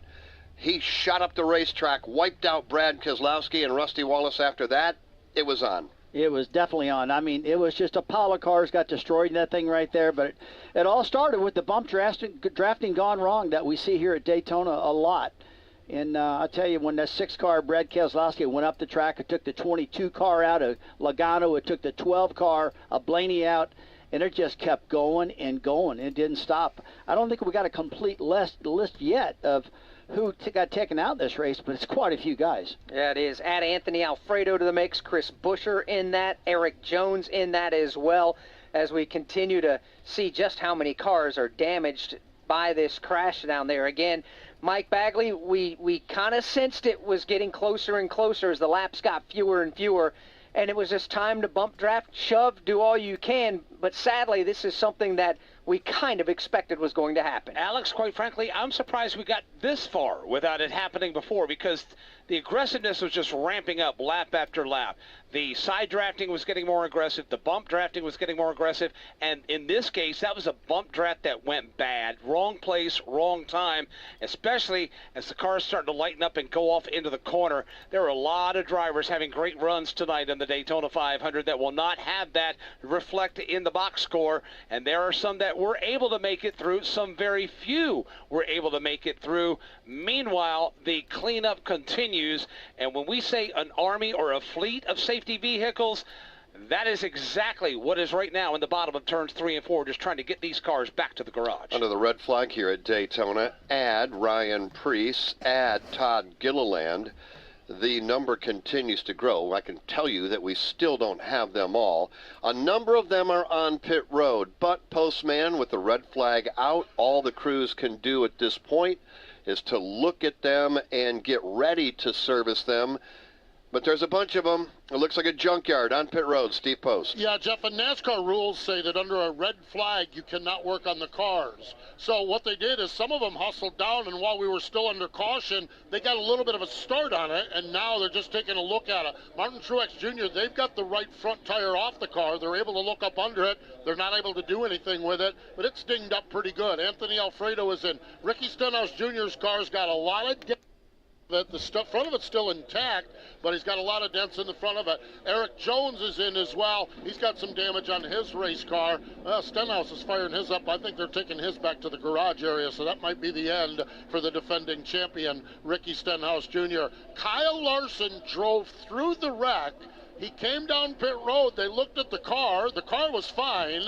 He said it was driving fine. Miraculous drive through there. When they got done with that pit stop, Cliff Daniel radioed Kyle and your spotter, Tyler Mon. You guys did a great job. It looks like that car came through it unscathed. So all kinds of fun stuff down here. But right now, everyone's just kind of standing around waiting for the red flag to be withdrawn so they can work on these wounded race cars. Tough break for a lot of these cars down there. Stenhouse indeed continues to back that Cottonelle Chevrolet to the back. He will not defend his Daytona 500 crown here tonight. Jason Toy, no, you can't work on it right now under the red flag, but it looks like Denny Hamlin and his team are at least putting together a plan. Yeah, that's one of the things you can do here is they got the tire off on the rear end that they have the damage on, so they can at least look and kind of put together a game plan of what they need to do to fix it once they pull back that red flag and put back out the yellow flag. You talked about Ricky Stenhouse Jr. that backed up to go to the garage. Same thing for Tyler Reddick. Too much damage on the right front and the broken rear end, too. So they went ahead, put some tires on it, took him back to the garage. So his day is done for that Nasty Beast Toyota. But, yeah, everybody down here, along with Ty Gibbs, trying to figure out what they need to do to work on their race cars. We can tell you that Ryan Blaney got out of his race car. He walked to the infield care center. So it looks like Ryan Blaney, obviously, his night is done, too. Advent Health Care Center filling up quickly, but the good news is everybody able to get out of their car under their own power. Mandatory trip to the care center. Kim's going to have a bunch of them coming your way. Over 18 cars involved. We'll tell you who did not get involved here in just a few moments. To my newborn baby boy, the day you arrived was one of the happiest days of my life. Right up there with the day I bought my RV from that guy on the internet and insured it with Progressive. What a deal. Just know, son, I'll always be here for you. And by here, I mean in the middle of absolutely nowhere. In my RV. Protect your baby with an RV policy from Progressive. Take as little as 4 minutes to see what you could save at Progressive.com. Progressive Casualty Insurance Company and Affiliates. Don't miss a moment of the NASCAR season. Chastain drove it and never lifted. Put it against the safer barrier and all the way around the turn. Passes Denny Hamlin. Check out the Motor Racing Network's coverage of the NASCAR Craftsman Truck Series, the NASCAR Xfinity Series, and the NASCAR Cup Series on hundreds of local radio stations around the country. Find your local station by going to MRN.com to catch the excitement of NASCAR on the Motor Racing Network, the voice of NASCAR. It was caution flag number 4 that turned into red flag number 1 with 8 laps remaining in the Daytona 500. That's where we're at the moment. Under the red flag, Ross Chastain from the state of Florida right now is out front. Engines are shut down. We'll recap everything, tell you who got through and who did not when we come back from Daytona International Speedway. This is the Motor Racing Network, the voice of NASCAR. The year was 1993. The NASCAR Cup Series season kicked off with the Dale and Dale show at the Daytona 500. Dale Jarrett's got the lead. He goes to the inside. Earnhardt's not going to get him. Dale Jarrett is going to win the Daytona 500 by STP. Earnhardt second. The 1993 NASCAR Cup Series season. All the highs and lows. Relive them all on MRN's exclusive podcast, the 1993 season. Available on podcast platforms and MRN.com. Feel like you're in the driver's seat and never miss a second of the race action with Racing Electronics. Racing Electronics scanners allow you to listen in on uncensored audio from your favorite drivers, spotters, and crews the entire race. Hear team strategy with critical passes, dangerously close calls, and all the pit stop drama. To learn more, visit them at racingelectronics.com. Be race ready. Be RE equipped.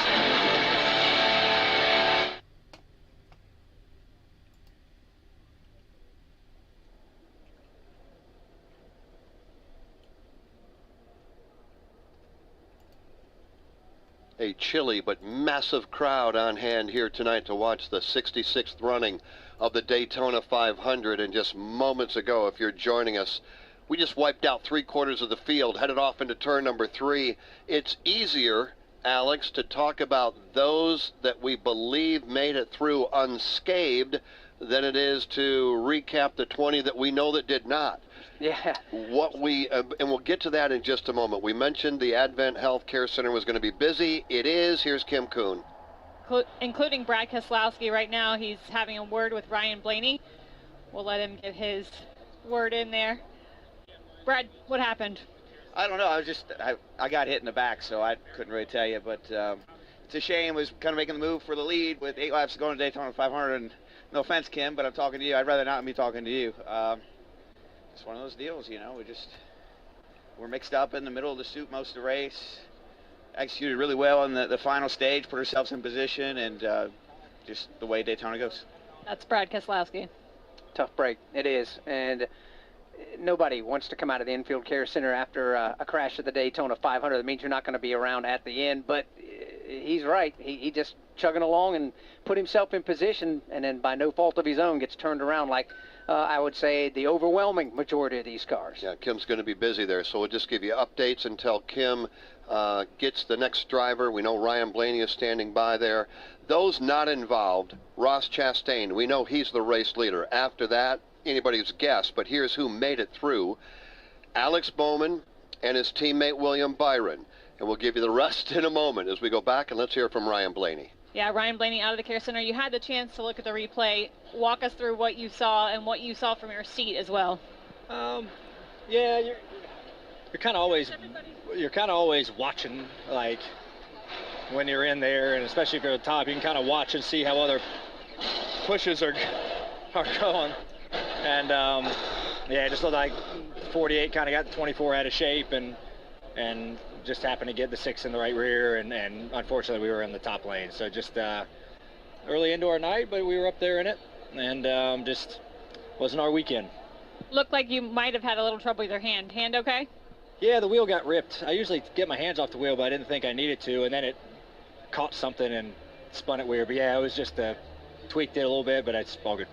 That's Ryan Blaney. He's going to head to the rest of the media. That kind of banging, lurching sound you heard, well, that was Daniel Suarez's car being towed right past us during that interview. And that's not the way a car should sound as it's being dragged back to the garage area.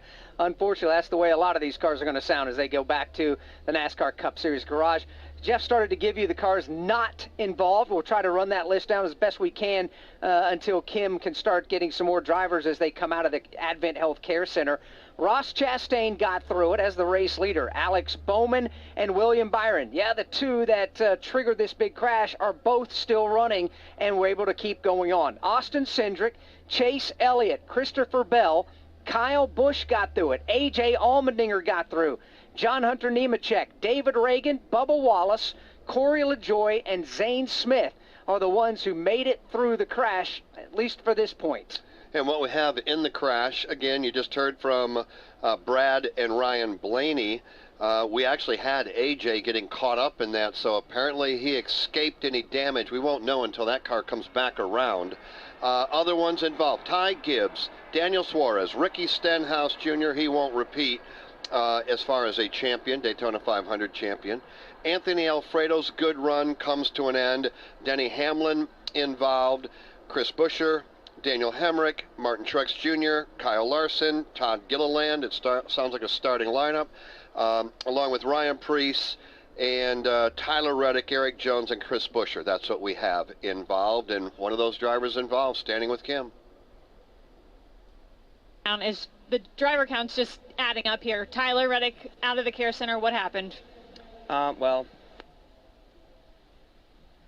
looks like we get to the end there, and no one's really lifting, right? We're pushing really aggressively, trying to be in the conversation, you will, right? You want to be one of the first couple cars in top or bottom row, and yeah, looks like 24 and 48 are pushing really, really hard, and it's just at some point when you're pushing that hard, you're gonna get out of shape a little bit, and unfortunately it got the 6, and yeah, I saw everyone wrecking in front of me there. I tried to. Just got caught up in it. That's Tyler Reddick. We're going to get a word with Joey Logano. He has also been released from the care center. Joey, walk us through what happened. Speedway racing again. I don't know. It's a lot of fun until this happens. It's pretty interesting. A lot of pushing and shoving there at the end, and our car was able to take it. Our Mustang was so fast; it can lead a line really well, and I thought I kind of had the cars I wanted around me. I had at least one that I wanted around me, but just couldn't make it work. That's all. It's a frustrated Joey Logano. It is indeed. Many frustrated drivers coming out of the Advent Health Care Center. And for the 24th consecutive year, Daytona 500 pole winner will not win the Great American Race. Bundling and saving with Geico is an easy choice, so you're free to ponder life's big questions, like, what's the best animal in the world if not humans? I'd strongly consider ducks to be somewhere up there on the list. Think about it. Ducks can swim, ducks can fly, and ducks can walk on land. They have access to all terrains. They are the ultimate animal. And they wiggle their butts when they walk, which is funny. Yeah, ducks are awesome. End of story. Bundling and saving with Geico. It's an easy choice.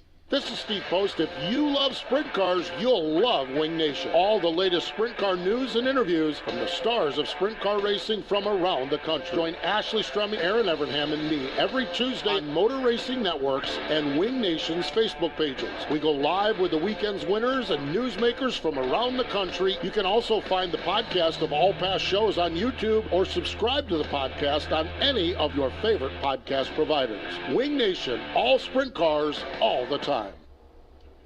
Red flag has been lifted. The caution is back out as the field comes to the line. Pit road is officially closed. There are 7 laps to go in the Daytona 500. Ross Chastain is the race leader. From Daytona International Speedway, this is the Motor Racing Network, the voice of NASCAR.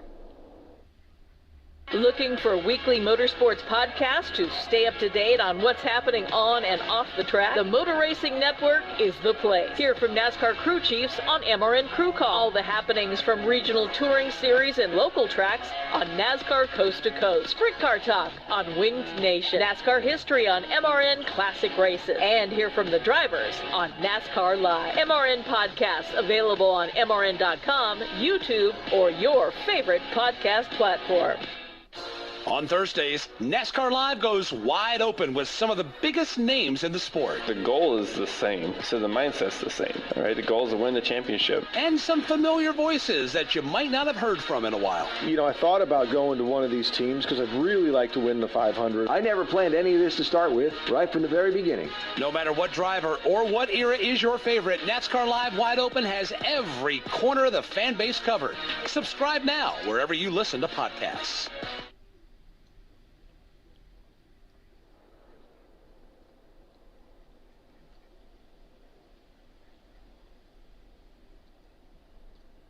After leading 16 laps here in the Daytona 500 tonight, Todd Gilliland out of the Advent Healthcare Center. Kim?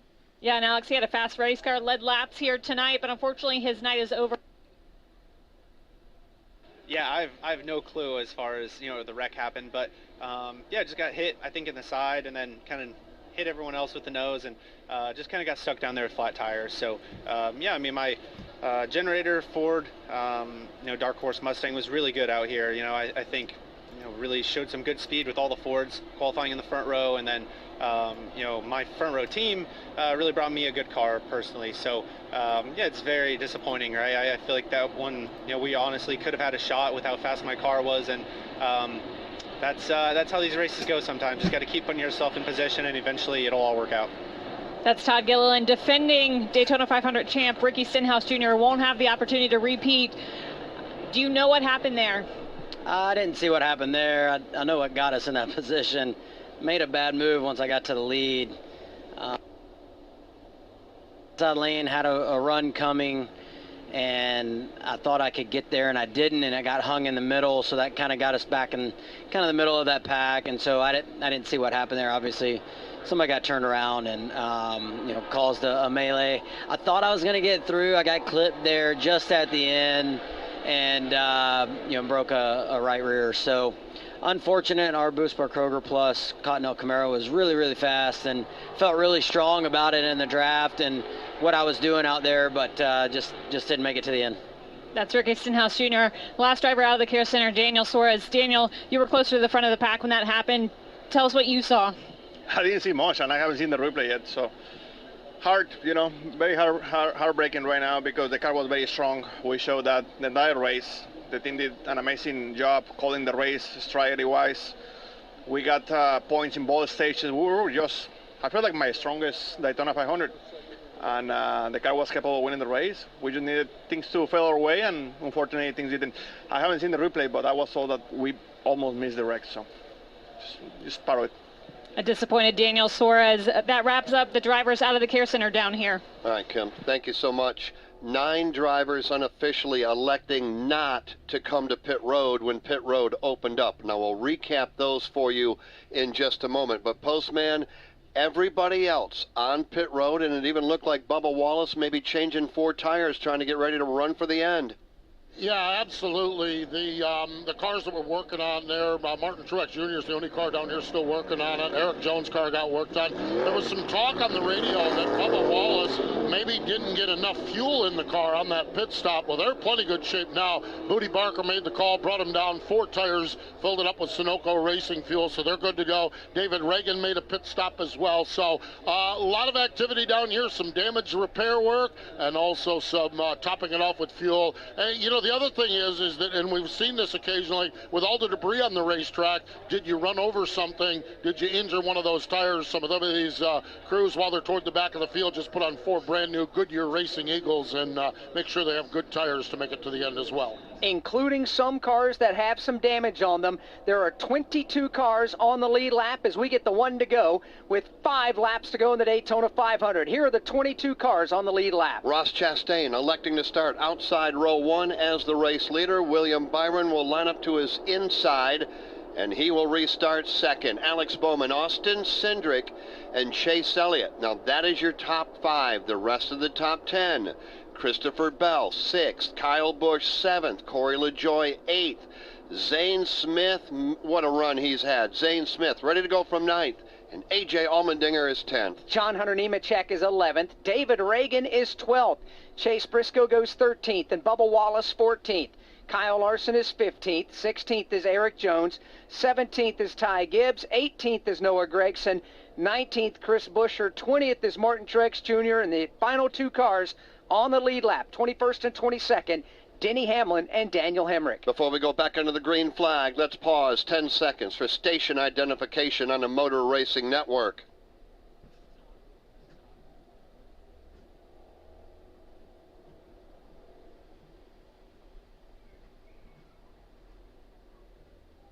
Welcome back to Daytona International Speedway. If you are just joining us, there are 4 laps remaining in the Great American Race, the 66th running of the Daytona 500. We're coming back to you after a massive pileup going into turn number 3, collecting at least 18 plus cars. Ross Chastain at the moment. When we go back under the green flag with 4 to go, it'll be Ross Chastain at the point. Jeff Strickland alongside Alex Hayden.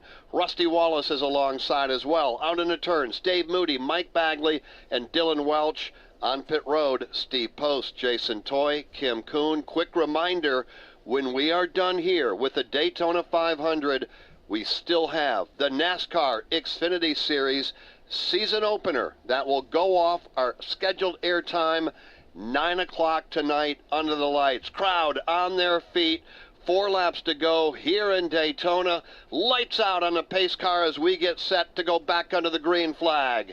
8 of the top 10 are Chevrolet Camaros. You've got this Ford of Cindric in 4th, the Toyota of Bell in 6th. Green flag goes back in the air, and here we go. Inside lane, that's going to be William Byron. Top side, it is the Busch Light Chevrolet of Ross Chastain. Into turn number 1 they come, and it's nobody's advantage once they hit the 31-degree banking. Still side by side, Byron on the low lane, Ross Chastain up high, a 3rd group organizing way out back, led by Justin Haley. Up front, side by side, William Byron on the bottom, Ross Chastain now on the top, Chastain fender out in front, everybody shoving each other off the end of the back straightaway.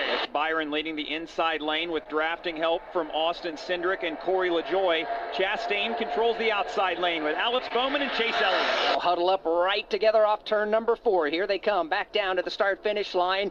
3 laps to go under the lights in Daytona.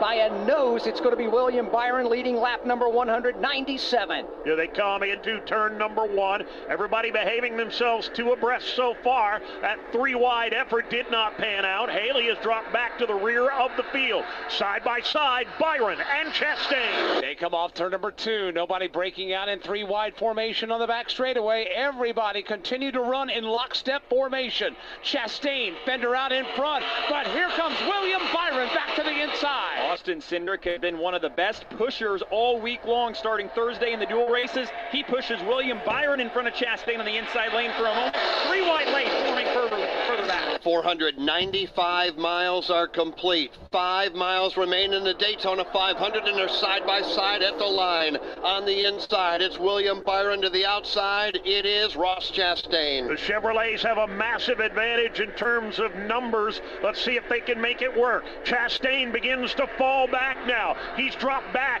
outside the top 5. They're all facing William Byron. Single File formation up front. It is William Byron in command of the lane down low. Here they go. They're jostling around behind him. Cindric took a peek. Nothing.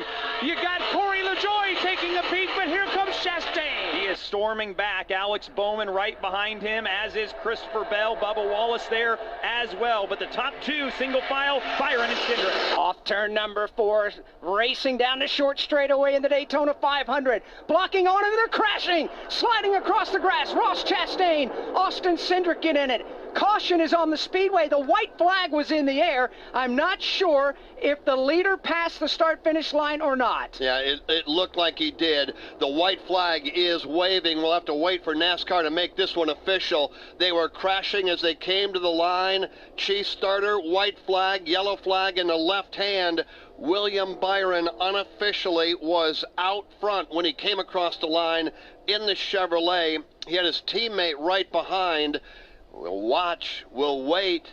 Right now, it's the caution flag and the caution flag only that is flying, and we understand now from NASCAR that William Byron did take the white flag. He needs to make one more trip around the racetrack, so we'll continue to follow him as he makes his way around. Alex Hayden, he comes off turn number 4. We'll take a look at the starter stand. Here he comes. He's getting a little door rub from his teammate Alex Bowman. Here they come to the line. Checkered flag is out. Checkered flag is in the air, and William Byron has won the Daytona 500. William Byron out front when it mattered the most as they began crashing behind him. The winner of the 66th running of the Daytona 500 is William Byron. Unofficially, Alex Bowman is second. Willie B is going to celebrate in victory lane. Let's go to pit road. And the crew is celebrating, high-fiving. The guy that leads this charge is Rudy Fugle. You are a Daytona 500 champion. How does it feel? It's amazing. You said champion. You know, that's what we're out for this year, is to win all the championship races. I can't believe we did it. Thank you to Rick Hendrick. Thank you to Linda Hendrick. 40th anniversary today of their first race. Thank you to Exalta Chevrolet. I can't believe this team. I love it. I'm going to go celebrate. That's Rudy Fugle. He takes a moment to catch his breath there. Like he said, it's the 40th anniversary of Hendrick Motorsports. They continue to celebrate their Daytona 500 win down here on pit road. William Byron becomes the 6th driver for Rick Hendrick to win the Daytona 500, joining 4 other drivers that are NASCAR Hall of Famers, including Jeff Gordon, Jimmy Johnson, Dale Earnhardt Jr., and Darrell Waltrip. Jeff Bodine, also a Daytona 500 champion for Rick Hendrick. He did that back in 1986. In 2024, it is car number 24, William Byron. Kyle Larson brings his Chevy in 4 tires, Sunoco Racing Fuel. From fueling NASCAR champions on the track for over 20 years to innovating 94 octane, the highest octane on the market, performance is what Sunoco does. All Sunoco fuel at the pump meets the same top-tier standards as the fuel used in NASCAR. He's up here for Ryan Blaney, 4 tires with Sunoco fuel. From the track to your tank, you can trust Sunoco to help your vehicle perform at its peak. Are you ready for sights, sounds, and speed that'll shake you to your core? To see NASCAR stars like Ryan Blaney, Chase Elliott, Bubba Wallace, Denny Hamlin, and Ross Chastain attack the asphalt? Are you ready to make memories that'll last a lifetime? Yeah? You're ready. Then we got one more question. What are you waiting for? To experience the thrill of a NASCAR race in person, visit NASCAR.com/tickets. NASCAR Live Race Day continues on the Motor Racing Network. Back at the World Center of Racing, donuts all over the tri-oval, all over the soaking wet ball field. And I believe William Byron has got her stuck in the mud down there, but the nose is pointed towards the start-finish line and that flag stand where he's going to get out of the race car. And this throng of fans who came back on President's Day Monday are watching William Byron get out of the race car. He'll run up the 18 degrees of banking to get that coveted checkered flag. Career win number 11 will be the biggest win of his career. William Byron celebrating now with the crew, with the checkered flag, and with the fans here at Daytona. You're going to hear from him coming up shortly in victory lane. Jason Toy, what a race. Alex Bowman brings it home in the runner-up spot. His teammate up there celebrating. And did you need a little more? I know you probably need another lap out there, but a lot of rooting and gouging going on there in those final laps. Yeah, with the way the front straightaway worked, I needed like 100 more feet, but proud of William and his team. They deserved it there at the end. You know, they did all the right things, and I feel like we did too there at the end. Had to go up and block the top lane, and that kind of just killed the middle for a bit. Got the middle back rolling, and then they all started crashing. So just proud of everybody on this Ally 48. Super pumped for everybody at Hendrick Motorsports. It's, I think, 40 years to the day since the first HMS race. So really cool to see William in victory lane, and obviously a good day for our Ally Camaro as well. Alex Bowman brings it home in the runner-up spot. Ken Coombe? Corey LaJoy comes home in the 4th spot. Talking with his crew chief, Ryan Sparks, right now. Man, top 5 finish in the Daytona 500. Take us through that last lap. Oh, you're just trying to push for all you're worth. I thought the bottom lane was gonna kind of clear there. The 2 left the bottom coming to the tri-oval wide open, so I tried to fill it, and he kind of threw a late block there. But AJ took care of me pushing. I just can't say enough about my team, man. It's been a great off season. We were in the hunt Friday night in the truck race. We gave this Chili Quecheritas Camaro a pretty good ride. That's Corey LaJoy, top 5 finish here tonight. Jason Toy? Christopher Bell carries the banner for Toyota here today, brings it home in the top 5, finishes up in the 3rd spot, and it was nice and calm throughout most of the race. Got a little hairy there on the back end of it. How did you pull up a top 5? Honestly, we just got really fortunate between those 2 wrecks. You know, the race was not playing out our way at the end, and then after the green flag stop, we were pretty much in the back, and then being on the bottom lane, I was able to squeak by, and you know, I was able to squeak by that last wreck too. So I don't know. We had an awesome interstate batteries DeWalt Camry, and we showed a lot of pace between the duel and early on in the race. Whenever we had track position, we were fast, but I don't know, just didn't go our way. We need to go back and study it. All right, going to go back and study, but finishes up in the top 5 for Christopher Bell. All right, Jason, thank you. We'll get it back downstairs to you here momentarily. Jason Kim with our top finishers. Let's hand out an award, shall we? Will we have a chance? Yeah, let's do that. Let's pick the Xfinity Mobile Reliable Performance of the race, presented by Xfinity. The Xfinity Reliable Performance of the race. Rusty Wallace, what do you think? It's got to be William Byron for me. I mean, to get through all that melee all day long and come into victory lane, for me, it's Byron. William Byron wins the Xfinity Reliable Performance of the race. Just like William Byron, Xfinity Mobile's got you covered with a reliable nationwide network. Learn more at xfinity.com/mobile. Back downstairs, Kim. AJ Allmendinger comes home with the top 5 finish, but your night's not done. You got 300 more miles ahead of you. He kind of rolls his eyes. This race, what does this mean for the team to have a top 5 finish in the Daytona 500? And then do you have the energy for next race? I got Celsius, so I definitely got the energy for the next race. I was really hoping we win that thing, because I told them I was going to drink so much in victory lane that they were going to have to put somebody else in the car. We had an up and down night, but everybody at College Racing, great pit stops. Travis Mabb, great strategy. You know, I don't know if it was the fastest car outright, but it was definitely a car that could contend up there. And you know how this race plays out. It's about missing the wrecks and being at the right place at the right time. So we at least gave ourselves a shot at it. That's all we can do. It's always big for the team. I mean, it's the biggest race we have. Kickstarts the year, most money that we have in the sport. So for so many reasons, big time. Go catch your breath. What are we doing now? I have to go do another one? Oh. That's AJ Allmendinger, and after the race finish was under review, AJ comes home in the 6th position.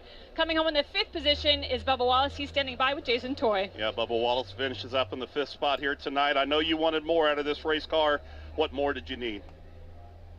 Got to give yourself a chance if you want more. We don't give ourselves chances in the 500. We're always trying to come up from behind, whether that's my doing or just not executing. So, unfortunate.